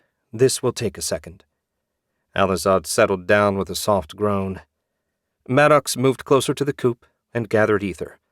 As the power grew, he sent a thread into the coop and pierced each chicken through the body. Next, the ether he'd gathered went out along the thread, hammering into the birds and ripping their life force free of their bodies, killing them instantly. A little tug on the thread pulled the glowing white ball of life force back to him. It really did look exactly like human life force. Strange that he'd never bothered to note that. Of course, now that he thought about it, he'd never worked directly with animal life force. Well, whatever. As long as it ended Alazad's belly aching, he'd consider the effort well worth it. And having a favor in the bank, even from someone as pitiful as Alazad, was never a bad thing. The life force flowed out at his mental direction and surrounded the wound in Alazad's back. Felt a bit like some infection had set in. That was rather fast. Maddox scrubbed the infection away first, then started regrowing the muscle and skin. The whole process took about 3 minutes and used up all the life force he'd gathered. If there had been one fewer chicken, he wouldn't have been able to finish the job. "There. How does it feel?" "Much better. Thank you, Elgin." "Save your thanks, and remember the favor you owe me. You should rest. When you wake, the healing will be complete." Alazad stood, nodded, and strode off the way they'd come, leaving Maddox alone in the yard. It felt like everything was finally going their way. Maddox couldn't help wondering why that thought filled him with anxiety. Chapter 25. The longest night of Lachlan's life ended when the sun finally colored the horizon red and Marshall called a halt to their march. Their campsite, such as it was, ended up being a patch of uneven ground off the main trade road. A few inches of snow covered everything, and while that was far from ideal, it certainly beat ending up in the mud. He barely had time to register his relief when Jacob fell to his knees and face-planted right into the ground. One look at his bloodless face made it clear that Marshall only remained upright by the narrowest of margins. Lachlan hurried over to check on them both. As soon as he got close, Jacob's snoring became clear. Thank heaven. If he was making that much noise, he had to be okay. Turning to Marshall, he asked, "Are you two going to be all right?" Marshall's smile held no hint of humor. "We have to be. The alternative doesn't bear thinking about. That said, we both need to sleep. Can you handle keeping everyone together and getting them fed?" "No problem. I wish we had a tent or something. Jacob's going to get sick sleeping on the ground in the snow. The fact that he can do it at all tells me exactly how much using the sword took out of him. Is it because this is the first time he's used it for so long?" "I'm sure that's some of it." Marshall yawned so wide his jaw cracked. "Right, I won't bother you anymore. Sleep if you can and leave everything to me. I assume we'll be moving again tonight?" Marshall slumped to the ground beside Jacob. "No, I wanted to put as much distance between us and the city as possible tonight. But from now on we'll be moving during the day and resting at night under the sword's protection. Not having to march at the same time he's calling on the magic should be easier on your brother as well." Lachlan nodded. That all made sense. The people would be less anxious walking during the day as well. Not to mention a full day's rest should help them recover their strength. Leaving Marshall, Lachlan went to check on the rest of the group. His first stop was Father. His bearers had set him on the ground. Both men looked as exhausted as Marshall had. Father's condition hadn't changed. Still unconscious and still breathing. That was about all Lachlan had dared hope for. "My thanks to both of you for carrying my father." Both guards bowed. "It was our honor to do so, Highness. When the time comes to move, we'll be ready. And until then you may rest assured that we'll keep His Majesty safe." The guard's earnest promise eased some of Lachlan's concerns, but only for a moment. As soon as he headed for the rest of the survivors, he noticed that almost none of them had heavy winter cloaks. That might have been okay while they were walking, but now the cold was certain to be an issue. As with his many other problems, there was nothing he could do about this one either. At least, not at the moment. The priority right now was food. No one had eaten anything since they left the city. If they could get some fires going, that would help with both the cold and cooking a meal for everyone. Lachlan spotted the temple servants with their heavy packs of supplies standing near the guards. He angled that way, but only made it part way over before a strident voice called out, "Prince Lachlan, Your Highness, a moment, if you please." No commoner had ever spoken in a tone like that. It seemed at least one of the higher-ranking nobles still residing in Montague City had made it out in one piece. Lachlan couldn't decide if that was a good thing or not. Time would tell, but he had serious doubts. In an emergency, nobles seldom served to make things better. Despite his misgivings, Lachlan plastered on a half-hearted smile and adjusted his course toward the tall, slim man that had spoken. He had an oiled mustache and slicked-back hair, and wore a fine silk tunic and trousers in matching green. And slippers, alas, instead of boots. "You called?" Lachlan asked. "Indeed I did. I wish to know where we are going and how you intend to keep us all safe until we arrive. What supplies we have appear far too meager for so many people. Taking on even more commoners only makes it less likely that the rest of us will survive." Lachlan's eyes narrowed. "Were you the one that called out in protest of rescuing the people we found in the warehouse?" "I certainly am. The decision struck me as a foolish one at the time, and nothing has changed about our situation. Survival of the fittest surely means that the highest ranking should get what they need first and foremost." "And a noble's duty to the people?" "Our task is to serve as their guides and protectors. Is it not?" "Under normal circumstances, yes. But our current circumstances are anything but normal. Better to cut loose all those that might be a burden so that the rest of us might survive." Lachlan took a step closer and shot the man a hard look. "I'll keep your advice in mind should anyone become a burden. If you'll excuse me, I want to see about getting breakfast going." The arrogant prick sniffed. "Quite right. Something hot would be most welcome."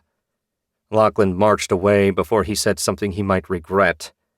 Well, he didn't know how much he'd regret, but getting on the bad side of a noble, even a stupid one, would only make his work harder in the future. One of the few things you could count on was that they looked after their own. Ill-use one noble and the rest would hear of it.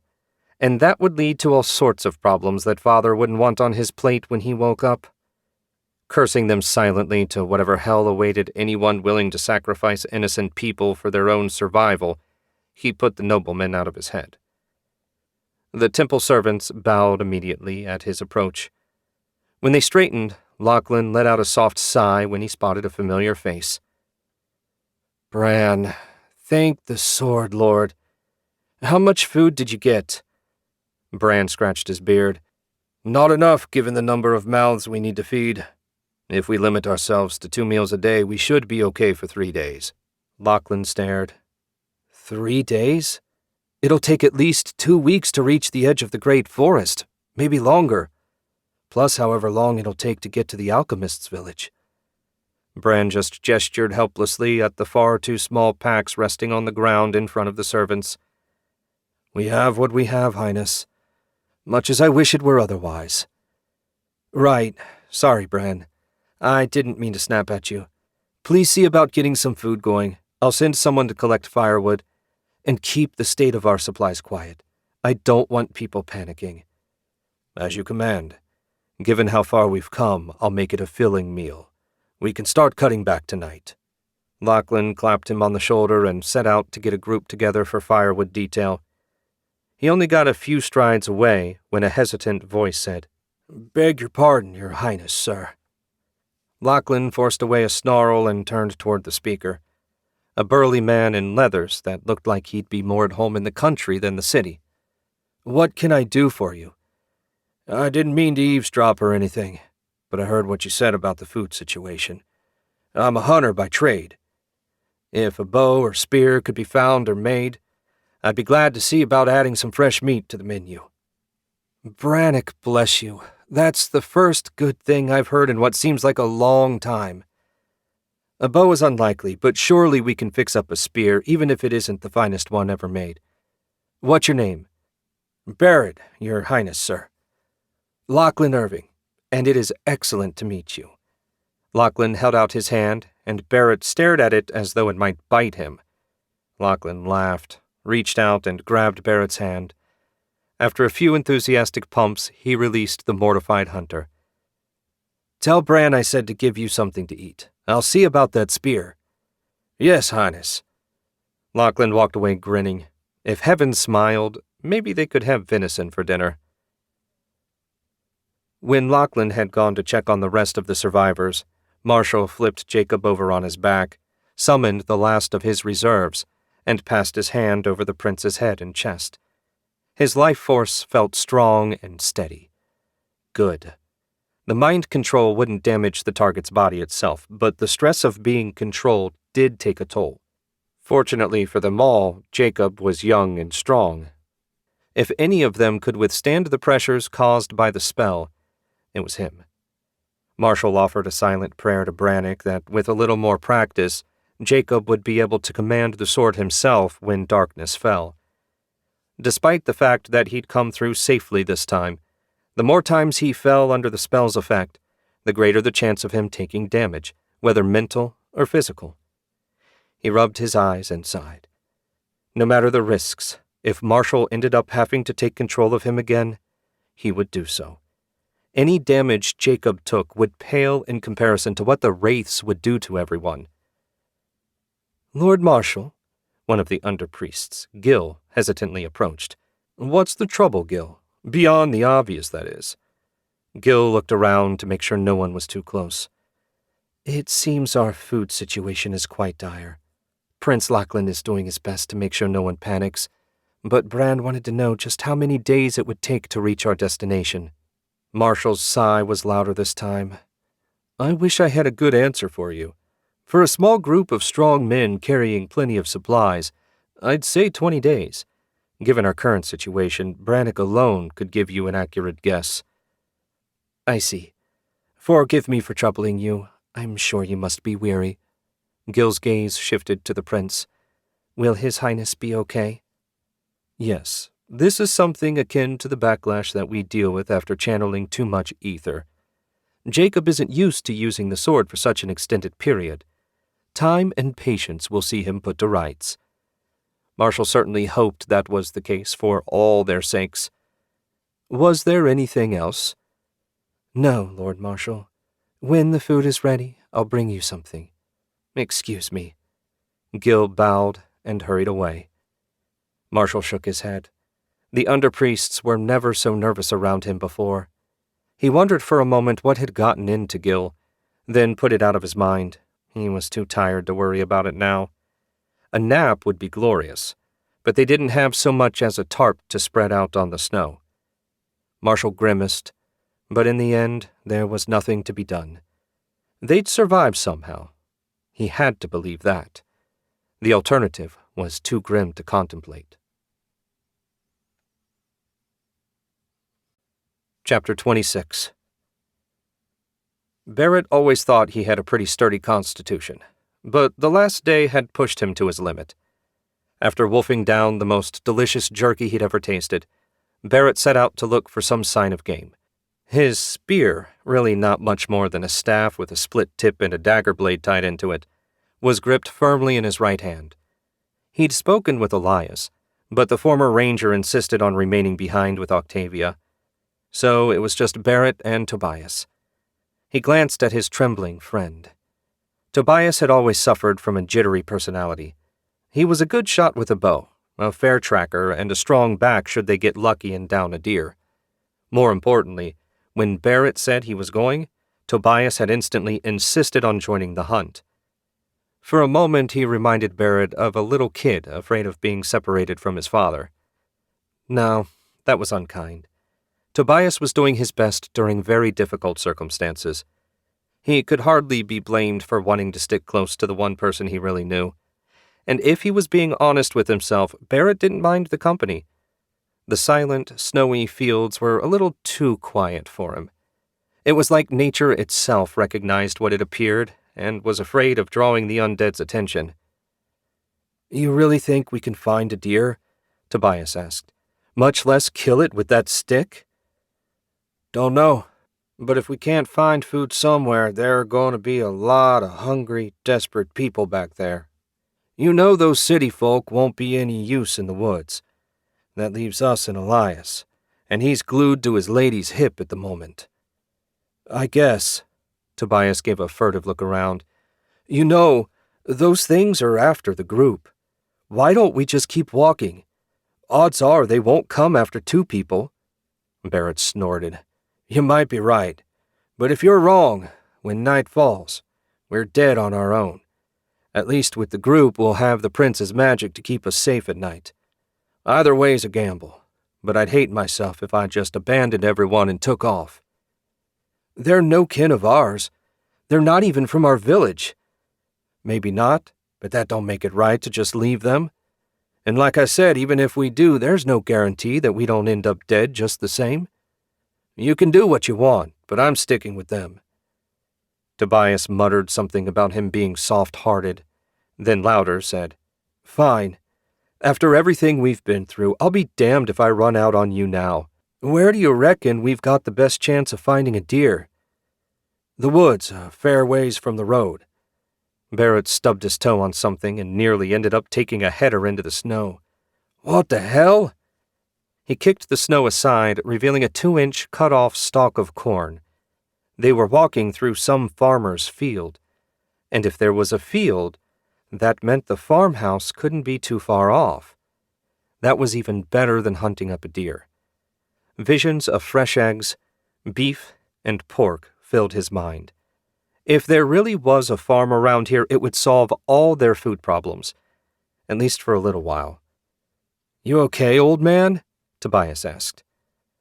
"Better than that. Forget hunting. We're going to find the farm that's attached to this field." "Now you're talking. Though I can't imagine that the farmer will be very happy when 100+ hungry people show up on his doorstep like a swarm of locusts." "Given that the entire royal family, as well as the high priest of Brannock's temple, are with them, would you have guts enough to complain?" "You got me there." It only took them half an hour to find a farmhouse and barn. They were nestled in a little valley beside the harvested fields they'd been walking through. No smoke rose from the chimney despite the chill of the day. That simple fact worried Barrett a great deal. But there was nothing to be done other than walk in and see what was going on.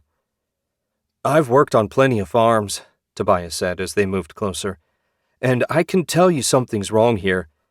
The chickens aren't out of the coop. The barn is closed up tight, and the fire isn't going. Either the people are gone or— I know. Please don't say it. I've seen enough death to last me 10 lifetimes. They made the rest of the walk in silence. Barrett went to the barn first. Inside, they found a single tan horse still in its stall. It snorted as they approached, and Barrett patted its flank. It only took a moment to pull some hay down from the loft and toss it in the stall. The horse happily started munching, and Barrett left it to its breakfast. "Found the coop," Tobias said. "Must be 20 chickens in there. There was 2 fat sows in the hog pen, too." "Think we should check the house?" Barrett asked. "We could just go get the others and let them check it. I mean, if no one's chasing us with a pitchfork right now. I don't reckon anyone's here." "That works for me. With just the critters we found so far, there's enough for everyone to last a couple days, maybe more. That big barn will offer plenty of shelter, too. It would be a shame to force everyone to sit outside any longer than necessary." "A damn shame," Tobias agreed. And so, having convinced themselves that returning to camp was the best move they could make, Barrett led the way down the path that led back to the main road and turned toward camp. The walking was easy, and they made the trip in about 2 hours. While they were gone, fires had been started and shivering people were gathered around them. "I didn't think you'd be back so soon." Prince Lachlan came striding toward Barrett. "I'll find Elias." Tobias made himself scarce as soon as the prince approached. "And no deer. What happened?" Prince Lachlan asked. "We found something better. A farm with chickens, pigs, a horse, and a barn big enough for most everyone to get out of the weather. Figured it would be better to come back and tell you rather than keep on a hunt that might come to nothing." "Thank Brannock. How far away is it?" "About 5 miles, give or take. There's no way you can miss it. Their place is the only turnoff between here and the farm." "What did the owner have to say about you showing up at his farm?" the prince asked. "Didn't see any people." Reluctantly, Barrett added. "Didn't check the farmhouse either. Figured our friends the Wraiths might have paid the unlucky folks a visit. Frankly, Your Highness, sir, I've seen enough bodies with those twisted expressions to last me until the end of my days."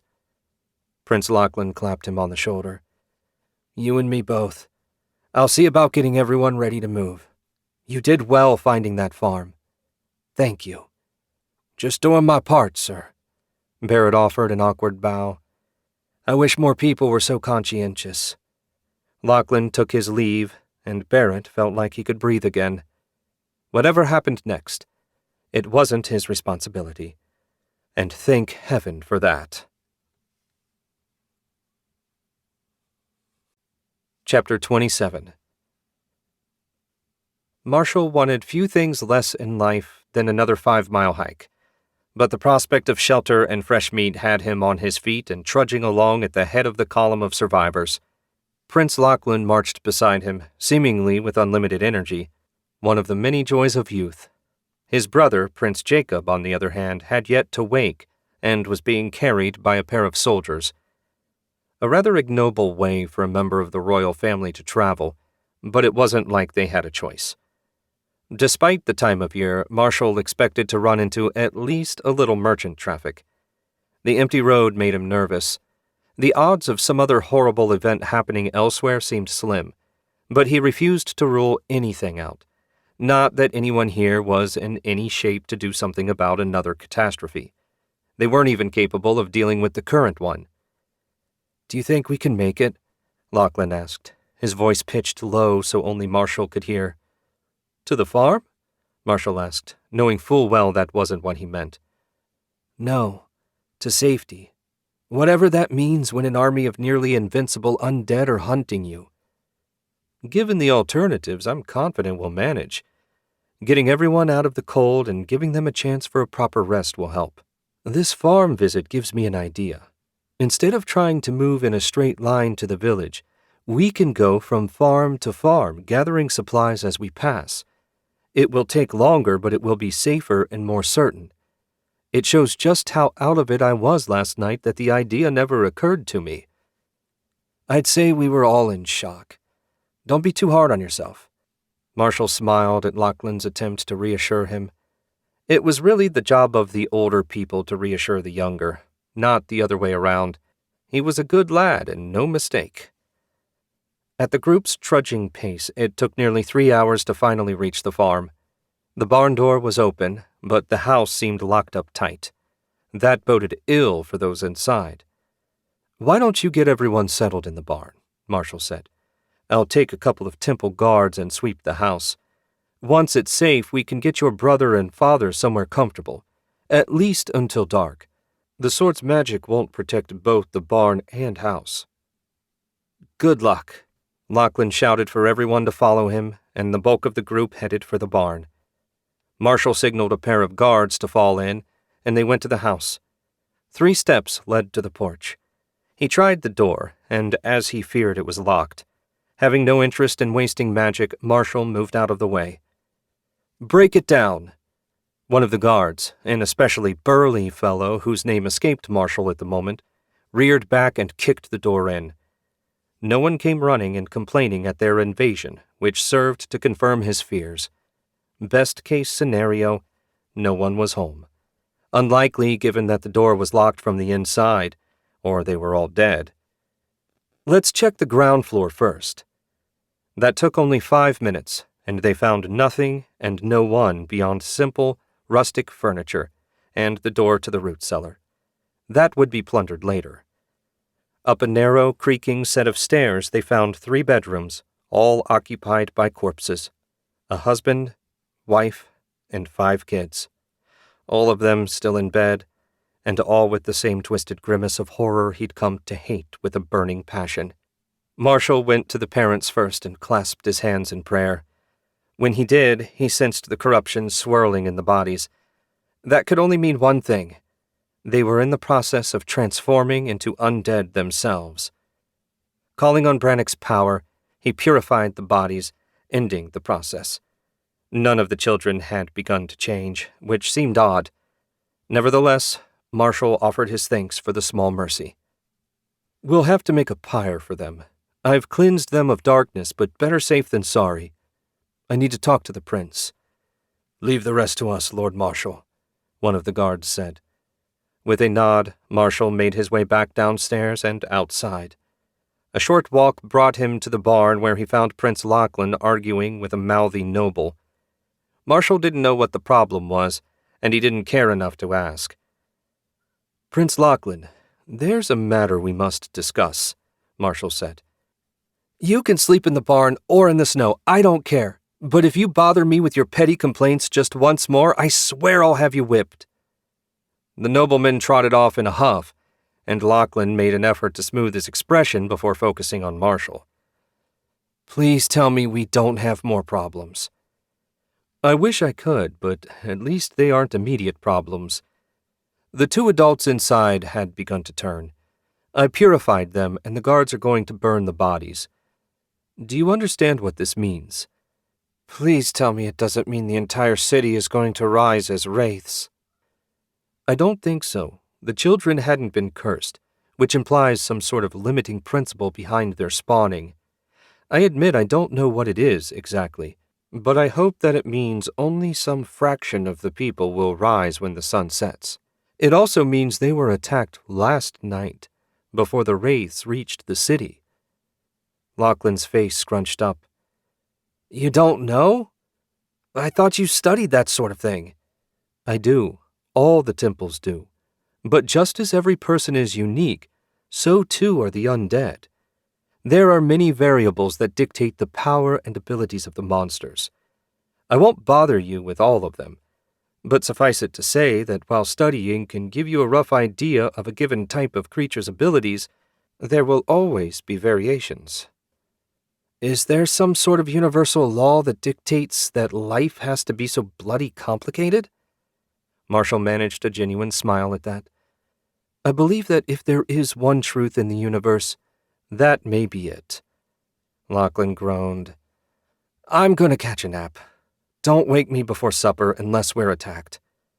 Sleep well. Marshall watched Lachlan disappear into the barn.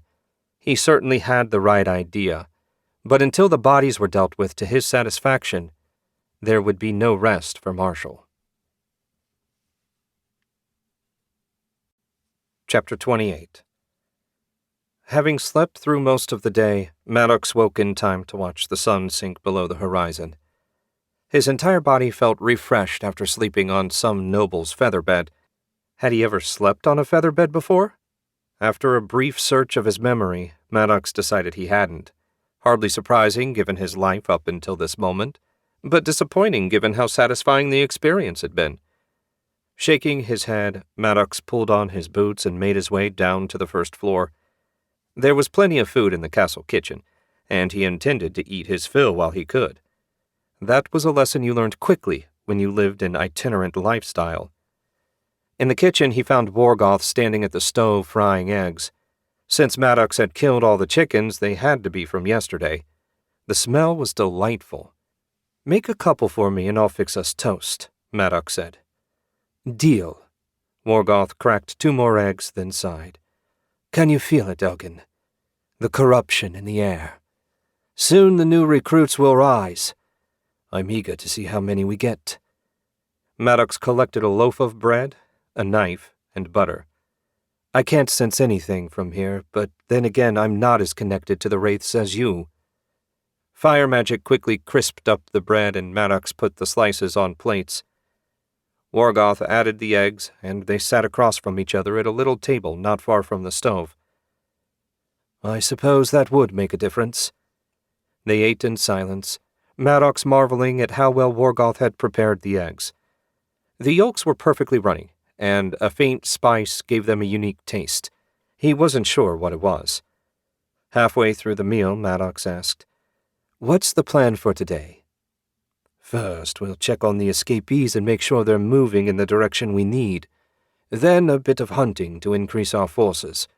A small town should be enough to let all the wraiths spawn.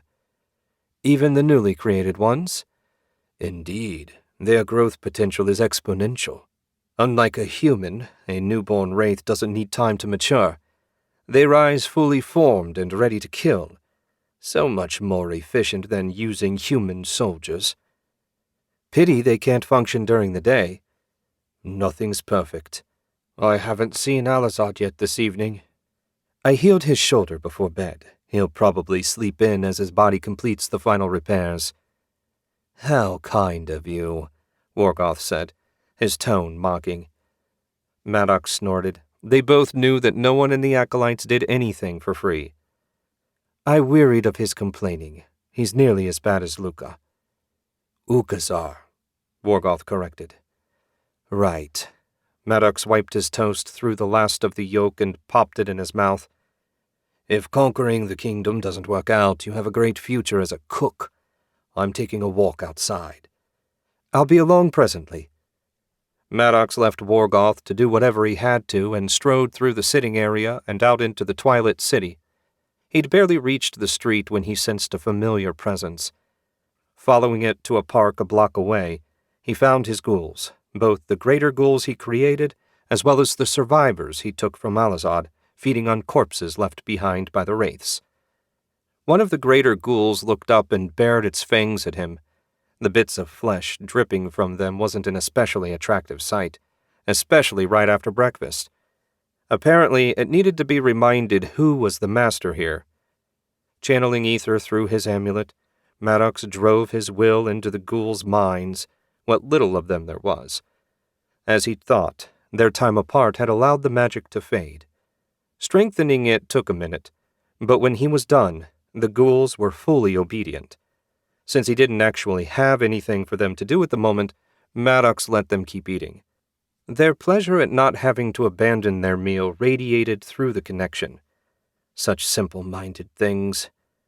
Pity humans weren't as easy to control. It would make life so much easier. The sun fully set, and a chill that had nothing to do with the winter weather ran through him. Wraiths rose out of the ground, their shadowy forms and glowing red eyes looking perfectly at home in the darkness. The ghouls stared at their insubstantial cousins for a moment before resuming their meal. The wraiths couldn't harm them, and they in turn couldn't harm the wraiths. And anything they couldn't kill or feed on was of no interest to the relatively unintelligent undead. Maddox, on the other hand, would make a fine meal for the wraiths. A small group flew closer than he liked. Ether snapped out, pushing them away, but doing no damage. Killing their troops himself would be a horrible waste. "Behave yourselves!" Morgoth's voice echoed through the darkness. As soon as he spoke, the wraiths surrounding Maddox flew his way like a pack of eager hounds. Maddox followed with a good deal less enthusiasm. When he arrived, he found Morgoth barely visible behind a cloud of wraiths. There were definitely more than before. The way their bodies overlapped made it hard to tell exactly how many were present. Alizad was keeping his distance from the display. He was standing straighter, and no sign of pain twisted his features. The healing, it seemed, had done its work. "It's strange the way he interacts with them," Alizad said, his voice pitched low. "They act more like friends than servants. The undead shouldn't be so friendly with a living man." Maddox shrugged. "I can't begin to tell you all the effects of the ritual he completed. As long as they obey and kill who they're supposed to kill, who cares what they act like with Morgoth?" "I suppose," Alizad said, not sounding especially convinced. At last the wraiths got sick of flying around Morgoth, and he moved to join them. "They seem to have missed me. The wraiths are far sweeter-tempered than the ghouls we usually work with. Speaking of which, I see your pets made it back, Elgin." Maddox nodded. Sweet-tempered undead. Whatever next? "What now?" he asked. "Now we gather our gear and make sure our guides are behaving as we require. Assuming they are, we'll leave a token force to follow them while the rest go hunting. That cycle will repeat until we reach the Great Forest. Once we get there, we'll need to find Yemen and join forces for the final assault on the alchemists." "Sounds simple enough," Alizad said. "It should be," Morgoth agreed. "With the wraiths on our side, no force in the kingdom can match us. Once the alchemists are dealt with and the fourth urn recovered, we'll return to base and open them. With the apprentice's help, finding and recovering the final urn should be child's play. Once he's fully restored, the kingdom will be ours." That all sounded good to Maddox, but he seriously doubted Morgoth's glib description would prove to be accurate. Chapter 29. Harper strode into the village about half an hour before sunset. If the place had a name, she hadn't seen it. It was one of those little villages that dotted the countryside and generally served as nothing more than a gathering place for the local farmers. But it had an inn, and that's all that interested her at the moment. She and Sergeant Thomas had been making good time on their journey southwest to the capital. The problem was, having an extra, unexpected mouth to feed meant the special food Lynn had provided her wouldn't last unless she supplemented it along the way. Hence, they had been stopping every night possible at a village and staying at an inn. Harper was fortunate that Thomas had a modest sum of silver on him and wasn't shy about spending it. There weren't many houses in the village. As she expected, most of the locals lived at their farms and only came to town to trade or pass the evening at the inn. That suited Harper fine, as she had no interest in dealing with curious villagers. They'd made up a story about going to the capital to visit relatives, but it sounded so thin to her that she was afraid to actually tell it to anyone. Beside her, Thomas was fidgeting again, a sure sign that he was thinking about the men he left behind. Not that she blamed him. Leaving comrades behind was a terrible thing to have to do. Harper certainly missed West, though his situation was a great deal better than the soldiers taken prisoner and used as bait. Miss Harper. I swear to Brannock that if you ask me again if I think your men will be okay, I'm going to leave you by the side of the road. Harper winced. She hadn't meant to speak quite so harshly, but the constant nagging was driving her nuts. It's not that, miss. I was just thinking that we'll probably reach the capital in a couple days. Do you really think they'll let you in to talk to the king? Harper shrugged. Lynn seemed confident that the amulet would open doors for me. I guess we'll find out whether or not she knows what she's talking about soon enough. Is there a plan B? Plan B? Harper asked. Yes. If your amulet doesn't get the desired result, what then? Harper shrugged. Damned if I know. I'm a nobody. I guess I'll try and find Barrett and Tobias. It's possible they've made contact with someone that could help me. That doesn't seem like the best backup plan, if you don't mind me saying so, miss. I'm perfectly open to suggestions. Now it was Thomas's turn to wince. I fear I have little to offer in that regard. Harper turned off the dirt street toward the inn. Let's just eat and sleep for now. We can worry about the rest when we arrive. She pushed through the door and heat washed over her. It was most welcome after 3 days on the road, sleeping outside and generally roughing it like a mountain man. Half of the dozen or so tables were occupied, and everyone sitting at them looked up as Harper and Thomas entered. She looked back, taking in the dirty faces, many times patched clothes and general lack of wealth. The sight reminded her of the bear, and a wave of homesickness washed over her only to be banished again a moment later. With a general nod to the room, Harper made her way toward the bar at the rear. She paused for a moment at the big iron stove that was the source of the pleasant warmth, and rubbed her hands together. When she finally felt warm, Harper continued on. A fat man, the only one she'd seen in the village, sat polishing a clean glass with a dirty towel. His bald head glistened in the lamplight, and huge sweat stains darkened his tunic. He looked at Harper in a way that made her want to remove his eyes with a spoon. When he finished looking, he stood, set the glass down, and smoothed the front of his greasy apron. Help you? We need a room. You can stay with me for free. He licked his plump lips and waggled bushy eyebrows. I'd sooner sleep in a hog pen. Now, do you have a room or not? His already ruddy cheeks flushed darker. Bitch! Are you comparing me to a pig? No, that would be unkind to the pigs. He bared his yellow teeth. I have a good mind. Thomas lunged across the bar, grabbed him by the tunic, and dragged him halfway into the common room. You've offered enough insults for one night. My name is Sergeant Thomas of my Lord Baron MacLeod's personal guard, and I'm escorting this young lady to the capital. We require a room for the night. Should you speak a word unrelated to that request, I'll slap the taste out of your mouth. The now trembling bartender said, Beg your pardon. It was just a bit of teasing. I meant no harm. We have 2 empty rooms, one for each of you. My treat, as an apology. We need only 1 room, Harper said. Yes, miss, 1 room it is. If you could just set me down, I'll get your key. Thomas lowered him to the floor and a moment later accepted an almost comically large iron key. Top of the stairs, first door on the right. They ordered bowls of stew and ate before heading upstairs. When Harper had closed the door and locked it, Thomas said, Why not take both rooms if they're free? We could both sleep in a proper bed for a change. The lantern's magic won't protect 2 rooms. Thomas grimaced, and he looked like he wanted to say something else. Spit it out. Is it really necessary? We've seen nothing suggesting a supernatural threat on the scale of an army of undead. I think your friend is worrying over nothing." Harper shrugged.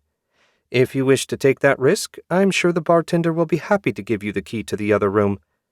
For myself, I trust Lynn's assessment of the danger. And as my father always said, better safe than sorry." "I suppose that's true. And besides, I have no desire to talk to that disgusting man again. If I did, I might run him through and damn the consequences." Harper grinned. "You're quite the knight in shining armor. When you lunged over the bar and grabbed him, I couldn't have been any more surprised." "I'm no knight, but I do have a sister about your age, and the thought of him looking at her the way he did you made my blood boil." "If you're no knight, then I'm no lady. I'm pretty sure I've been hit on by every drunk in Parville. Still, I appreciate the gesture. I'll fire up the lantern and we can get some sleep. Whose turn is it to take the floor?" Thomas winced. "Yours, miss, but I can sleep there just as well if you prefer the bed." Harper chuckled. "I've slept in far rougher places than an inn floor. Have no fear in that regard."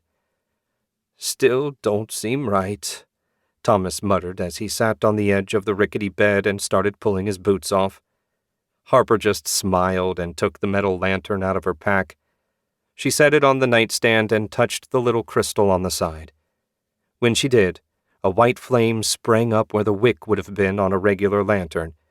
It would burn for 18 hours or until she touched the crystal a second time. Even though they had yet to run into the wraiths Lynn warned her about, Harper was just as glad to have the lantern's protection. She'd seen too many monsters and too much magic to treat the threat lightly. She unrolled her bedroll and settled in. The floor might have been hard, but at least there were no rocks jabbing her in the back. That was a vast improvement over sleeping on the ground. It seemed like her head had barely touched her pack, and she was fast asleep. Harper dreamed of screaming people and faceless killers. She was in a shadowy place, one unfamiliar to her. It wasn't her room at the inn. Instead, it looked like someplace natural. A cavern, maybe. That was just a guess, as she had never been underground before. There were no naturally occurring caves near Parville.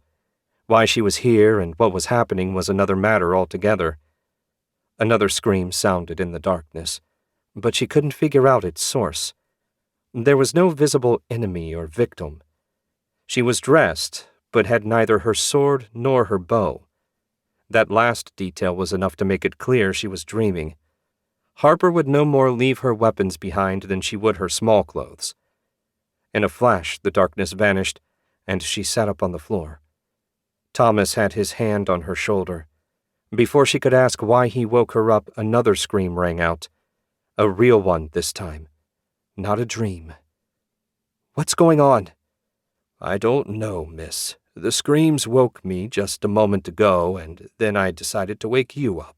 It seemed whatever was going on, it would be best for us to face it together." His voice trembled and held a hint of real fear. The first she'd heard since they left the ghouls behind. Harper scrambled to her feet and prepped her gear. More screams rang out at irregular intervals. It sounded like the entire village was being slaughtered. She wished their room had a window so she could see what was going on. She snatched the lantern up just in case and motioned toward the door. Thomas eased over, inserted the key, and pulled it open. "Ah!" He leapt back, tripped, and ended up on his backside. At the very edge of the lantern light floated a dark figure with evil red eyes. It looked like a human insomuch as it had a head and 2 arms. Its lower body just trailed away like smoke. The wraith, for she could imagine it being nothing else, raised a dark, clawed hand and scraped it across the invisible barrier created by the lantern's light. It stared at them for a moment longer, then flew off. Thomas looked up at her. "Brannock, bless me. I swear I'll never complain about you lighting the lantern before bed again."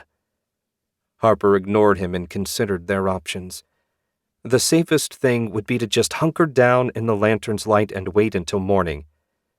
But if they did that, a lot of innocent people would die. She didn't consider that an acceptable option. She held the lantern out to Thomas. "Hold this." While he did, she strung her bow and fit a mithril-tipped arrow to the string. "Let's go." "Go where?" The panic in his voice was clear and sharp. "Wraith hunting." "Are you mad?" "No. Relax. All you need to do is hold the lantern. Its magic will protect us. I'll shoot as many wraiths as I can. If we can get some people into the circle of protection, so much the better. You'll be in no more danger outside than you would be in here, and we might actually do some good." Thomas took a few deep breaths, then sighed. "How is it a teenage girl has more guts than most of the men I've known?" "Perhaps you're hanging around with the wrong sort of men. Are you with me?" "Damn right." They stepped out into the hall. It was pitch black beyond the lantern's glow. Every once in a while she thought she saw a flash of crimson eyes, but given her limited number of arrows, she refused to waste any on a blind shot. At the bottom of the stairs, they found the bartender lying on the floor, his face twisted in a rictus of horror. Disgusting as he was, Harper hadn't wished such a death on the man. Switching her bow to her left hand, she drew her father's sword and hacked the bartender's head off. At least he wouldn't rise again. "Gruesome," Thomas said. "I can't argue with that, but it's a necessary precaution when you're dealing with people killed by undead. If worst comes to worst, we'll have to do the same to everyone in the village, then burn the bodies. Not a process I'm looking forward to." All the blood had drained from Thomas's face, but he didn't complain or faint. That was about the best Harper could hope for. The rest of the inn appeared empty, so they stepped outside. A few bodies littered the ground, but as she'd thought, there weren't many people that lived in the village full-time. A wraith appeared directly in front of them and paused just long enough for Harper to put an arrow through it. The wraith vanished in a puff of darkness, leaving no sign that it had ever existed. "Nothing like an enemy that doesn't leave a mess behind." Thomas's forced laugh came out high and shrill. "Oh, they leave a mess behind, just not the sort you're talking about." "I suppose so. Where now?" That was an excellent question. The wraiths didn't leave tracks, so she couldn't exactly hunt them down like she would a wolf. "Turn right, and we'll take a look down the street. I've got a sick feeling that we're too late to help anyone." They walked down the street to the final house at the edge of the village without encountering anything, living or dead. Repeating the search to the left, they came up just as empty. Harper shivered when she realized they were probably the only living things in the dark, silent village. "We might as well go back to our room. There's nothing to be done here, at least not until morning."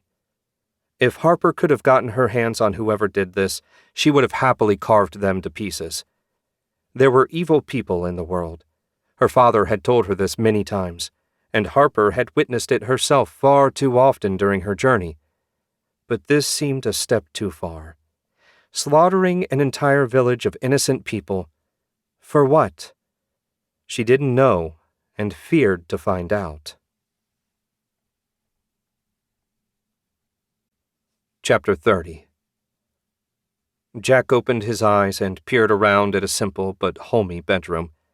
Of all the things he'd expected to find, himself in a reasonably comfortable bed with a roof over his head and no monsters trying to kill him sat pretty low on the list. Since he wasn't in his own bedroom, he felt confident that the horror of the last night wasn't a dream. More's the pity. He shuddered when he remembered the feeling of having his awareness locked in a black box in his mind with no way to escape. He'd never felt anything like it, and dearly hoped never to do so again. As soon as he thought that, he realized that his wish was unlikely to come true. The odds of him suddenly being able to draw out the Sun Sword's full power were vanishingly small.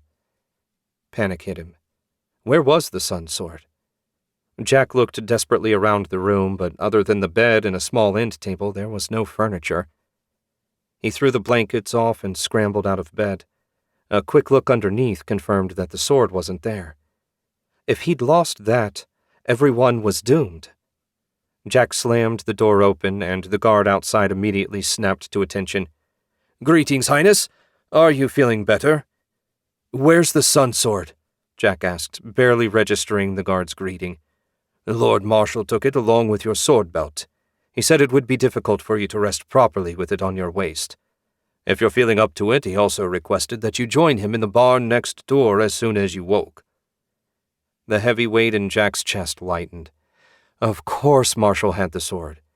He wouldn't be so irresponsible to just leave it lying around. "Where are we exactly?" "A farm, Highness, about 5 miles from where we first stopped. We found food and shelter. Unfortunately, the Wraiths had visited earlier, and the family that lived here was already dead. Lord Marshal ordered them burned." Jack scrubbed a hand through his hair. Yet more victims of these monsters. "My thanks. Did you have a chance to rest? It was a long night for everyone." "Yes, Highness, thank you for your concern. I slept 4 hours before starting my shift. Once the sun sets, I'll get a proper rest." That comment brought a frown. He'd assumed they'd be walking through the night again. Marshal could tell him more. "How is my father?" "His Majesty remains unconscious. He's resting in the barn with everyone else. You and I are the only ones left in the house." "Then let us go and see how everyone fares." Jack set out with the guard to his right and a step behind, as was proper. "No need to fear on that account, Highness. Prince Lachlan has been tireless in making sure everyone has everything they needed, at least insofar as possible. I'd spent little enough time in his company, but he seems a remarkably conscientious young man." Jack smiled at that. Lachlan was conscientious, though usually his focus was on training with the sword. Knowing his brother was looking after everyone lessened the weight on his chest even more. Hopefully Jack would be able to do more to help now that he was awake. Outside, the sun hung low in the sky, and Jack guessed it was about an hour before nightfall. The barn door was wide open, and a knot of children were running around and playing tag in front of it while a pair of women watched over them. Based on the smiles and laughter, it looked like they'd already thrown off the gloom of the dead city. He envied them that. Jack seriously doubted he'd ever forget what he saw, and he'd only seen the carnage between the castle and temple. How much more had the others witnessed while he was locked in his own mind? He shuddered to think about it. As he approached the open barn door, Marshal emerged, Jack's sword belt in hand.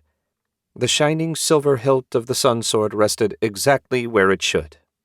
A long sigh slipped out, and with it went the last of the weight that had been crushing him. Marshal spotted them approaching and changed direction to meet them. "Jacob, my boy, I was just coming to wake you up. How are you feeling?" "I'm okay, Marshal, thank you." "Excellent. The cooks are roasting a whole pig behind the barn. You should get something to eat. You'll need all your strength for tonight. The magical engineers did something to speed the process, which left the meat a bit tough, but it still tasted good." "Food would be most welcome. But first, could we talk a moment?" "Of course." Marshal held out his sword belt. "I expect you'll be wanting this back." "I'll leave you two alone," the guard said as Jack snugged up his belt. Marshal waved, and the two men strolled along toward the farmhouse. "What's on your mind, Jacob?"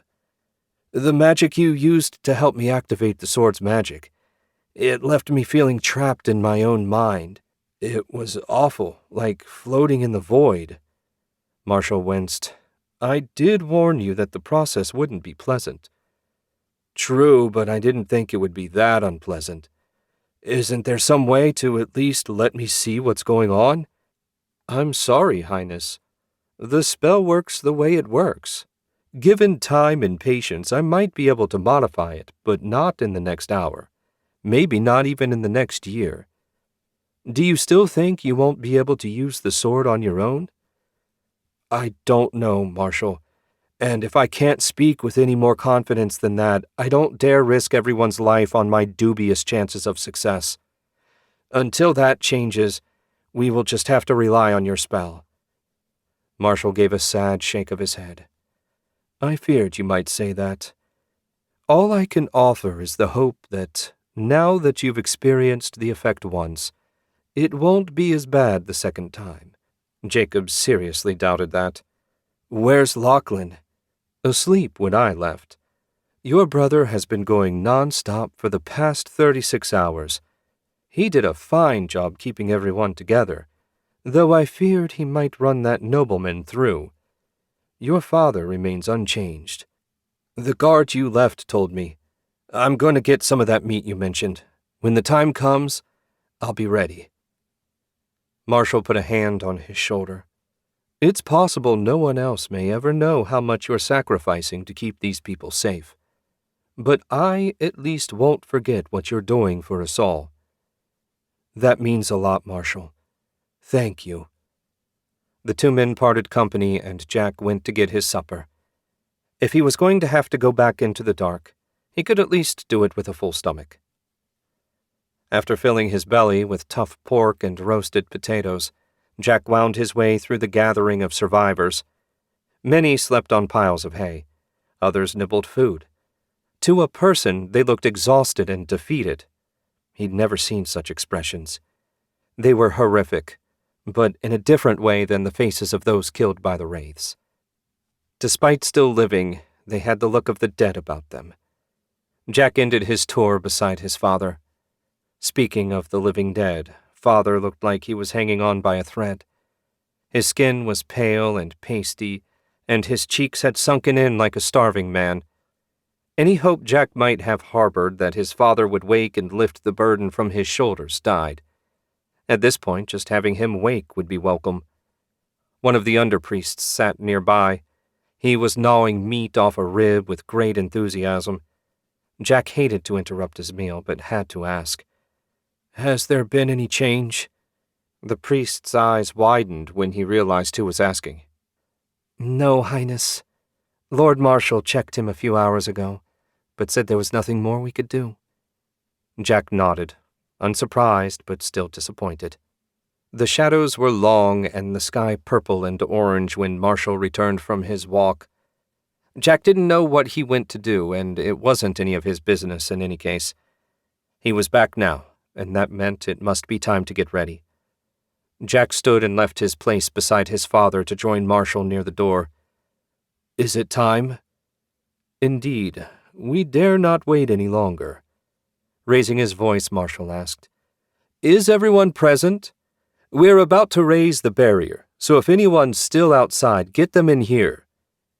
When no one offered any protest, Jack steeled himself and drew the sun sword. "How do you want to do this? Since we won't be traveling, the easiest way will be for you to take a seat and hold the sword on your lap while gripping the hilt. The magic will still be hard on your mind, but at least your body will be at rest. Hopefully that means you don't end up unconscious for so long afterward."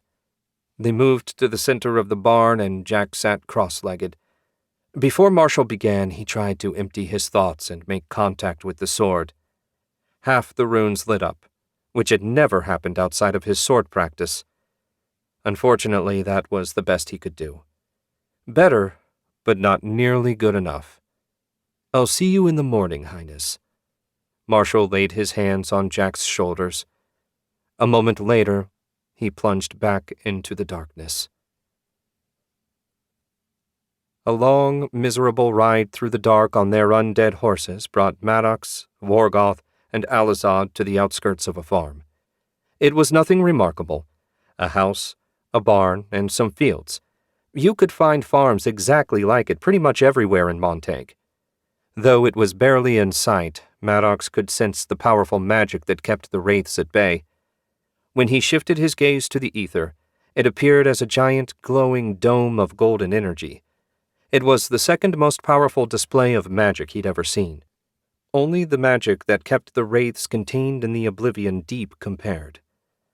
"Interesting," Wargoth said. "I hadn't expected them to take shelter like this. With so many mouths to feed, I suppose it makes sense that they'd want to travel from farm to farm. A bit like locusts. Does that affect your plan? Maddox asked. Not a bit. I just thought it was a remarkable turn of events. What now? Alazad asked. We'll keep watch over them while the wraiths hunt. They couldn't escape us if they wanted to, but I still want to know what they're up to. Alazad yawned and dismounted. It's not like we have anything better to do at the moment. I do believe I'll take a nap. That struck Maddox as an excellent idea, and he dismounted as well. Working together, he and Alazad created a crude campsite free of snow and rocks. Morgoth watched them from the back of his mount. Vaguely annoyed that he didn't offer to help, Maddox asked, "Are you going to join us?" In a moment. I'm having a look around through the wraith's eyes. The barrier blocks me from seeing into the barn, and there's nothing living outside of it. Ah, a village. This is the perfect place for them to hunt. Morgoth closed his eyes for a moment, then dismounted. I gave them their orders. Now, did anyone bring a deck of cards? Maddox was certainly not in the habit of carrying cards around with him. He did have a book on alchemy that he took from the alchemist's settlement. With nothing better to occupy him, Maddox pulled it out and started reading. Tedious hours passed until Morgoth's head popped up like a gopher's. What? Maddox asked. One of the wraiths was just destroyed. There shouldn't be anyone capable of that in such a tiny, insignificant village. What do you want to do about it? Maddox asked. Morgoth had a faraway look in his eyes. I can't see anything noteworthy in the village. Maybe some visiting magical engineer got lucky. Unless something else happens, I'll leave it for now. Anyway, the wraiths have all killed at least one person, so I'll recall them. Is it okay for us to stay this close to the refugees? Alazad asked. If they spot us in the morning, it'll just be the three of us and a few ghouls. Maddox figured the three of them and the ghouls would be enough to kill everyone down there should it be necessary. But Morgoth shook his head. We'll withdraw to a safe distance an hour before dawn.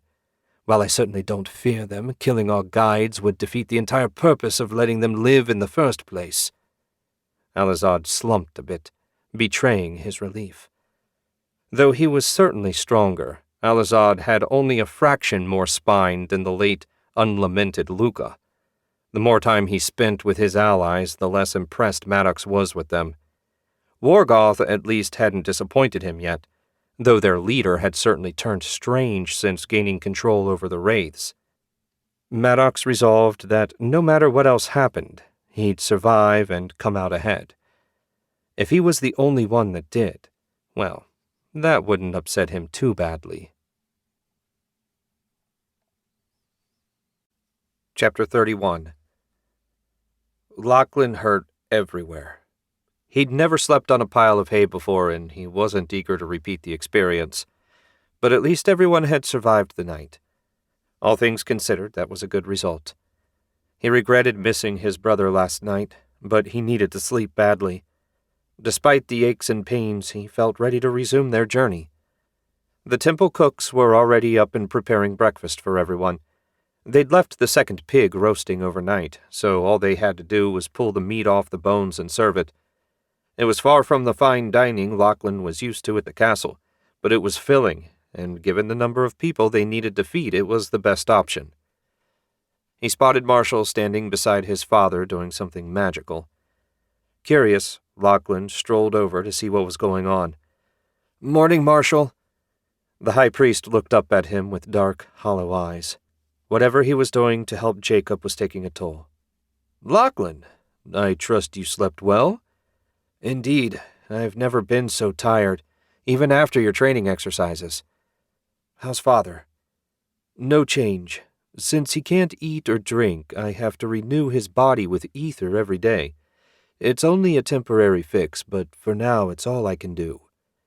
"And my brother?" "Jacob is fine, just exhausted. The magic takes a huge toll on him." "He's not the only one." Marshall offered a weak smile. "Don't I know it? When we set out, I'll put myself in a trance to restore my strength. But you'll need to assign bearers to carry both me and Jacob until we've recovered. Given that we'd all be dead without both of your efforts, I'm confident that there will be no shortage of volunteers for that honor." The glow around Marshall's hand vanished. "I've done what I can. It's in the angel's hands now. If you can arrange a stretcher, I'll lie down on it before entering the trance." "Will I be able to wake you should an emergency arise?" "The priests can. But please don't unless there's a life-and-death emergency. I need to restore myself if I'm to have any hope of helping your brother through another night." "Understood, Marshal. See you tonight." Lachlan strode off, pausing only long enough to give orders to his chosen stretcher-bearers. 3/4 of the way to the barn door, he spotted Barrett and his friend wolfing down piles of roast pork. He kept his distance until they'd finished, then approached. As soon as he was spotted, both men scrambled to stand. Barrett offered an awkward bow that was both pitiful and more honest than any polished show of respect Lachlan had ever gotten from a noble. "Highness, how can I help you?" "The same way you did yesterday, by scouting ahead. We've come to the decision that moving from food source to food source is our best chance to reach our destination alive. You did a fine job locating this farm, and I'm confident that you can do an equally good job finding our next campsite." Barrett looked at the ground, clearly embarrassed by the compliment. "Glad we could be of service, Your Highness, sir. How far ahead do you want us to go?" Lachlan scratched his chin. That was a good question. If they stuck to the road, surely 15 miles would be possible before dark. When he suggested that, Barrett nodded. "We'll do our best. If we find the farm is occupied, how do you wish us to proceed?" Lachlan shook his head. Under different circumstances, that would be a difficult question. But right now he knew the answer at once. "Don't approach on your own. We'll march in together. No farmer is going to be willing or able to argue with a group our size. Besides, with the wraiths wandering around, it'll be safer to bring any survivors we meet on the way with us. If we leave them behind, we'll just be sentencing them to death." "As you say, Highness. We'll be on our way. Safe journey to you." "And to you." When Barrett had gone, Lachlan focused on getting the rest of the survivors ready to march. Thank Brannock, the hunter and his friend had been in Montague City when the attack came. Lachlan wasn't sure who he would have sent to scout their path if those two weren't here. Though it was a small thing, Lachlan took it as a good omen for their future. Barrett and Tobias reached the main road and turned east. This scouting mission was yet another responsibility that Barrett didn't want. But he had it now and would be sure to see it through. At least finding a place big enough for the survivors wouldn't be a huge problem. Pretty much any farm with a decent-sized barn would do, and in this part of the kingdom there were dozens of such farms all over the place. After half a mile of walking, Tobias said, "You're getting pretty chummy with the prince, aren't you?" Barrett snorted at that. "I suspect we're nothing but useful tools to him, and I'm fine with being used at the moment. Walking with the survivors is depressing. I'd much rather be out here on our own." "Can't argue with you about that," Tobias said, "especially since we can't pry Elias away from his lady friend with a crowbar." "Don't give me that. If you had a lady friend, you'd be sticking close to her as well." Tobias chuckled. "Got me there. Where the hell you reckon we're going anyway? I'm not real familiar with the eastern part of the kingdom." Barrett shrugged. "Damned if I know. I figure that unless we want to end up wraith bait, we'd best just stick with the group and do our part." Tobias's easy smile curdled. "We seen some things, ain't we?" That was putting it mildly. The time was fast approaching when Barrett would gladly seek out that wizard and beg him to remove all his memories from the last few weeks.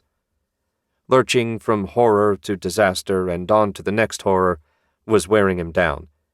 Even the stories Dawson used to tell about his ranger days couldn't hold a candle to the last month. The conversation dried up after that, which suited Barrett fine. He wanted few things less than to talk over their situation. As noon approached, he spotted a huge black plume of smoke rising in the distance. looked like whatever it was waited directly in their path. Since in Barrett's admittedly limited experience nothing good ever came from that much smoke, he debated turning off the road. No, they were supposed to be scouts, and part of the job was figuring out what sort of dangers might be waiting for the main group. "Now what?" Tobias asked. "Brannock knows. Reckon we'll find out in another hour or so. Let's keep it quiet. If we have to run, I'd like as big a head start as possible." Tobias gave an enthusiastic nod at that. The pair went into full hunter mode and hurried along as silently as possible. A little less than the hour Barrett predicted saw the pair standing at the edge of a little village. In the center roared a huge bonfire. It sent flame and smoke 20 feet into the air. Whoever built it must have used every stick of firewood in the village. "Is it a festival?" Tobias asked. "This isn't a holy day, is it?" Barrett wasn't even sure of the exact day, much less how holy it was. He started to say so when someone in a brown cloak appeared. They were dragging a headless body toward the fire. A second person, a man judging from the build, arrived a moment later and tossed what looked suspiciously like a head into the fire. Next he grabbed the corpse's legs, and together the pair heaved the body in. The cloaked figure turned to face Barrett, and his eyes nearly bugged out of his head. "Harper?" He'd spoken far louder than he intended. She put a hand on her sword. "Who's there?" He'd know that voice anywhere. Barrett led the way into the village. Harper let go of her sword and offered a tired, sad smile.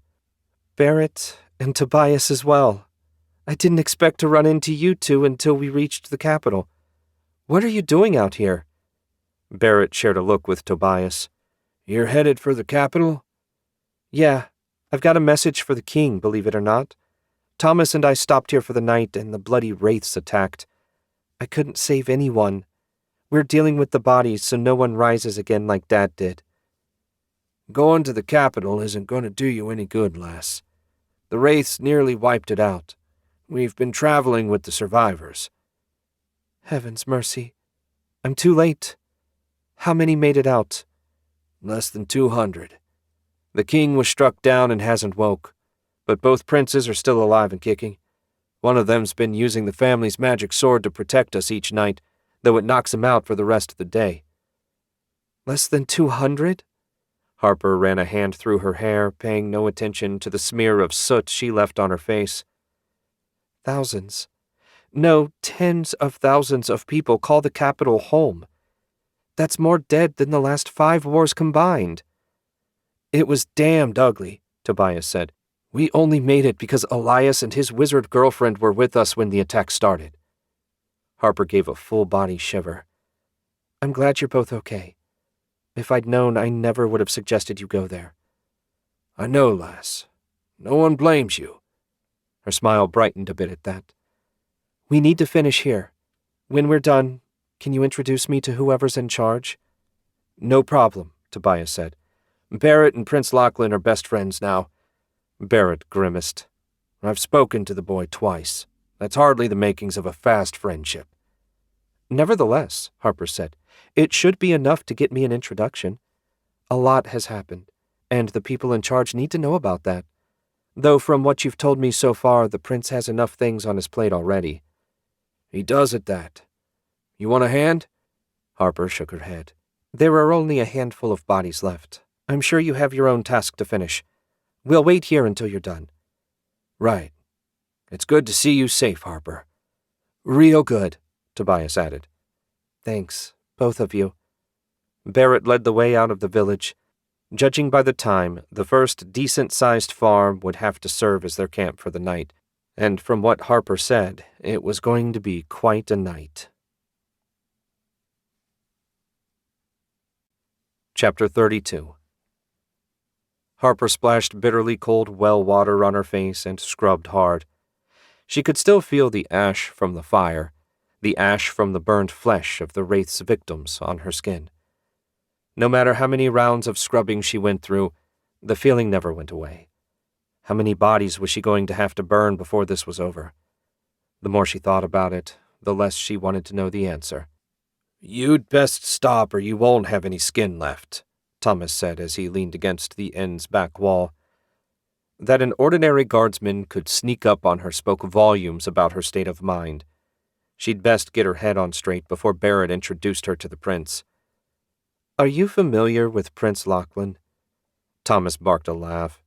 "Do you imagine my lord the Baron introduced me to the high and mighty when we went to the capital? My job, along with all the other guards, was to keep him safe and otherwise remain invisible." "Sorry, I suppose I should have known that. I was just hoping to get some sort of a read on the kind of person the prince is."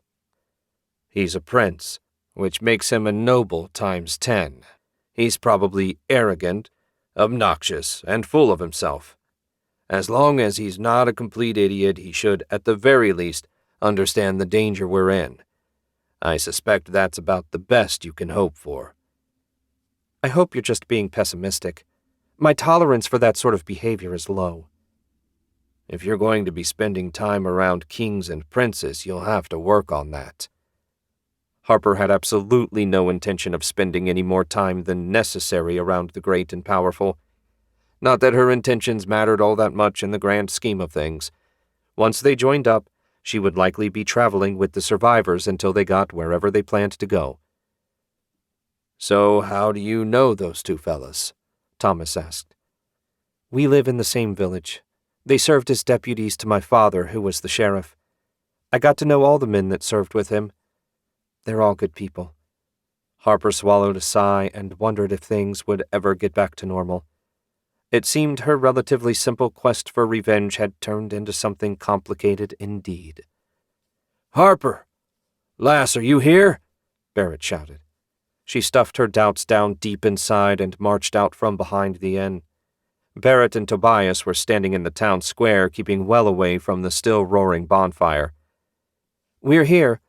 Did you find what you were looking for?" "Unfortunately. Another farm with no sign of living farmers. I figure there will be at least a few more bodies in need of burning there as well, but that's for others to handle. We'll catch up with the rest of the group, and I'll see about introducing you." Harper nodded with what she hoped was passable enthusiasm. "I appreciate it, Barrett." The quartet set out down the road. Judging from the height of the sun, they had a little over an hour until dark. Hopefully the main body of refugees wasn't too far away.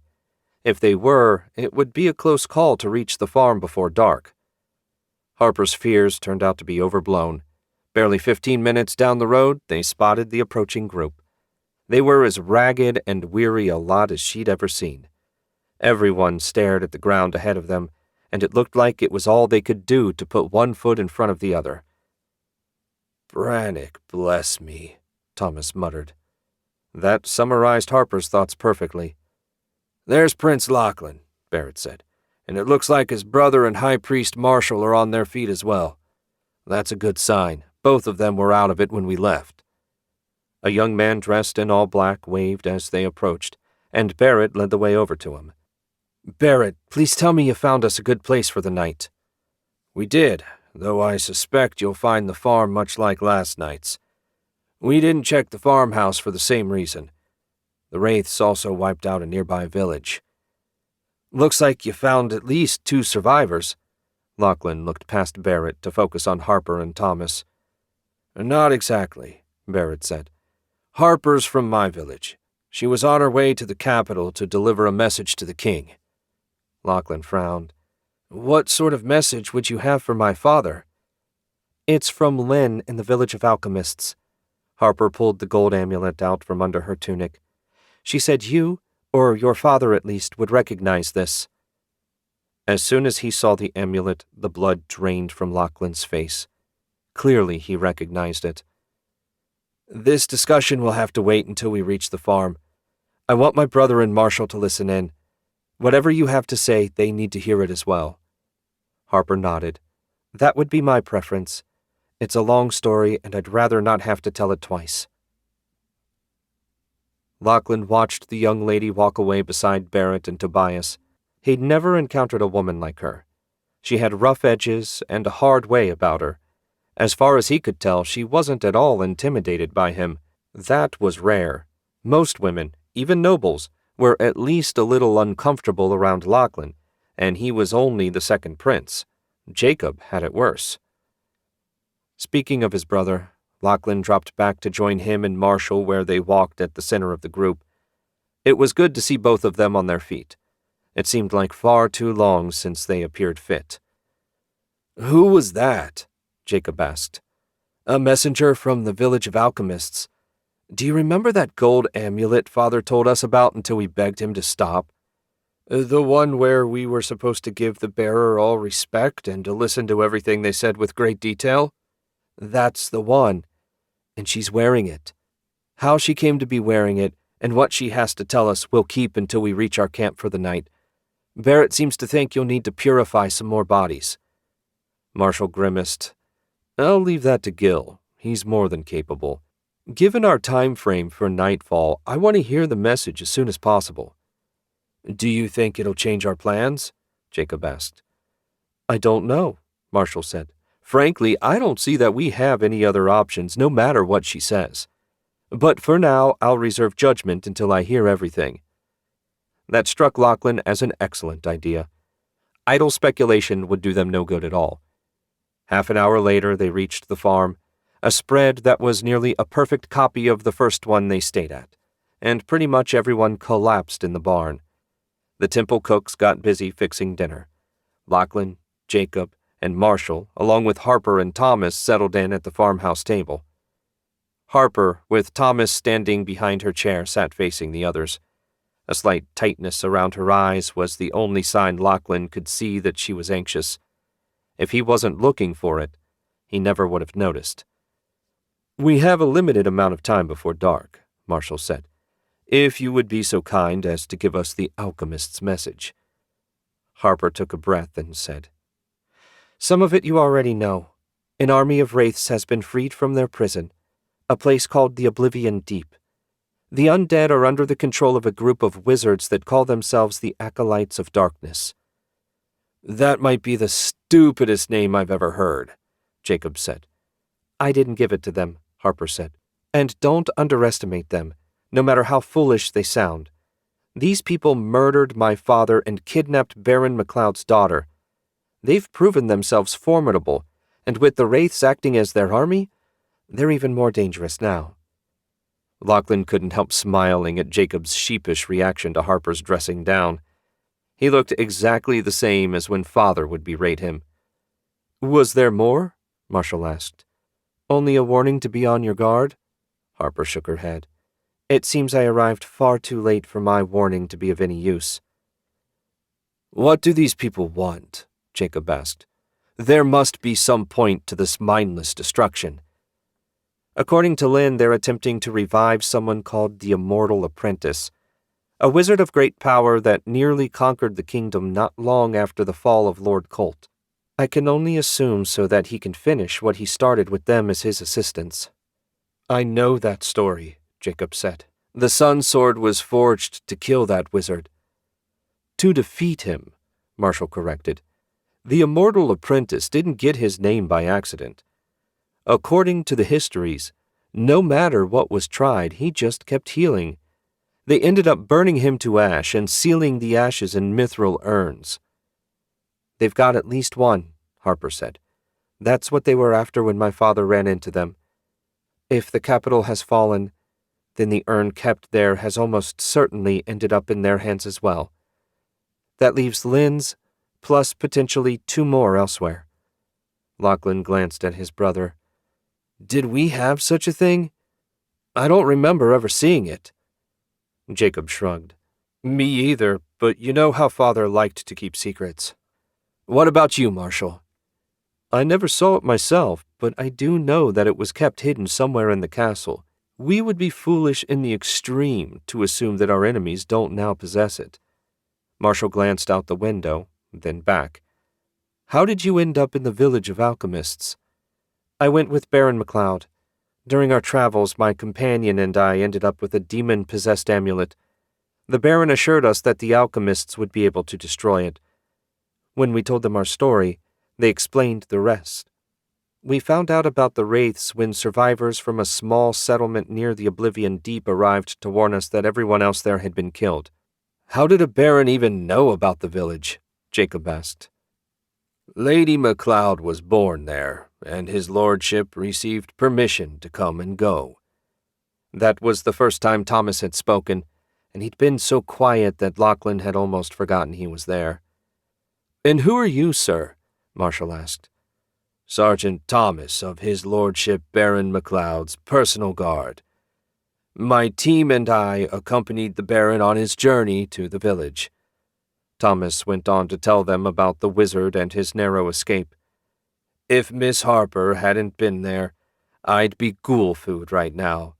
That wizard wants into the village in a bad way. I fear we'll have to call that good for now, Marshall said. The shadows are long, and we need to get the barrier up. They all stood and followed Marshall out of the kitchen. Gil was waiting by the front door when they exited. The underpriest bowed to Marshall. Only an older couple, Lord Marshall. No children.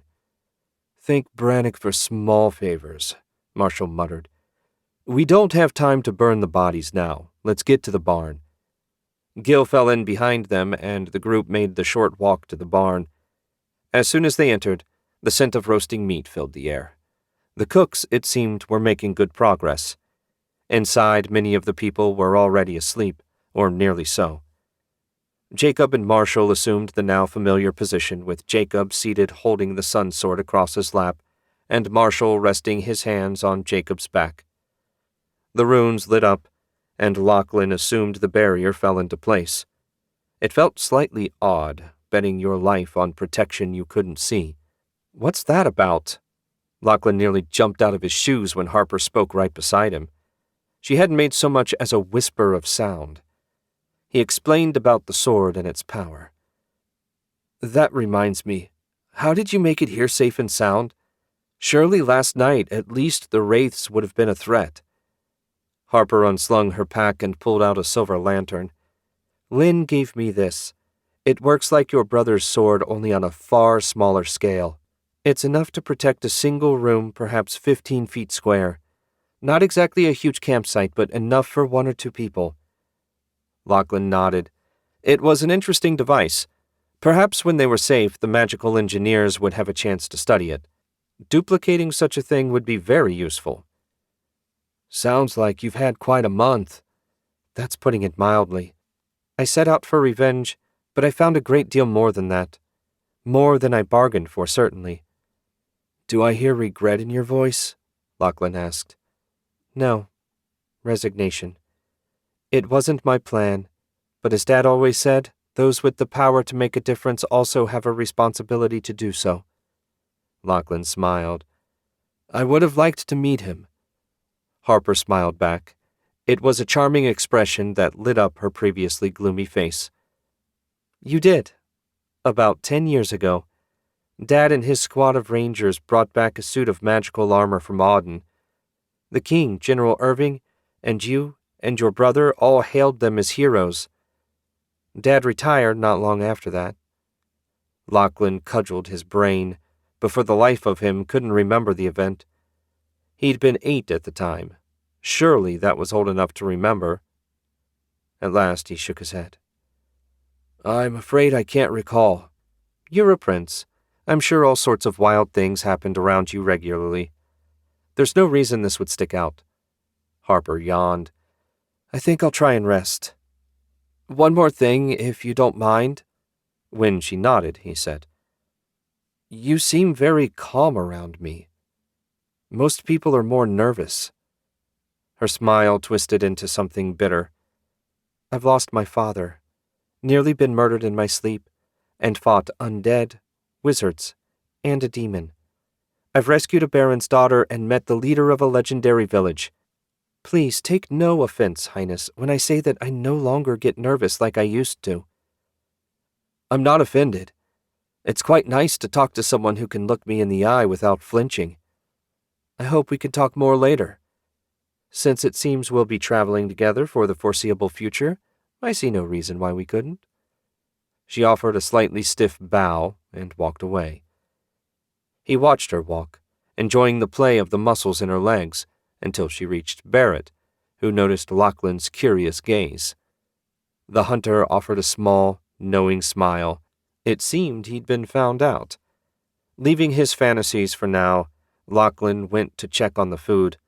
Considering how far they'd walked, the people would be starving. He sighed.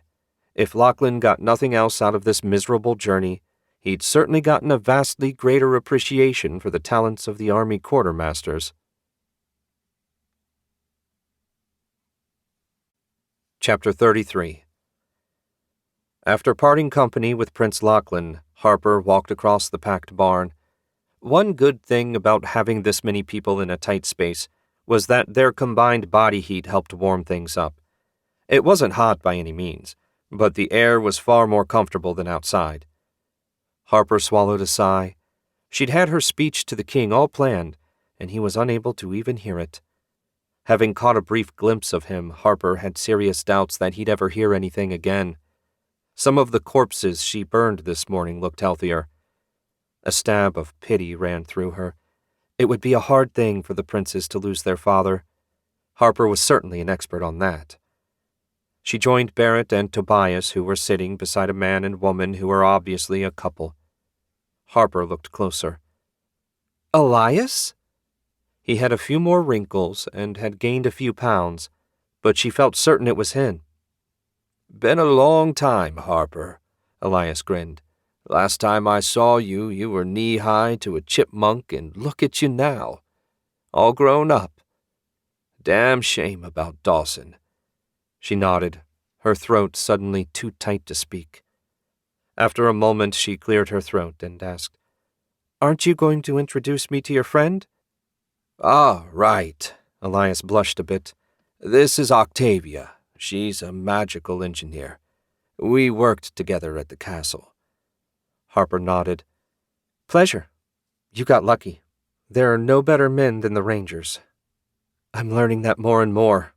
Octavia snuggled closer to Elias, whose face split into the happiest, most goofy smile Harper had ever seen. It was nice that someone was happy in all this misery. It gave her hope that maybe when matters were finally settled, she could find some happiness for herself. How are the other guys? Harper asked. Elias's smile withered. Sergeant Bennett died about a year ago. Jackson was at the castle when we were attacked. I hold out little hope for him. I lost track of the rest of the guys that stayed Rangers. I assume they're out and about somewhere, freezing and complaining. Sounds about right, Harper said. Part of me wishes they were here, but another part is glad they're well away from this mess. You said it. Alice! A woman's scream cut Elias off mid-sentence. Harper spotted the frantic woman a moment later. She was looking everywhere, her face twisted in stark terror. Alice! She called again in painful desperation. Harper hopped to her feet, grabbed her gear, and took a step toward the woman. Barrett caught her pant leg. Best not to get mixed up in it, lass. And what? There's only one thing that could upset a woman that much. Her kid must be missing. You expect me to just ignore that? Harper pulled away and hurried over. She arrived at the same time as Prince Lachlan. What's the trouble? He asked.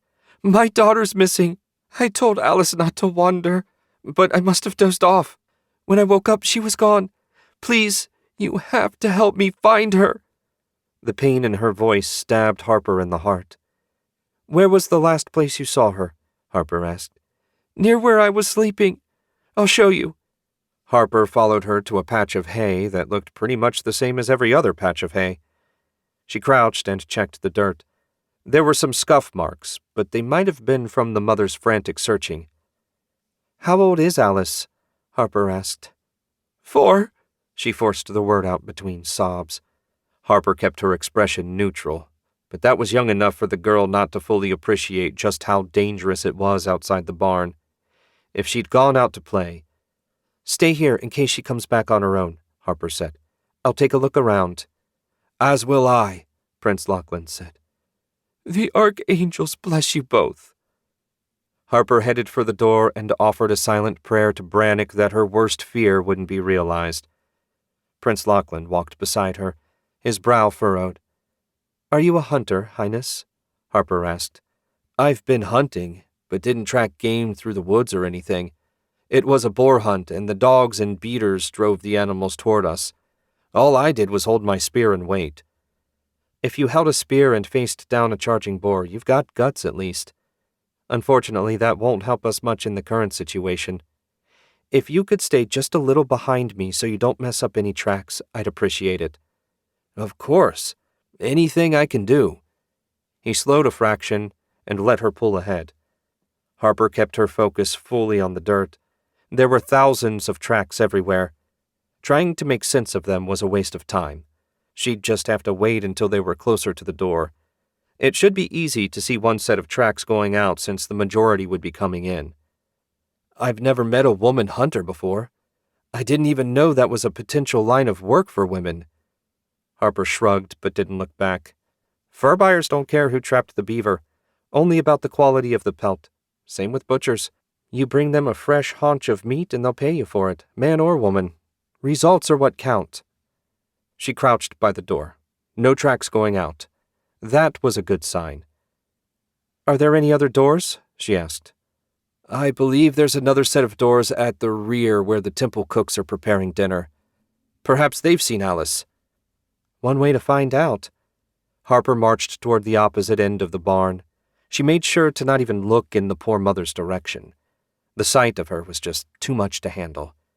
At the rear of the barn, they found a group of 12 men and women watching half a cow roast on a spit over a flame that burned with no fuel. There were iron rods driven into the meat that glowed orange. The meat sizzled and filled the air with a delicious aroma that reminded Harper she hadn't eaten since breakfast. The cooks all straightened when they spotted the prince. One of them gulped, his prominent larynx twitching like a bobber in a trout pond. "Have any of you seen a little girl running around?" Lachlan asked.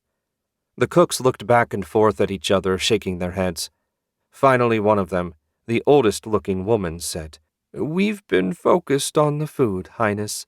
She may have run by without us even noticing. I'm terribly sorry." "No need to be. Your job is cooking, not babysitting. We'll leave you to your work." The answer didn't surprise Harper. In her experience, unless a kid was causing trouble, they tended to be ignored by busy adults. Unless the adult was Harper's late mother. She saw and heard everything and was always eager to tell you exactly what you were in trouble for. Putting thoughts of both her mother and Alice's out of her mind, Harper strode over to the back exit. It was the same sort of sliding double doors as the front, and they were closed tight. Even if they weren't paying attention, surely someone would have noticed her opening the door. No tracks in the dirt indicated that she'd even come this way. If she hadn't left by either set of doors, where in the world was she? "I'm at a bit of a loss," Lachlan said. "As far as I'm aware, there are only the 2 exits." "There are only 2 big enough for us. For a little girl, any gap in the wall might be enough to get out. We'll have to search the perimeter of the barn." "What am I looking for?" "A broken board, a hole, anything that might indicate Alice could get outside." Without another word to the prince, Harper went left. Every second they spent searching made it that much more likely that Alice would get found by the wraiths. Whatever else happened, Harper didn't want that little girl's death on her conscience. As Lachlan worked his way around the perimeter of the barn, he couldn't stop thinking about Harper. He'd never met a woman like her. While she was too muscular and rough around the edges to be considered classically beautiful, Lachlan found her will and determination charming. So charming, in fact, he couldn't get her out of his head. When they were apart, all he wanted was to rejoin her company, to learn more about her. She was such a remarkable individual that her life story had to be fascinating. The little he'd heard of it so far certainly was. He paused at a board that hung slightly askew and gave it a tug. No, too tight. No way could a child of any size fit through the opening. He had no intention of giving up the search, but as the minutes rushed by, his hope of finding Alice alive dwindled. Lachlan wanted few things less than to have to tell the mother that her child had been killed by wraiths and would have to be burned so she wouldn't come back to life as a monster. "What's this?" Lachlan hurried over and knelt beside a board that had been snapped off about a foot above the floor. The opening was small, but not so small that a determined little girl couldn't force herself through. Across the barn, Harper had worked her way 3/4 of the way to the front doors. He loosed a piercing whistle, and when she looked his way, Lachlan waved her over. She trotted across the barn. "Did you find something?" He pointed at the broken board. "This is the first thing I've found of note." "It's more than I've found." She crouched, then turned to look at him with a frown. "Did you kneel here? The dirt has been smoothed." Lachlan winced. "I did. Apologies." Heaven's mercy, that sounded pathetic. He was a prince for Brannick's sake. He hardly ever had to apologize to anyone, much less a hunter of no particular standing. Even so, he found the thought of her disappointment far more painful than he should have. "It's fine, I'll just have to check from the outside." His heart skipped a beat. "You can't go outside. I have no idea how far the barrier extends." She shrugged out of her pack and dug out the silver lantern. "No need to worry. I can make my own barrier, remember?" He did, in fact, yet even knowing it did absolutely nothing to lessen his desire to keep her safe. It was a completely irrational feeling, of course, but he wouldn't deny it even if he could. "I don't think that's a good idea." "Neither do I, but it's a better idea than letting that little girl stay out there by herself." Harper touched a crystal on the side of the lantern, and it burst into light. "You don't have to come with me. I'll just check for tracks, and if I find any, I'll follow them and bring her back. Shouldn't take long." Letting her face the danger by herself would be the most cowardly thing Lachlan had ever done. "No, I'll go with you. If she's hurt, you won't be able to carry her and the lantern." Harper grinned. "Is it really okay for a prince to risk himself to rescue a common girl? I can't imagine your guards will be pleased if you sneak out on your own." "Wait, do you even have guards?" "I used to, but most of them died in the castle. And a better question would be, could I live with myself if I did nothing? And the answer is no. I swore that I would get all these people to safety, and I mean to see that through to the best of my ability." "Then let's get going." Harper marched straight toward the door, her stride determined and unwavering.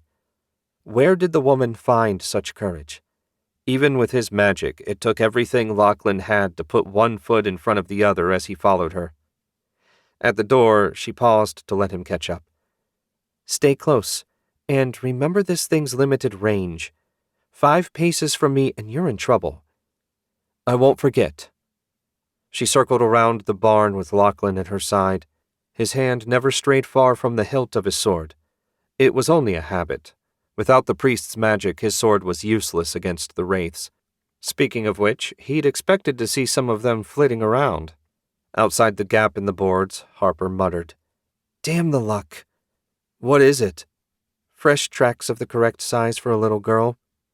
She snuck out here and made her way toward the farmhouse." Harper held up the lantern, but that made little difference. Shaking her head, she thrust the silver lantern into his hands. "Hold this." Lachlan fumbled for a moment, but managed not to drop it.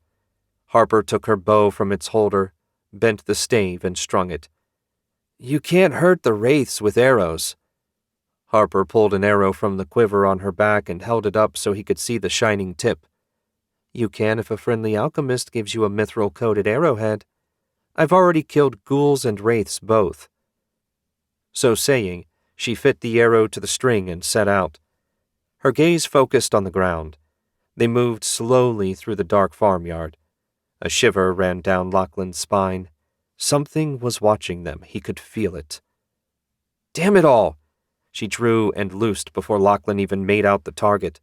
The arrow passed through an area of darkness that vanished, revealing a little girl curled up in a ball on the ground, an unmoving white kitten clutched in her arms. Harper readied another arrow and charged toward Alice. Lachlan hustled to keep up.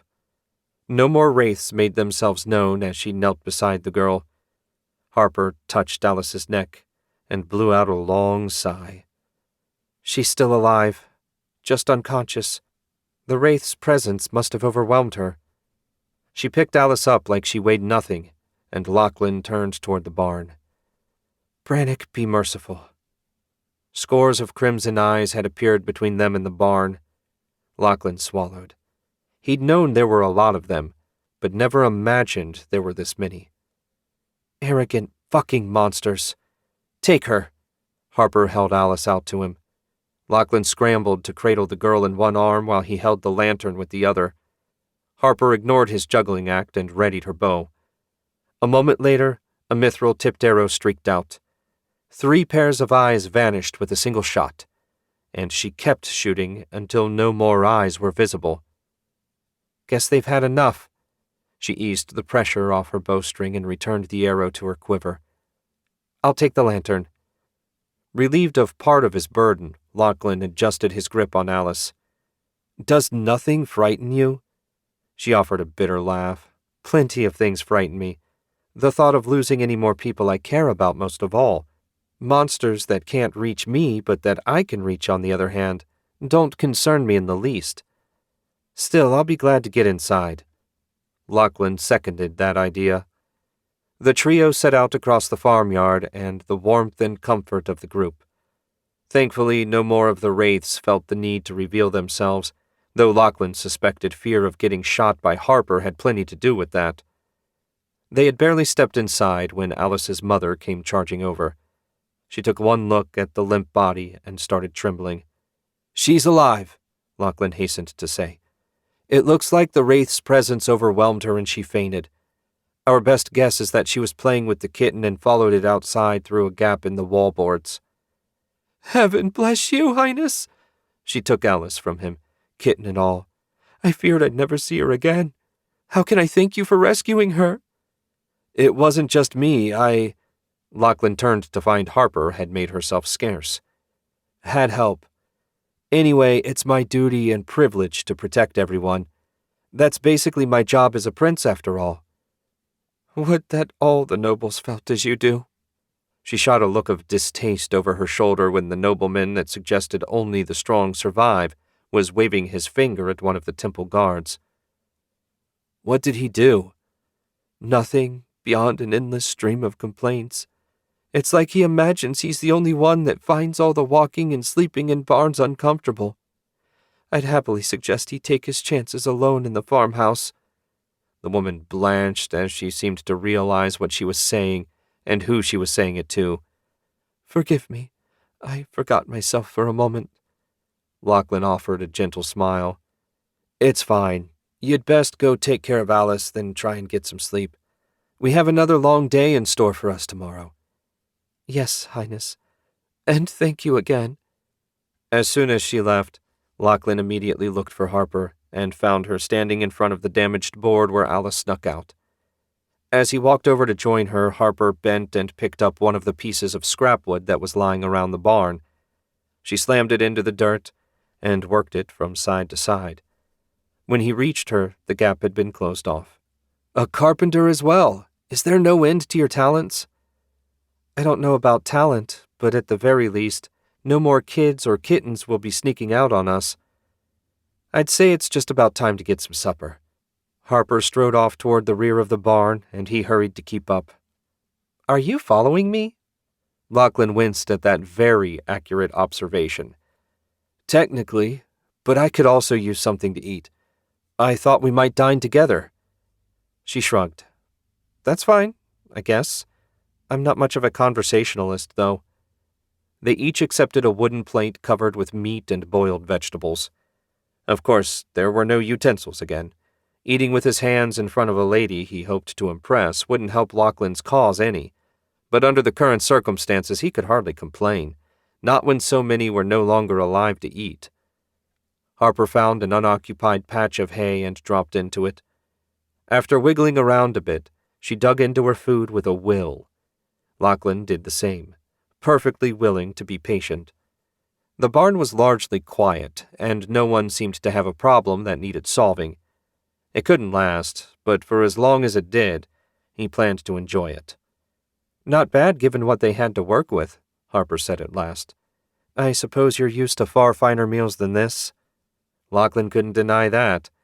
Yes, but after walking from sunup to sundown, I find any meal welcome.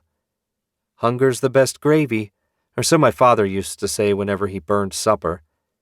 Did your mother not handle the cooking? She did until I was 15. Then she died and Dad had to step in. He did his best for about a month. Then we started eating at the Bear. A few months later, I'd learned enough to do the cooking for both of us. Lachlan cursed his stupidity. Obviously, if the father was cooking, the mother was out of the picture. How could he have said something so insensitive? I apologize for my rude question. Harper shrugged and popped the last carrot into her mouth. No way you could have known. Anyway, I imagine the castle cooks handled all that for your family. Not a bad way to grow up. It really wasn't, though I would have appreciated more time with my parents. They were always busy with court matters. Harper yawned. Between the food and the excitement wearing off, I do believe it's time for me to get some sleep. Good night, Highness. Won't you please call me Lachlan? If you like. Good night, Lachlan. She stood, returned her plate to the cooks, and retreated to the spot where her friends now rested. Lachlan sighed. She didn't seem overly interested in him. That was unusual for Lachlan.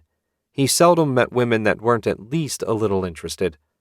Of course, given how his relationships usually turned out, maybe winning over someone reluctant would yield a better result. He dearly hoped so. Chapter 34. Prince Jack strode along beside his brother and Marshal. It was just before noon, and the group of survivors would be stopping soon for their midday meal and a brief rest. It felt good to be walking so early in the day. Every time he used the sun sword, the amount of recovery time he needed shortened. He took that as a good sign, though a sign of what he couldn't say. And then she killed every wraith she could until they fled, Lachlan said. I've never met such a brave woman. He'd been going on about the alchemist's messenger, Harper, if Jack remembered correctly, almost non-stop since Jack woke. Lachlan seemed to have fallen head over heels for the girl. Jack wanted to warn him off. Nothing good would come from a royal mixing with a commoner. If he only wanted to tumble her, that would be another matter. But whatever Lachlan was feeling, it was certainly deeper than that. Lachlan had to know they had no hope of a real relationship. Much like Jack himself, Father would eventually decide on a wife for Lachlan, one that would strengthen the kingdom. He glanced at his still unconscious father. Then again, given all that had happened, maybe Lachlan would be free to choose a bride for himself. I can't believe you would do something so dangerous, Marshal said. What if the lantern's magic hadn't been effective? You might have gotten yourself killed. Never forget that you have responsibilities beyond your own desires. My responsibility was to save Alice, Lachlan said, sounding annoyed. Perhaps, but tell me wanting to impress that girl played no part in your decision. Lachlan looked away. I thought not. Marshal blew out a long sigh. Still, all's well that ends well, I guess. Shall we call a halt for lunch? I'd like to continue our discussion from last night. I'll get Harper. Lachlan ran off. Jack shook his head. He's in deep trouble, Marshal. Such is the fate of all men at some point in their life. Did you notice that at no point in his story did Harper seem to have any real interest in Lachlan? I mean, the sort of interest he's hoping for. He's a prince. Once he makes his desire clear, she'll react just like any other woman. No need to worry about that. Perhaps, Marshal muttered to himself. How did you manage the effects of the spell last night? It still wasn't pleasant, but at least this time I had plenty to think about. If these wizards are as serious about reaching the village as it sounded, are we doing the right thing by guiding them there? We may not be, but I can't think of any other option given our circumstances. The group stopped, and the temple cooks got busy handing out leftovers. Jack, Marshal, Lachlan, and Harper stood a little ways away from the group to discuss their course. It was strange having a commoner sit in on the meeting. Outside of the servants and guards, Jack never had much to do with people outside the nobility. He wasn't sure what he expected, but so far she had proven herself both level-headed and brave. Being in the company of two princes and Brannock's high priest didn't seem to intimidate her, though after hearing Lachlan's story, Jack certainly understood why. Marshall opened the meeting. I hoped to consider our options with regards to the alchemist's village. We've determined that leading the enemy to their doorstep might not be the best idea, and at the same time we have no others. Would it be possible for you to go ahead of us and let them know the situation, Harper? She shook her head. I can't find my way back. Lynn didn't give me whatever treatment is necessary to bypass their wards. As a test, I turned back after only a few strides, and despite seeing my own tracks, I still couldn't find the entrance. She said it was a precaution in case I was captured. Marshall nodded. Then I'm the only one here capable of reaching them. Far from ideal. Why don't you go in alone while we wait outside the forest? Harper asked. The prince can protect us with the sword's magic while you're in the village coming up with a plan. Jack winced at that suggestion. It pained him to have his uselessness pointed out, not that she was aware of it. Prince Jacob is still in the beginning stages of mastering the sword's magic, Marshall said. As such, he requires my help to initiate the process. Not to mention maintain it, Jack thought but didn't say out loud. So you go in at dawn and get back before dusk, Harper said. The alchemists know what's happening. They may well have a plan already. That would certainly be ideal, Lachlan said. What I can't figure out is how they hide the village from undead as well as the living. I mean, aren't undead supposed to be immune to mind-affecting magic? That's our general understanding, Marshall said. But our knowledge of alchemy is far too limited to allow us to guess what masters of the art can and can't do. I think your plan for me to sneak into the village, then back out before dark might be our best option. What do you think about finding a route that avoids villages and other inhabited places? Lachlan asked. I hate to think our line of travel is getting innocent people killed. Jack's stomach clenched. He hadn't even considered that possibility. If he was being honest with himself, he hadn't given the people slain by the wraiths much thought at all. His entire focus had been on using the sword to protect these people. What sort of king would he be if he gave such little attention to the suffering of his people? Marshall put a hand on Lachlan's shoulder. Our movements have no bearing on whether or not people die. These wizards are slaughtering people to increase the size of their army. Even if we never approached another village or farm, they wouldn't stop, and our people, the ones we actually can protect, would starve. Until we get them to safety, our options are limited. I know, but I hate it all the same. Lachlan looked like he wanted to punch something. It was an expression Jack knew well, as he made it often enough himself. If there's nothing else, I'm going to join Barrett and Tobias on the afternoon scouting run. Harper offered a polite bow. Thank you for your input, Marshall said. I doubt it amounted to much, but I'm happy to help any way I can. She nodded to Lachlan, then to Jack before marching off. Lachlan watched her go and sighed. He really did have it bad.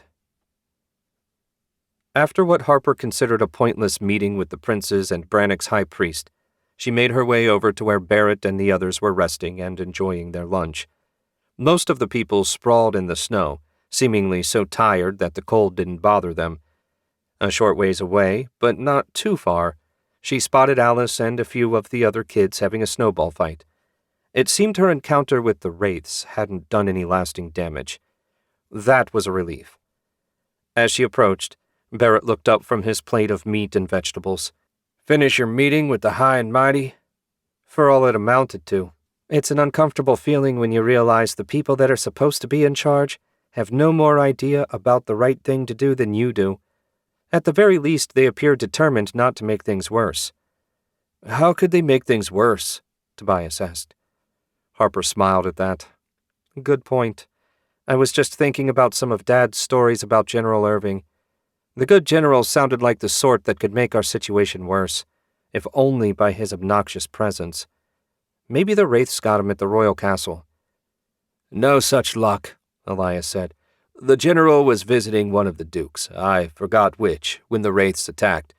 He may well be stuffing himself right now in blissful ignorance of the state of the kingdom. May we all be so lucky.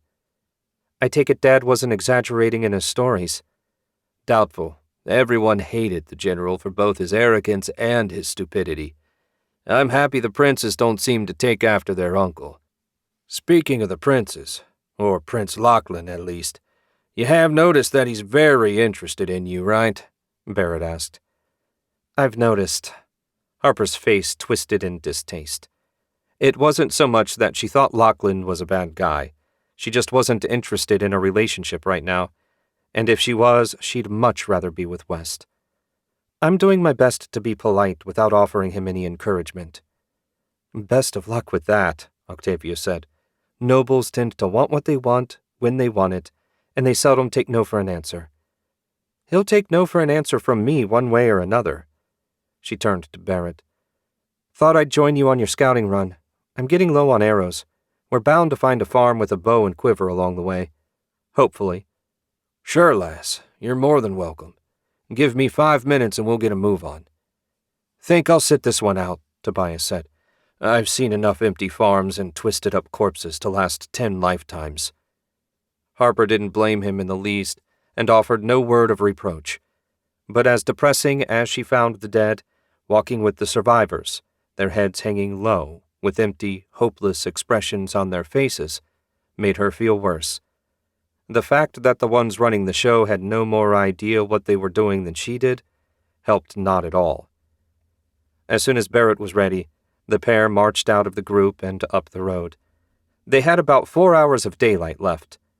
Given the survivors' pace, that would be about 8 or 10 miles. It's going to take forever to reach the forest, Harper muttered. The longer it takes, the more likely Lord Marshal or one of the princes are to come up with the plan. The longer it takes, Harper countered, the more people are going to be killed by the wraiths and the larger a force of enemies we'll eventually have to face. Not that I expect the bastards to stop killing once we arrive, but at least we might be able to get some weapons capable of hurting them. You sound angry, Harper. I hope killing one of those responsible for Dawson's death might have helped with that. Sometimes it feels like nothing will ever help with it. Every small accomplishment seems like such a tiny thing compared to what we face. I know what you mean. I felt pretty useless just hanging around in the capital, waiting for something to happen. But at the end of the day, we have damn little control over a lot of this stuff. Thanks, Barrett. You've always been a good friend. I know Dad thought so. I never done anything special. Just followed Dawson's lead. Can't go too far wrong doing that. Harper smiled. You certainly couldn't. And so she would follow her father's lead, doing what she could. And when the time finally came to hit back, Harper planned to be ready. Chapter 35. One of the universal rules of wizardry stated that patience was the key to success. Maddox had been a wizard long enough to know this was the truth. However, the weeks-long march northeast to the Great Forest had tried his patience nearly to the breaking point. But at last, the towering trees were in sight. Maddox, Worgoth, and Alizad had been following about an hour or so behind the survivors, far enough behind not to be noticed, but close enough to make a move should it be necessary. Alizad was charged with keeping up a barrier to prevent any enemy wizards from spotting them with magic. So far, none of them had even tried scrying for their location. Whether because of laziness or lack of tools, the magical engineers among the group were clearly unable to perform the task. They were so close now that Worgoth insisted they take no chances. Caution was one thing Maddox heartily approved of. Getting killed now, when they were almost to ultimate victory, would have been too horrible. It was 2 hours until sunset, and the trio had stopped behind a little hill, sheltered from the biting wind. At least the wind bit at Maddox, and Alizad was shivering despite his heavy cloak, but Worgoth stood with his arms bare and stared at the distant trees with a hungry look in his eye. If the cold troubled him in the least, he gave no sign. The more Maddox saw of their leader since he gained control of the wraiths, the more certain he became that the ritual had done more than confer command of the undead to whoever completed it. His guess, and that's all it was given his lack of information and understanding, was that the ritual had transformed Worgoth into something both more and less than human. Whether that ended up being to Maddox's benefit or not remained to be seen. At last, Worgoth turned away from the view and focused on Maddox. I need you to go ahead and make contact with Yemen. I want to know what, if anything, has been happening in the area. Bring him here and we'll make our plans. Maddox nodded. Anything to speed things along, and if it got him away from the now even creepier Worgoth, so much the better. Any message, or just bring him? Just bring him. Anything that needs to be said can be said when we're all together. Worgoth smiled, seemingly with genuine pleasure. You know, this will be the first time all of us have been together since the four of you departed on your missions. Pity poor Serena didn't survive to join us. Maddox favored Worgoth with one last long, searching look. His bright smile and shining eyes told Maddox that he meant what he said. Ordinarily, Maddox would have thought nothing of it, but having known Worgoth for many years now, he also knew that deep down, their leader cared nothing for his subordinates. If they all died gaining Worgoth the power he sought, the wizard wouldn't have given them a second thought. What sort of lunatic could fake genuine pleasure so well?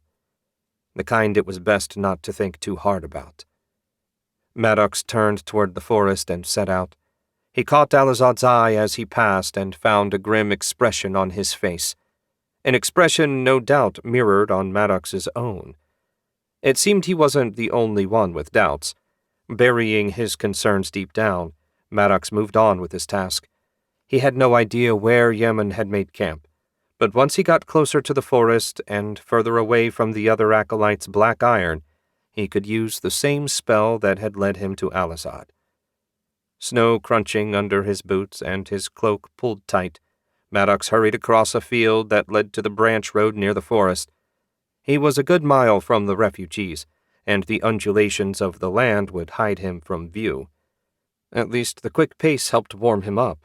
He would have liked to bring the greater ghouls along just in case, but the larger the group, the greater the risk of discovery.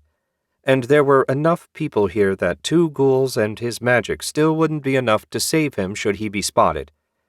No, far better if he worked on his own. At the edge of the road, Maddox paused and listened. A faint wind sighed, but other than that, the land was silent. He hadn't even seen any signs of animals.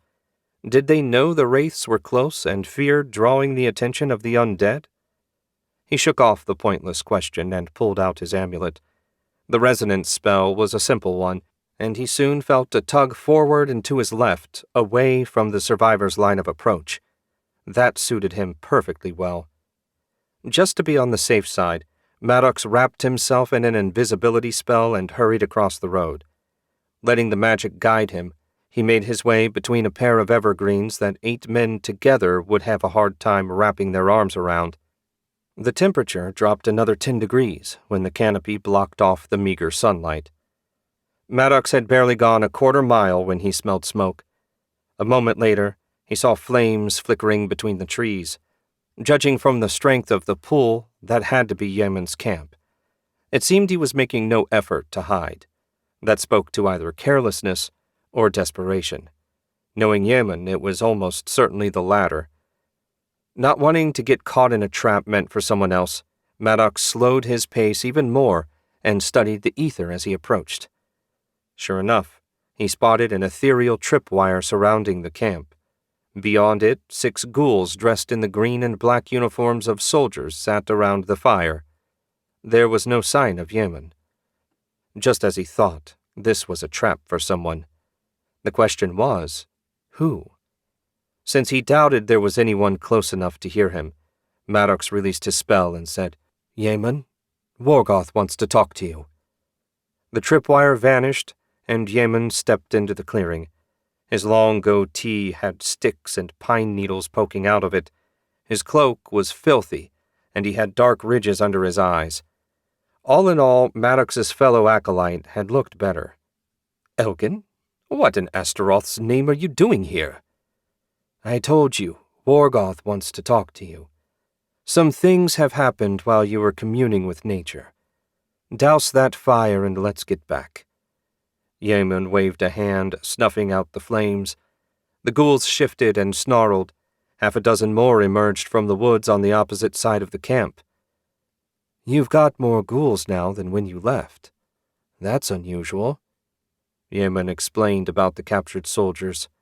I kept them alive for a week, but when it became clear that Baron MacLeod wouldn't be returning any time soon, I decided transforming them would be a better use of resources. I don't know how long the Baron is planning on staying in there. You'd think he'd be anxious to get back to his barony. By the way, I heard the daughter escaped. The pair hiked out of the forest, crossed the road, and turned toward the hill where Worgoth and Alazad were waiting. Someone rescued her, Maddox said. Luca went after them with a pair of demons at his disposal, no less, and still managed to fail, getting himself killed in the process. Your tone suggests you're less surprised than your words would suggest. And it's Ukazar, not Luca, remember? Maddox snorted. All I remember was the useless weakling hardly deserved a first name, much less a second. His failure cost us a powerful artifact and a pair of hands that might have made this mission a tiny bit less difficult. I'm surprised Worgoth didn't send you after the girl. I had my own task to complete, one far more important than recovering some noble brat. Oh? Worgoth will explain everything once we arrive. I will warn you, he's changed. Not necessarily for the better. Now you've truly piqued my curiosity. Yemen said it lightly, but Maddox would be curious to see what he thought of the new Worgoth. Half an hour of trudging through the snow saw them back to the others. Worgoth beamed at Yemen as if he was a father welcoming home his son. It's been far too long, Yemen. I trust you have much news to share with us. Yemen flicked a glance at Alazad as if surprised to see him there. Maddox hadn't thought to mention his presence. I have some news, though none of it particularly good. Will Serena be joining us as well? Alas, our dear sister has gone to Astroth's hell along with Ukazar. We are all that remains of the Acolytes of Darkness. The apprentices? Yemen asked. All dead, Worgoth shrugged. Not that they were of much value, but I certainly begrudge the loss of manpower, no matter how inferior. Now, your report. Right.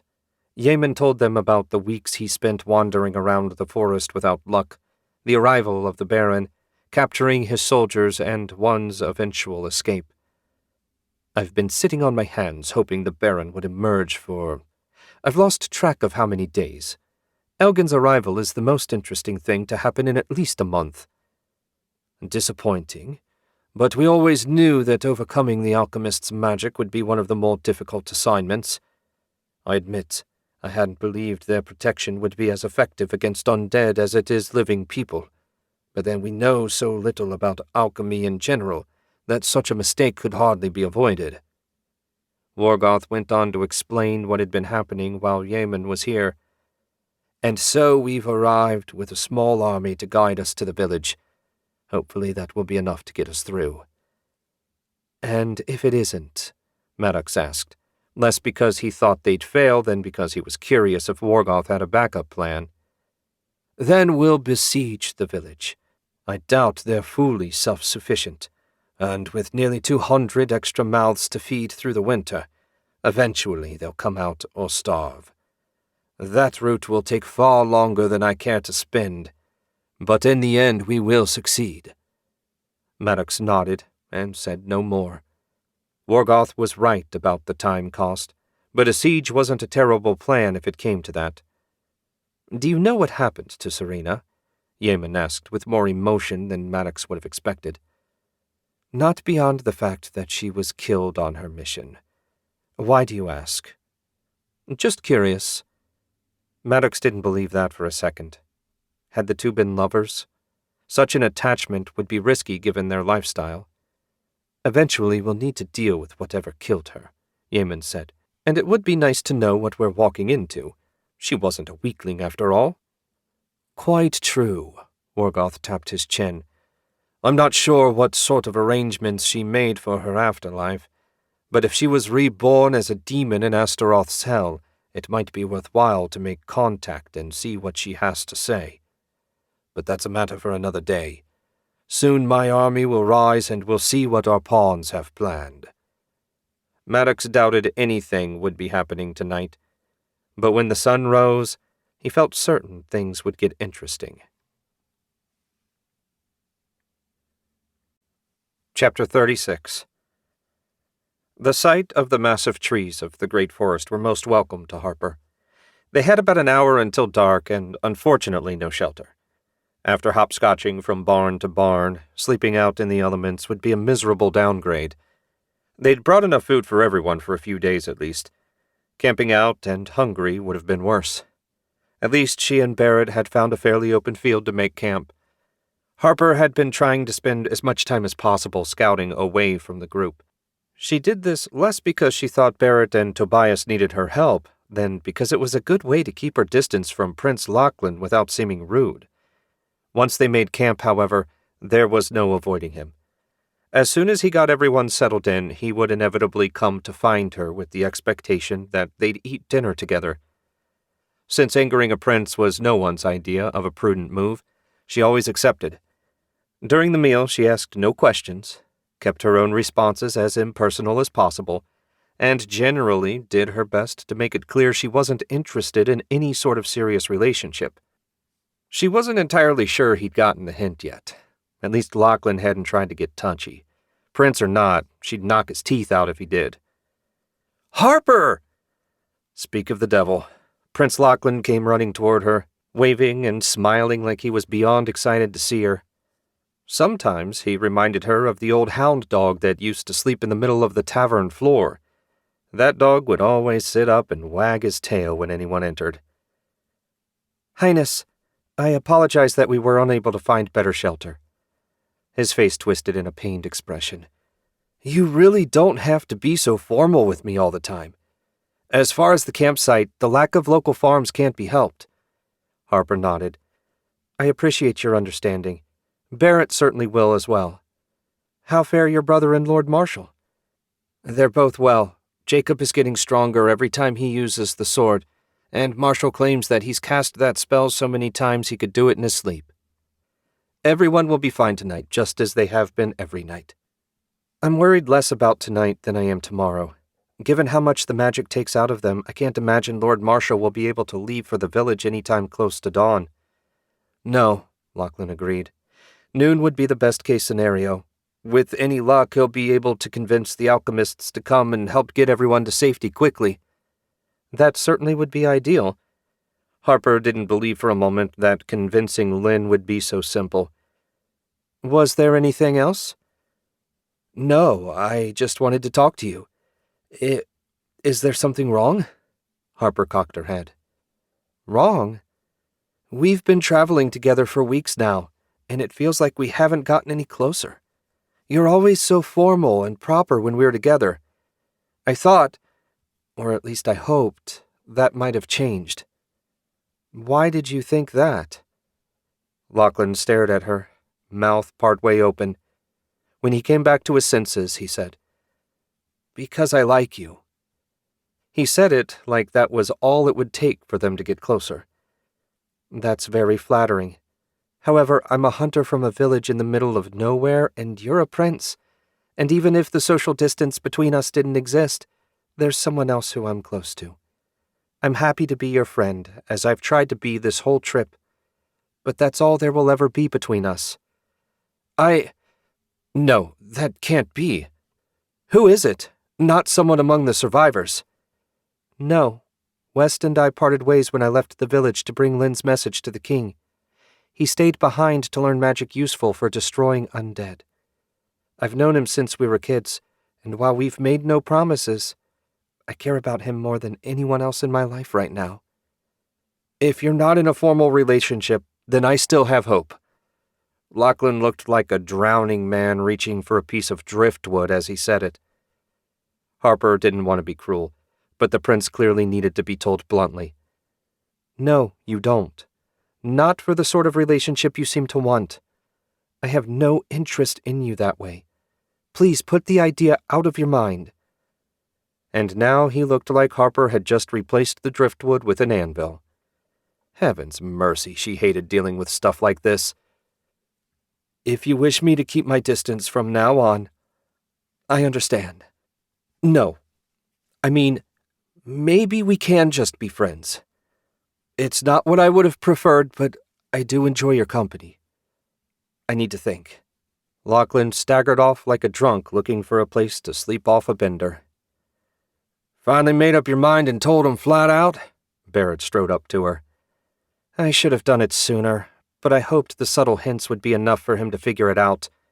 Barrett chuckled, drawing a glare from Harper. What? No man that thinks he's in love will ever be dissuaded by anything subtle. Hell, I'd be surprised if he doesn't talk himself out of believing what you just said.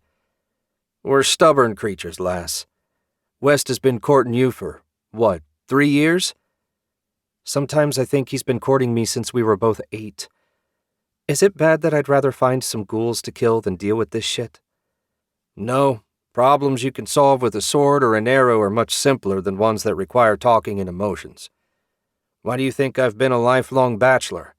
I assumed it was because you like to spend all your money on apple brandy at the Bear. You're not wrong. Harper laughed and found she felt a bit better. One more night, and hopefully things with the survivors would be settled. Then she and the prince could go their separate ways, and her problem, at least that one, would be solved.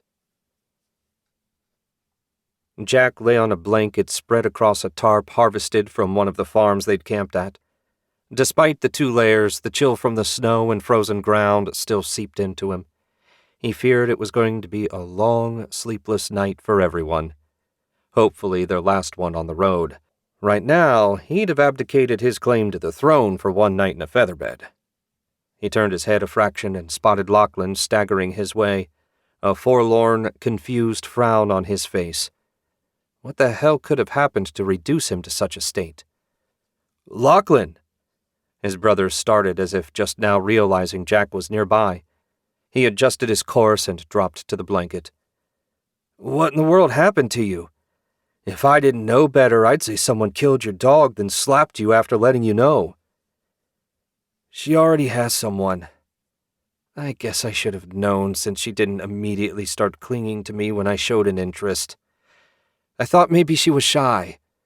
Lachlan scratched his head. Harper's not shy about anything else, though. I was just lying to myself, wasn't I? Maybe. Jack restrained himself from rubbing the bridge of his nose or giving any other outward sign of his vexation. Or maybe she led you on. Did she ever do or say anything that might have made you believe she was interested? Lachlan's brow furrowed. She was always polite, and never complained when I joined her for dinner. Other than that, I can't think of anything. In fact, Harper seemed to make a point of leaving to scout each day at the earliest opportunity. At the time, I figured she was trying to be useful, but now I wonder if she just wanted to get away from me. If letting you join her for dinner without telling you off is the best you can come up with, then I'm afraid, dear brother, that you have led yourself along. Not that I blame you. She's reasonably attractive in a rough, common way, and it's always nice to have pleasant female company when times are difficult. Granted, I prefer my female company keep the talking to a minimum, but to each his own. Lachlan was staring at him, face red and fists clenched. What? Don't talk about her like she's peasant trash. You have no true idea what Harper's been through. She's worthy of your respect regardless of what she feels about me. Fine, if you say so. I just can't think much of the intelligence of someone who would walk away from a relationship with a member of the royal family. Her future would have been secure. Lachlan unclenched his fists and snorted a laugh. You think either of us is in any position to offer anyone a secure future? The way things are going, we'll be lucky if the kingdom has a future, to say nothing of the royal family. You make a distressing, if apt, point. We'll likely spend the rest of our lives just restoring the capital to some sort of working order. Assuming one of the dukes doesn't decide that the Irving family is to blame for all this, it would be the perfect excuse to try and overthrow us. It's not like Lord Colt is around to punish them for defying his chosen rulers. Wow, you're just a bundle of pleasant thoughts today. Anything else you'd like to add? Maybe you've heard rumors of a plague spreading in the countryside. Sorry. I know using the sword is stressful for you. It's just that, assuming we do make it through the immediate crisis, we'll need to deal with these potential problems.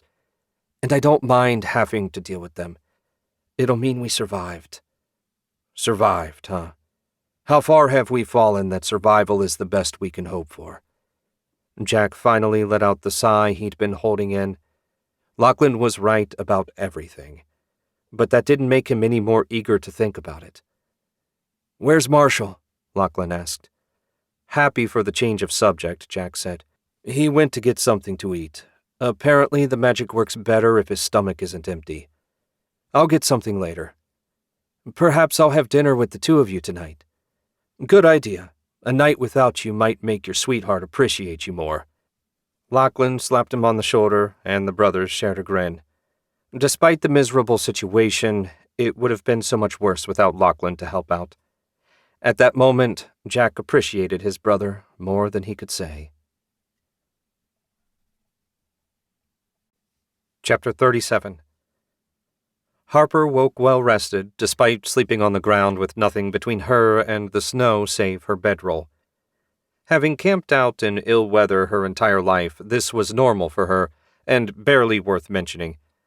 All around her, however, many yawning, scowling people had begun to rise, if not shine. Clearly, city folk weren't meant for roughing it. During the few hours of darkness she spent awake, Harper saw only a handful of the swirling red dots she associated with wraiths. She debated taking a shot at them, but in the end decided her limited number of arrows were best saved for more certain targets. Hopping to her feet and stretching away a bit of stiffness, Harper glanced around the clearing. At the center, Prince Jacob and Lord Marshall were passed out on the ground, the same as usual. While she fully expected exactly that, it was still a disappointment.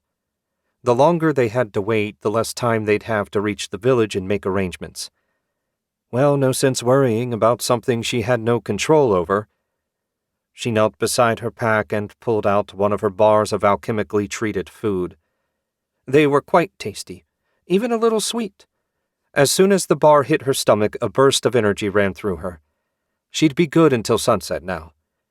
Harper had barely finished tying her pack shut when Sergeant Thomas came striding over. She'd had few opportunities to speak with him since they met up with the refugees, and was pleased to see he appeared in good shape. "Morning, Sergeant." "Harper." He glanced around as if fearing someone might hear what he planned to say next. "I was thinking of going to check and see if the lads were still alive. Sneaking through the woods isn't my specialty, so—" "You want me to come with you?" "Please. I know you don't owe me anything considering all you've done, but I'd certainly appreciate it." "Sure, but if there's any sign of the wizard, we retreat. And even if there isn't, we don't approach. I hate to say this, but the only reason I can imagine your men being left alive is to continue acting as bait, and I have no desire to get caught in his trap." "Nor me." Thomas's face twisted into a pained grimace. "It's just that I left them. I'm their sergeant, and I abandoned my men. I have to know if they survived my betrayal." "I get that. But from what you told me, everything that happened was their idea, wasn't it? You can't let this decision eat at you." "You're correct on all counts. My head knows that. My heart, on the other hand, thinks I'm a coward who took advantage of his men's courage to run and save his own life. Both are right, and both are wrong. Reconciling them will be a job for the rest of my life." "I didn't take you for a philosopher as well. Have you eaten?" He shook his head. "No appetite." Harper offered him one of her few remaining bars. If we have to run, I don't want you collapsing on me. I saved your life once, but there's no guarantee I can do it a second time. Thanks, Harper, for everything. He took the bar and wolfed it down. The pair left the camp and ducked between the trees. Harper had an excellent memory when it came to the forest, and she led the way past giant trunks toward where she remembered the guards making camp. The woods were silent save for the cry of birds and Thomas's far too loud footsteps. As they grew ever closer, Harper slowed even more, every sense alert for trouble.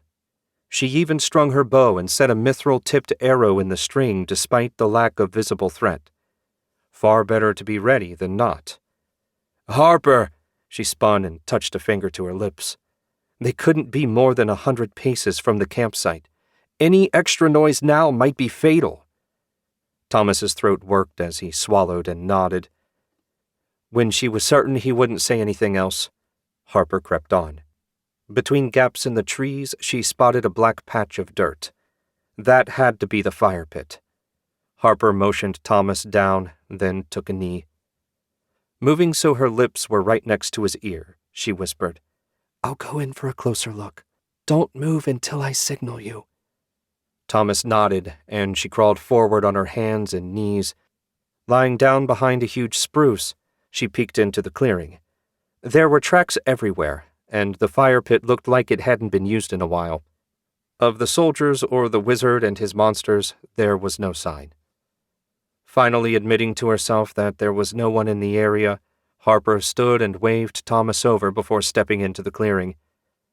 She worked her way slowly around the area as she tried to figure out which were the freshest tracks. They were all scuffed and jumbled together.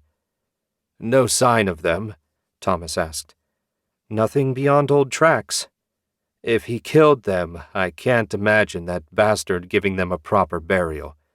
Where are the bodies?" "These wizards have other uses for the dead," Harper said before she thought better of it. From Thomas's strangled groan, she should have thought faster. "Sorry, you didn't need to be reminded of that." "No, Brannick cursed me for a weakling. I'm not some wet-behind-the-ears rookie. I know what we're dealing with here. I just didn't want to face it. My boys are almost certainly ghouls now, right?" "I wish I could say it was otherwise." Harper stopped and stooped for a closer look at some fresher tracks. Looked like one person came from this way, then left with another person and a bunch of ghouls. She'd seen enough of the monsters to recognize their shambling gait. She frowned and tried to suss out what it meant. Who would come here to fetch the wizard and his pets? No normal person, certainly. That left one of his allies. Maybe the wizard controlling the wraiths? Possible, but that was pure guessing on her part. Clearly the enemy was up to something, and it bothered her that she hadn't the least idea what. Harper suspected they were in for a surprise and likely not a pleasant one. "Did you find something interesting?" Thomas asked. She described the tracks and her theory. "Sorry I don't have better news." "No need to apologize. I came out here knowing what I'd be likely to find. You have my gratitude for coming along and humoring my foolishness. I suppose we'd best get back." Harper nodded. She wanted to be there when plans were made to approach the village. Sending Lord Marshal on his own no longer struck her as the best idea. Harper kept her distance from the royals, but remained close enough to keep watch over their campsite. A little before noon, just as Harper guessed, Lord Marshal and Prince Jacob both rose. Though clearly stiff and a little pale, they both looked ready to go. And a good thing, too. This time of year, you were lucky to get 4 hours of daylight after the sun hit its zenith. She had already told Lachlan what she and Thomas found at the soldiers' campsite, and he agreed it wasn't a good sign. Despite their rough conversation earlier, he remained perfectly polite. Hopefully that meant he wasn't carrying a grudge. She suspected the only thing worse than having a prince fall in love with you was having one angry with you. He promised to wave her over when everyone was ready to make plans. Speaking of which, There he was now. Harper waved back and marched over. One way or another she would convince them of the danger. Lord Marshal was too important to risk on his own. The princes and Lord Marshal stood in a little circle facing each other and generally looking grim. "Harper," Lachlan said, "why don't you tell everyone what you found?"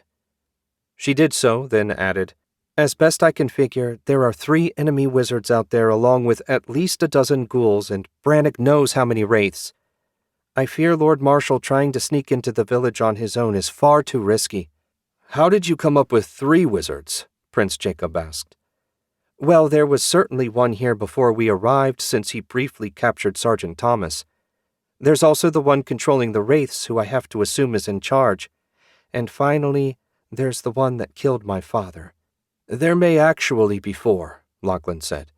"After we spoke, I remembered hearing a report that there were 2 wizards in Montague City before the attack. Add them to the one controlling the wraiths, and the one that was here." "So that's even worse than I feared," Harper said. "I suggest we put together a small but powerful force to escort Lord Marshal to the village." "Who will protect the refugees?" Jacob asked. "If all the fighters go with Marshal, they'll be defenseless." "The wraiths can't attack during the day," Lachlan said, "and enough guards will remain behind to deal with a few ghouls. Given that we've never been attacked on the road, I can't imagine we'll be attacked here." All 3 of them turned to look at Lord Marshal, who hadn't said a word so far. He blew out a sigh. "I fear Harper is correct. I'll need to take the magical engineers as well as a few fighters and a wilderness guide." Lord Marshal gave her a significant look, to which Harper replied, "I'm entirely at your service. And as your guide, I suggest we gather whatever and whoever we'll need and get moving. Daylight's burning, and we have at least an hour's walk to the village entrance." "Closer to an hour and a half, if I remember right," Lord Marshal said. "Is it too much to ask for something to go our way?" Lachlan grinned. "We're all still alive.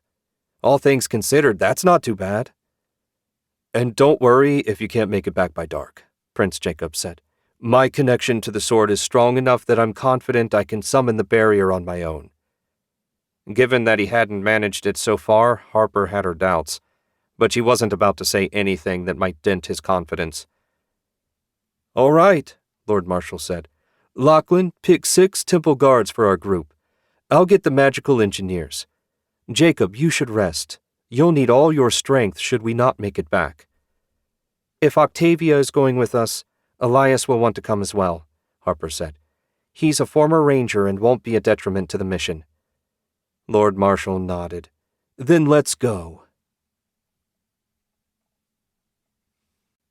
Chapter 38.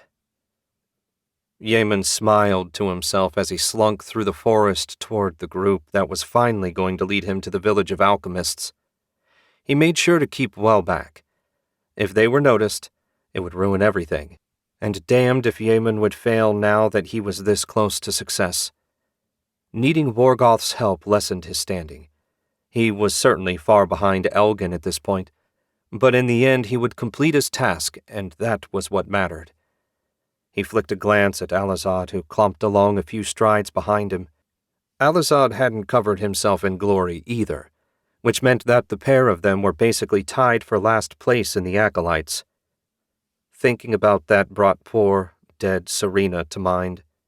She was, or at least had been, the only member of the Acolytes he could actually stand. They had gotten quite close, physically, if not emotionally. Some of his fondest moments were lying in bed with her musing about how they could overthrow Vorgoth and take over the Acolytes.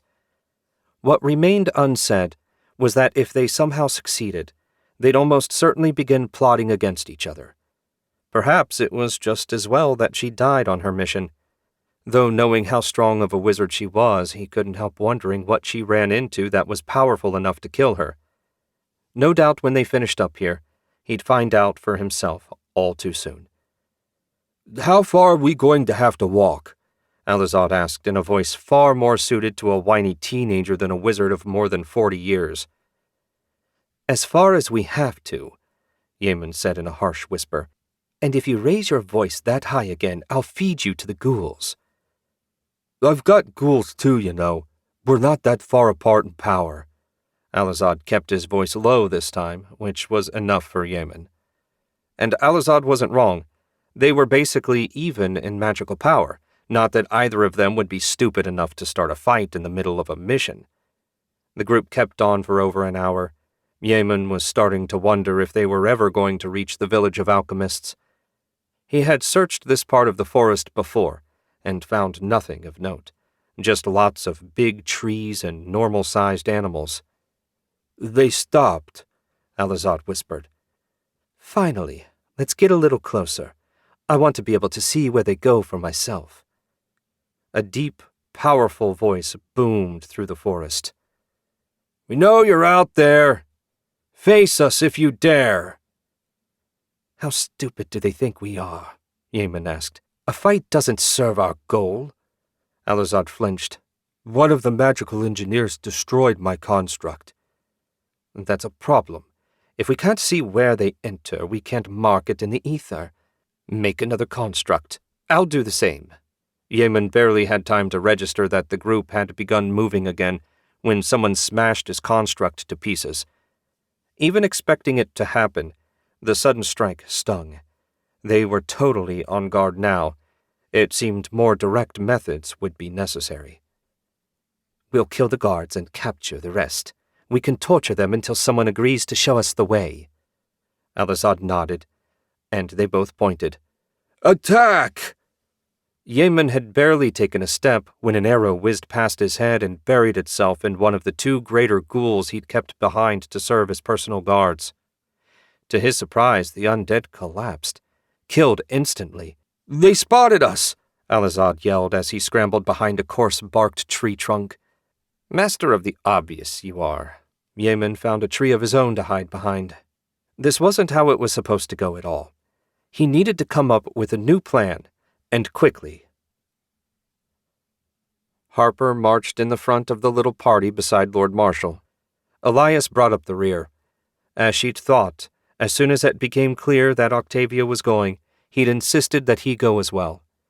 Having a second person familiar with the forest was an excellent idea, and no one argued against him joining the mission.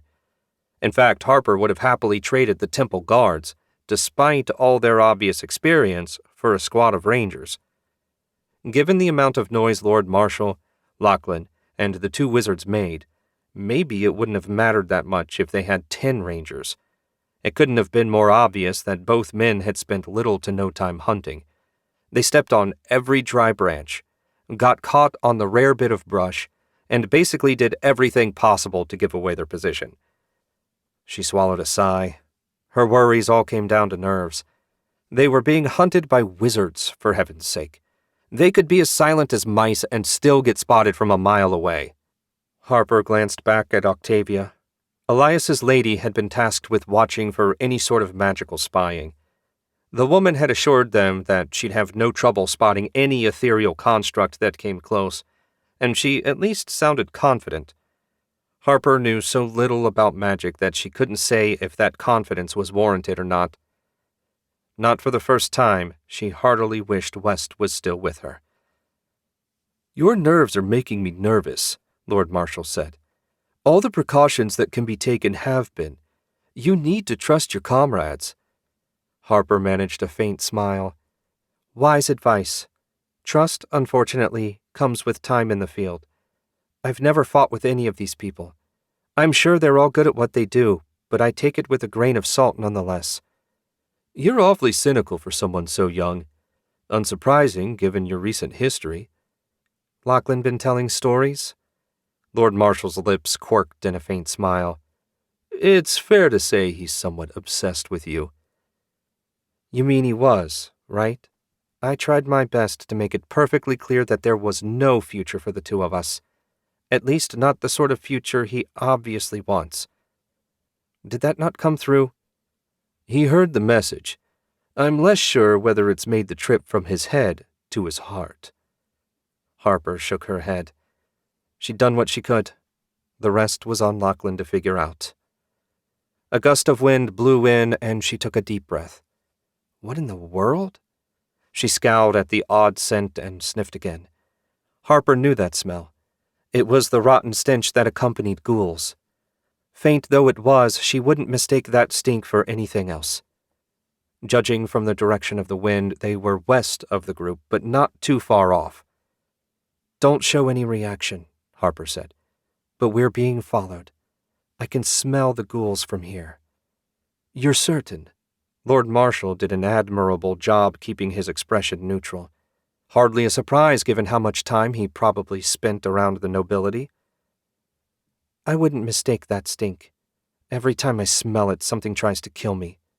We can't go to the village with them so close. The problem is we're nearly there. Another 100 or so yards and we'll be at the entrance. The only option I can see is to stand and fight. Think we can take Brannock knows how many wizards and ghouls?" Lord Marshal's smile didn't reach his eyes. "Do we have a choice?" "Good point. I'll let Elias know. I'll call a halt in a few seconds. If they don't attack, I'll challenge them directly." Harper nodded and fell back toward Elias. He quirked an eyebrow as she approached. "Did you smell it?" Harper asked. "The stink of rot?" I caught a whiff of something. Truth is, I've been living in the city for so long, my senses aren't as sharp as they used to be. What is it?" "Ghouls. Get ready to fight." Elias loosed a string of colorful curses. "We can't avoid them." "Not if we want to complete the mission. Remember to fight defensively. A plain steel sword won't hurt them." "Any more good news?" Harper was spared having to answer when Lord Marshal said, "Let's take a little break here." "I'll tell Octavia." "Thanks." Harper worked her way back toward Lord Marshal. As she passed Lachlan, she said, "We're going to have company soon." His gloomy expression sharpened at once. "You're sure?" "As sure as I can be." Lachlan fell in beside her as she walked back over to Lord Marshal. "Want me to talk to the guards?" "No need. I already let the guards know using hand signals known only to the temple." "I didn't know you had secret hand signals," Lachlan said. "You're not a member of the temple. Give me your sword." Lord Marshal took the weapon and made a pass over it with 2 extended fingers before handing it back. "There. You'll find the ghouls a good deal easier to cut now." Lachlan took the sword back. "Thanks, Marshal." He turned to Harper. "Would you like me to enchant yours as well? I can do one more without compromising my strength." She pulled 6 inches of the blade free of its sheath. "Mine's got a mithril coat, and I've yet to find something it couldn't cut through." "Silver steel?" Lord Marshal said, sounding impressed.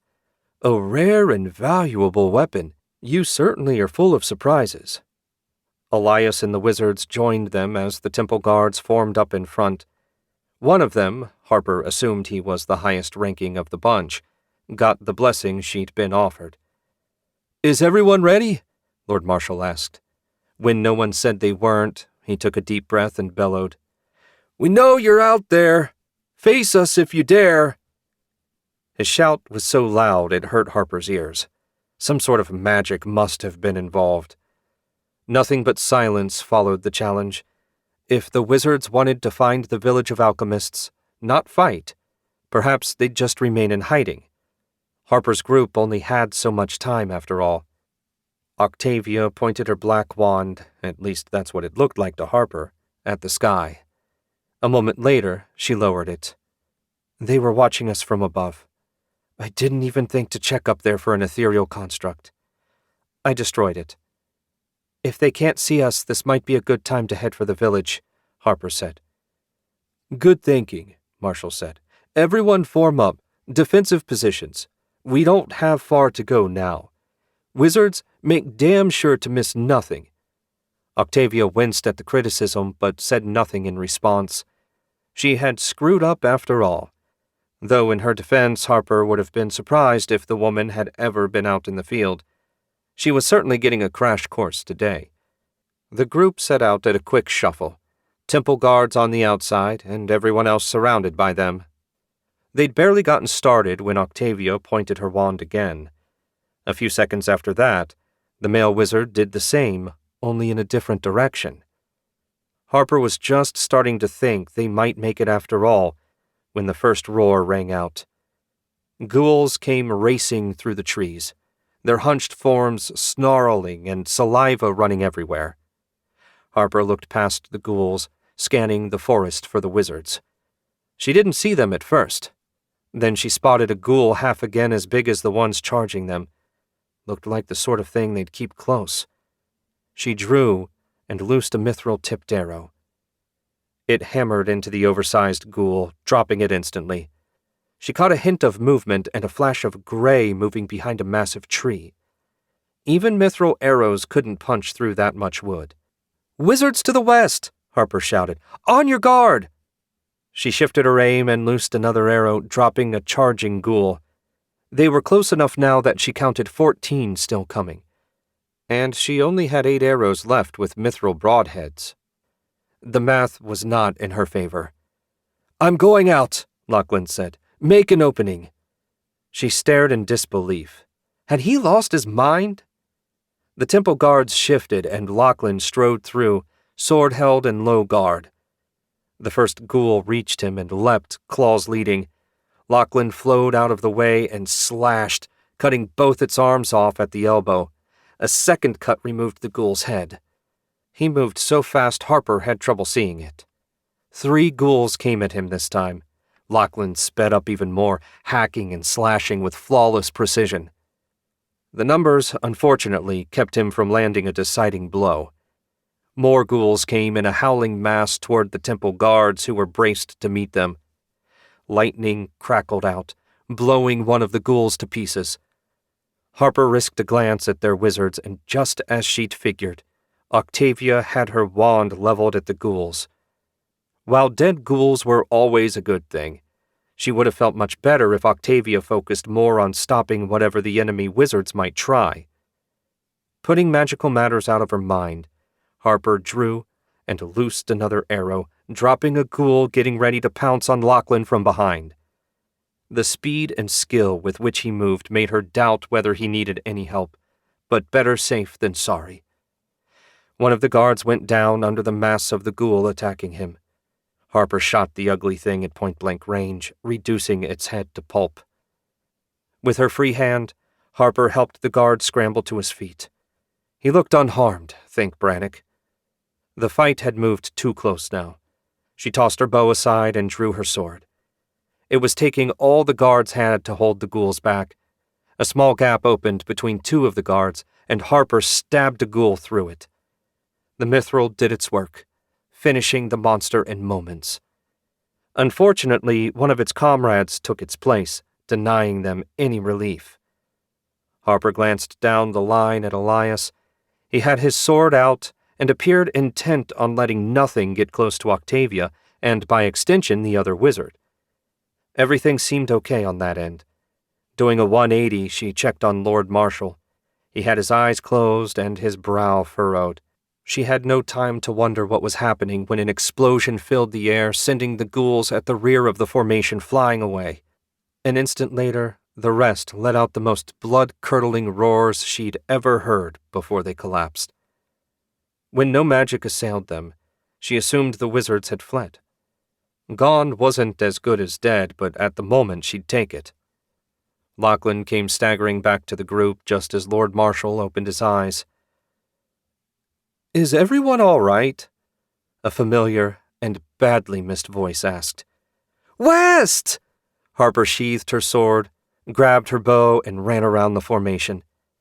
West was approaching from the village entrance along with 5 villagers dressed in their orange and gold robes. "Harper!" They embraced, and she let out a long sigh. "I didn't know you were part of the approaching group." She finally let go and took a step back. "How did you know we were coming?" "Master Zan sent some extra wards around the village just in case. When you tripped them, he contacted whoever was leading you here. He must have liked what he heard because he ordered a rescue party dispatched at once. Speaking of which, we'd best get through the opening while the getting is good." Someone cleared their throat, and Harper looked back to see Lord Marshal and Lachlan approaching.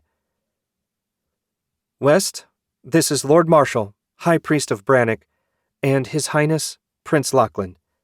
West made a credible bow. An honor to meet you, sirs. As I was saying to Harper, we need to get into the village. No, Lachlan said. We need to get back and collect everyone before dark. West chewed his lip.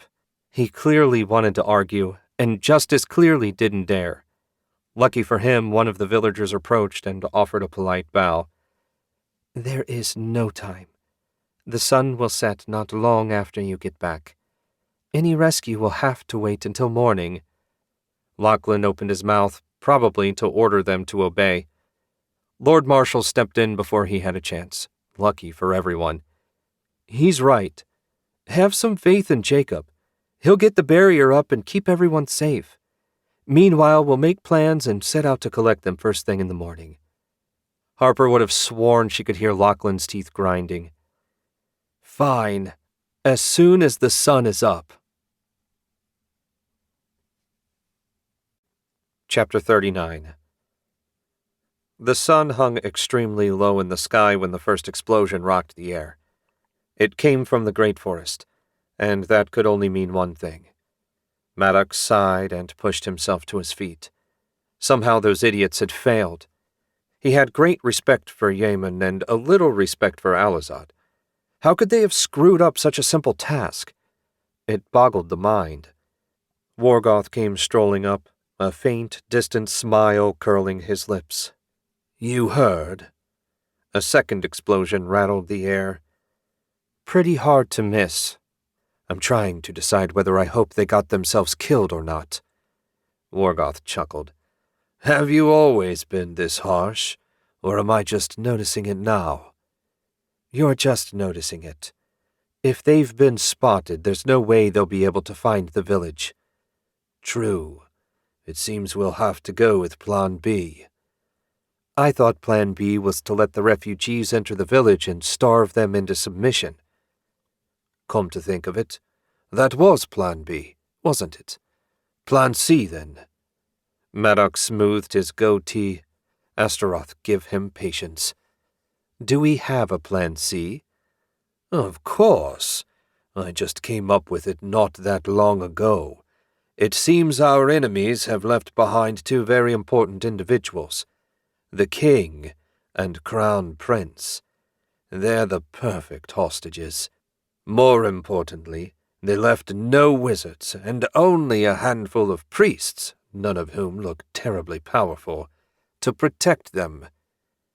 Why in the 9 rotting hells would they do something that foolish? The answer, my dear Elgin, is as plain as the goatee on your chin.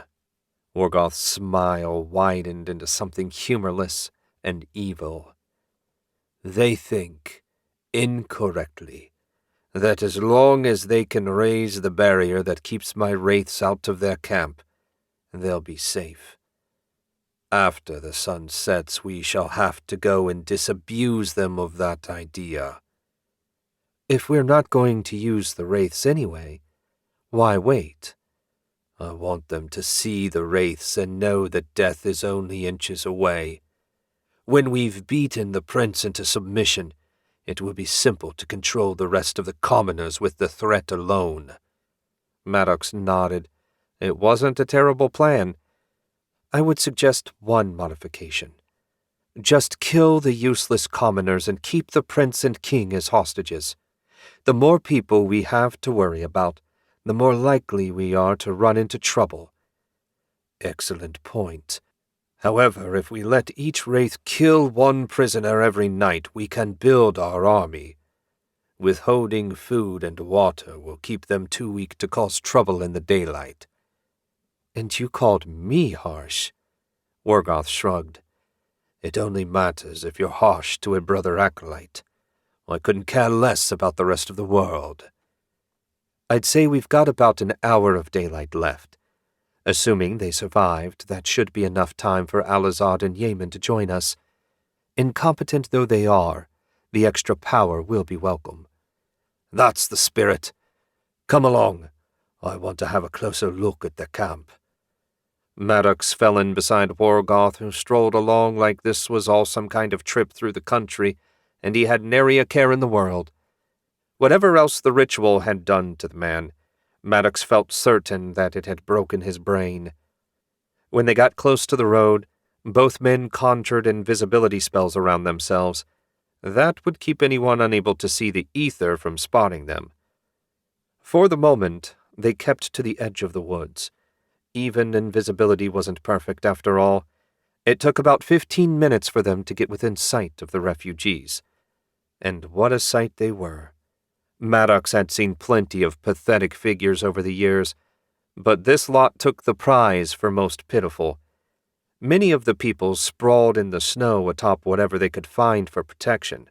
2 large fires burned, and a few of the hardier individuals gathered around it, holding their hands out and rubbing them occasionally. "Killing this lot will be a kindness," Morgoth said. "They'll be much happier transformed into wraiths." Maddox had serious doubts about that. "Should we return to camp? Alazad and Yemen are likely to go there first." "No. They should be close enough that I can send a pulse through their amulets. That will bring them right to us. Let's just move a bit further away out of sight." They settled on a clearing with a fallen branch bigger than some trees lying in it. With nothing better to do, Maddox sat on the branch. A moment later, a pulse ran through his amulet. He'd never felt anything quite like it. "Is that what you call the summons?" he asked. Morgoth nodded. "It will feel different to Alazad and Yemen. They'll sense a compulsion guiding them here. You don't feel it since you're already at the designated location." Maddox frowned and looked closer at his amulet through the ether. There didn't seem to be any magic woven into the item itself. "I don't like the idea that you can compel me to do anything." I spoke poorly. Compulsion is the wrong word. It's the magical equivalent of me saying, "Hey, I'm over here and I'd like you to join me." Should you choose to ignore the call, I can't force you to obey, and the range is limited. Maddox had serious doubts about Morgoth's explanation, but for now he'd accepted at face value. The amulet was useful enough when it came to helping control the undead. That made it worth the risk to keep. Should that calculus ever change, he'd drop the wretched thing in the deepest body of water he could find. The sun had nearly set when Alazad and Yemen stumbled into the clearing. Both men doubled over and gasped for air. Alazad's wheezing didn't come as a surprise, but Maddox had thought Yemen took better care of himself. When the pair finally straightened, Morgoth said, "What happened?" "We got spotted," Yemen said. "Don't know how, though. Pretty sure no one noticed the spy construct until after they realized we were close by. As soon as sneaking around became impossible, we attacked. The fight was going well until reinforcements from the village appeared. Their explosive vials tore the ghouls to shreds, and we fled before they did the same to us." Morgoth shifted his gaze to Alazad. "Anything you'd like to add?" Alazad shook his head, unable to meet Morgoth's eyes. How full of shit had Yemen been? From Alazad's reaction, Maddox felt pretty sure he'd embellished, if not outright lied. Not that it mattered. The result was more important than the details of their defeat. "We're moving on to the backup plan," Morgoth said. "I trust you two won't fail again." He said it in a tone that sent a shiver down Maddox's spine. If those 2 clowns had a clue, they'd die fighting should it be necessary rather than risk whatever punishment Morgoth had in mind. Prince Jack paced and tapped the sun sword's hilt. The sky was turning pink, and there was still no sign of Marshall and the others. They should have been back by now. Why weren't they back? These were the 2 thoughts chasing each other through his head. He'd made a point to sound confident when he said he could activate the barrier on his own.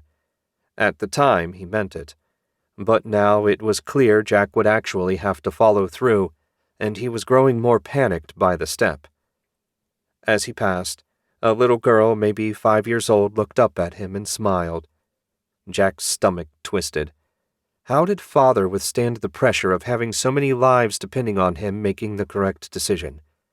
Just these few lives were eating at him. At this rate, he'd never make it as king. He smiled back at the little girl but didn't stop. There wasn't time. Marshall wasn't coming back to hold his hand. Either Jack succeeded, or everyone was going to die. Back at the center of camp, he sat on a folded-up tarp beside his still unconscious father and placed the sun sword on his lap. Okay. He could do this. Allowing no doubt to creep into his mind, Jack reached out to the sword. It responded at once, and warmth flooded him. That was a much faster response than usual. So far, so good. Next, he found the power stored in the yellow gem in the hilt and pictured it surrounding the camp like an umbrella. Nothing happened. Okay. Don't panic. They still had a few minutes of daylight left. Focusing harder, he pulled at the energy with all his will. This had to work. He refused to let these people who looked to him for leadership and protection, down. The magic responded to his need. It flowed out and cascaded down around them like water. He did it! Someone started clapping, and he dared open his eyes. 4 men in gray robes strode through the barrier. One of them walked slightly ahead of the others. He had dark eyes, and his lips were twisted in a sardonic smile. He was the one clapping. Jack couldn't stand, or even speak. It was taking all his focus to maintain the barrier and keep his eyes open. "They're wizards!" That was Gil, the underpriest Marshall had left in charge in his absence. "Non-combatants, keep your distance. All priests to me." He sounded like he knew what he was doing, at least. As a priest of Brannock, he probably had a lot of combat training. 5 priests charged the 4 wizards. A +1 advantage wasn't much, but more help was always better than less. The thought had barely passed through Jack's head when lightning lanced out from all 4 wizards. 2 of the priests went down instantly. Holes burned through their chests. Another pair staggered to a halt. Only Gil kept going, white light glowing around his fists. He reached the leader and swung hard. The wizard caught his wrist with contemptuous ease. Dark energy oozed out of the hand wrapping Gil's wrist and worked its way up his palm, slowly extinguishing the light. Gil's face twisted in pain. The rest of the wizards hurried forward to deal with the surviving priests. The confrontation wasn't really even a fight. More lightning flashed, and soon the survivors were just as dead as their fellows. When his gaze shifted to Gil, he thought they might be the lucky ones. The darkness had spread to cover him from head to toe. Still smiling, the wizard released him and Gil collapsed. When the darkness retreated, it revealed a shrunken, withered corpse. Someone screamed, and soon all the refugees were running around and screaming in a panic. One of the wizards snapped his fingers, and a boom louder than the loudest thunder filled the air. The sound left the crowd stunned and silent. "Be still and silent," the leader said in a soft voice that still carried perfectly to Jack's ears. "Cause us any trouble, and I promise you the most horrible death you can imagine." No one made a sound. They had only to look at Gil's corpse to know that he was making no idle threat. Seeming satisfied, the leader and one of the other wizards strode over to Jack. The leader crouched and looked him right in the eye. Jack had never seen such cold, lifeless eyes. They didn't even seem to have a color.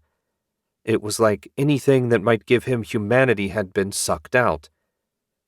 "My name is Worgoth the Black. I've come a long ways to visit the alchemist's village, but they have rudely denied me entrance. Now I'm going to give them a choice, the item I desire in exchange for the lives of you and your father." Worgoth's gaze shifted to the sun sword. "You won't be needing that. Elgin," the second wizard, Elgin, Jack assumed, glared down at him. "Hand it over, boy." Jack bristled at the wizard's tone.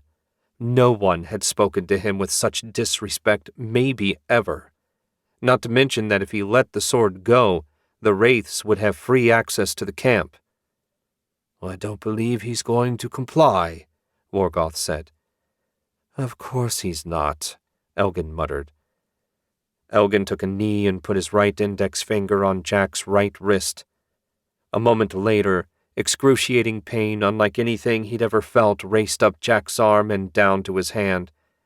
He tried to fight it, but his grip broke in seconds, and the sun sword fell to the ground.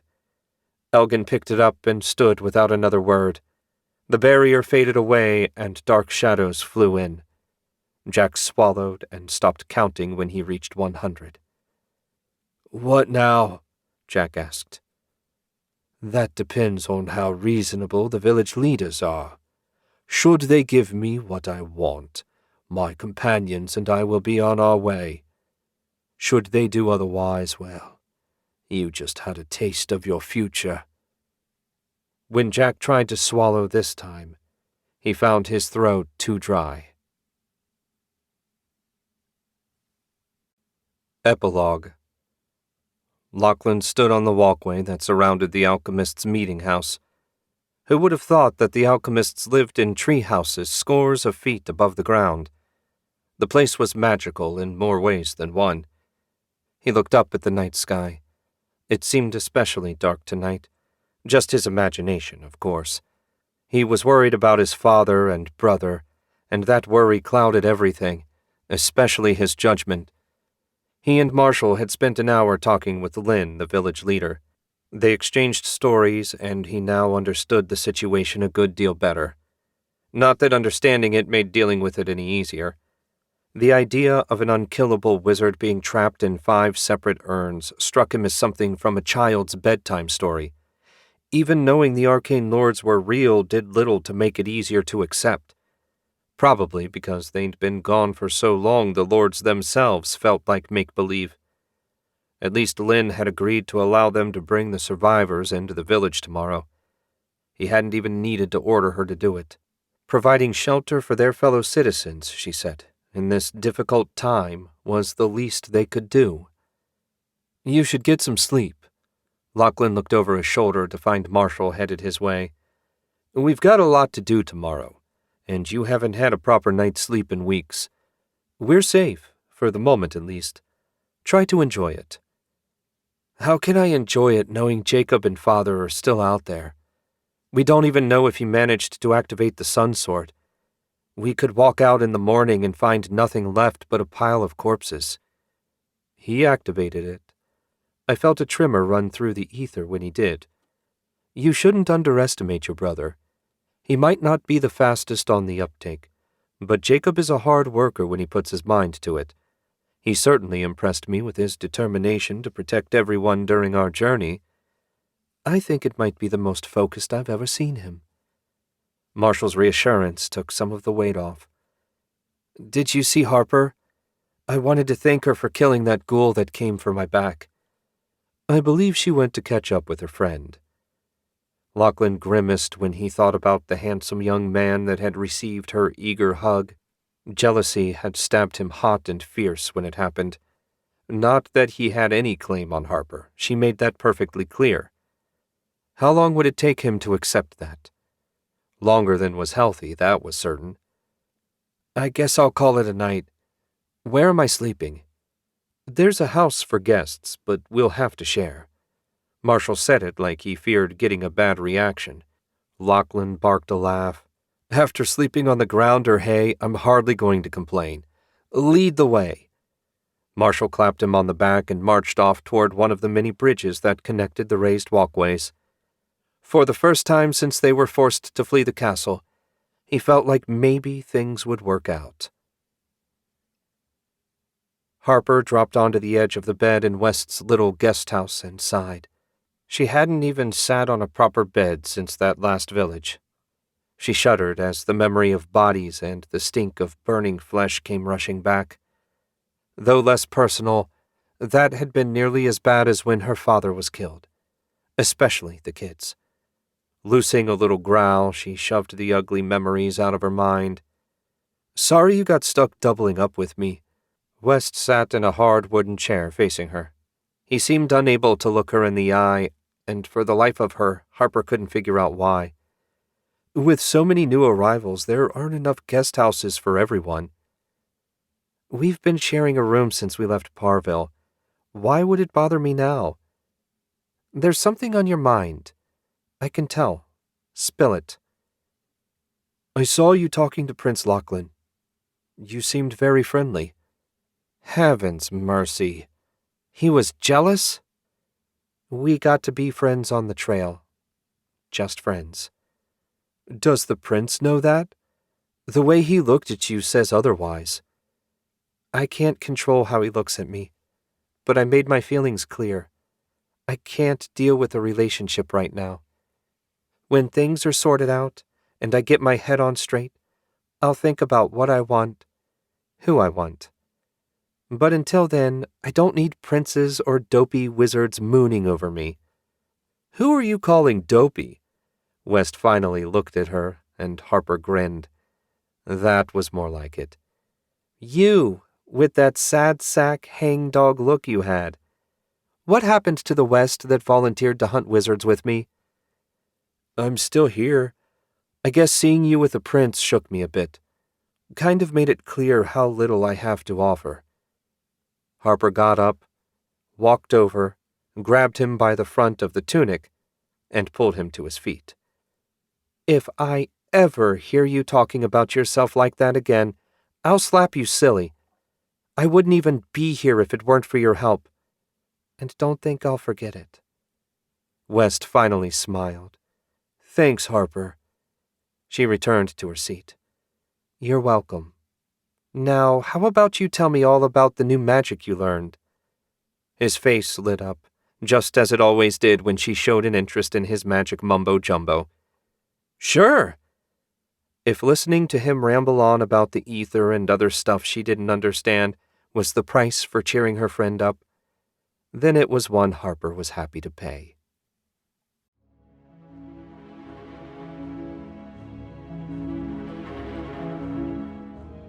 I hope you enjoyed The Army of Darkness. Be sure to subscribe so you don't miss any of my uploads. Thanks for listening, and I'll see you next time.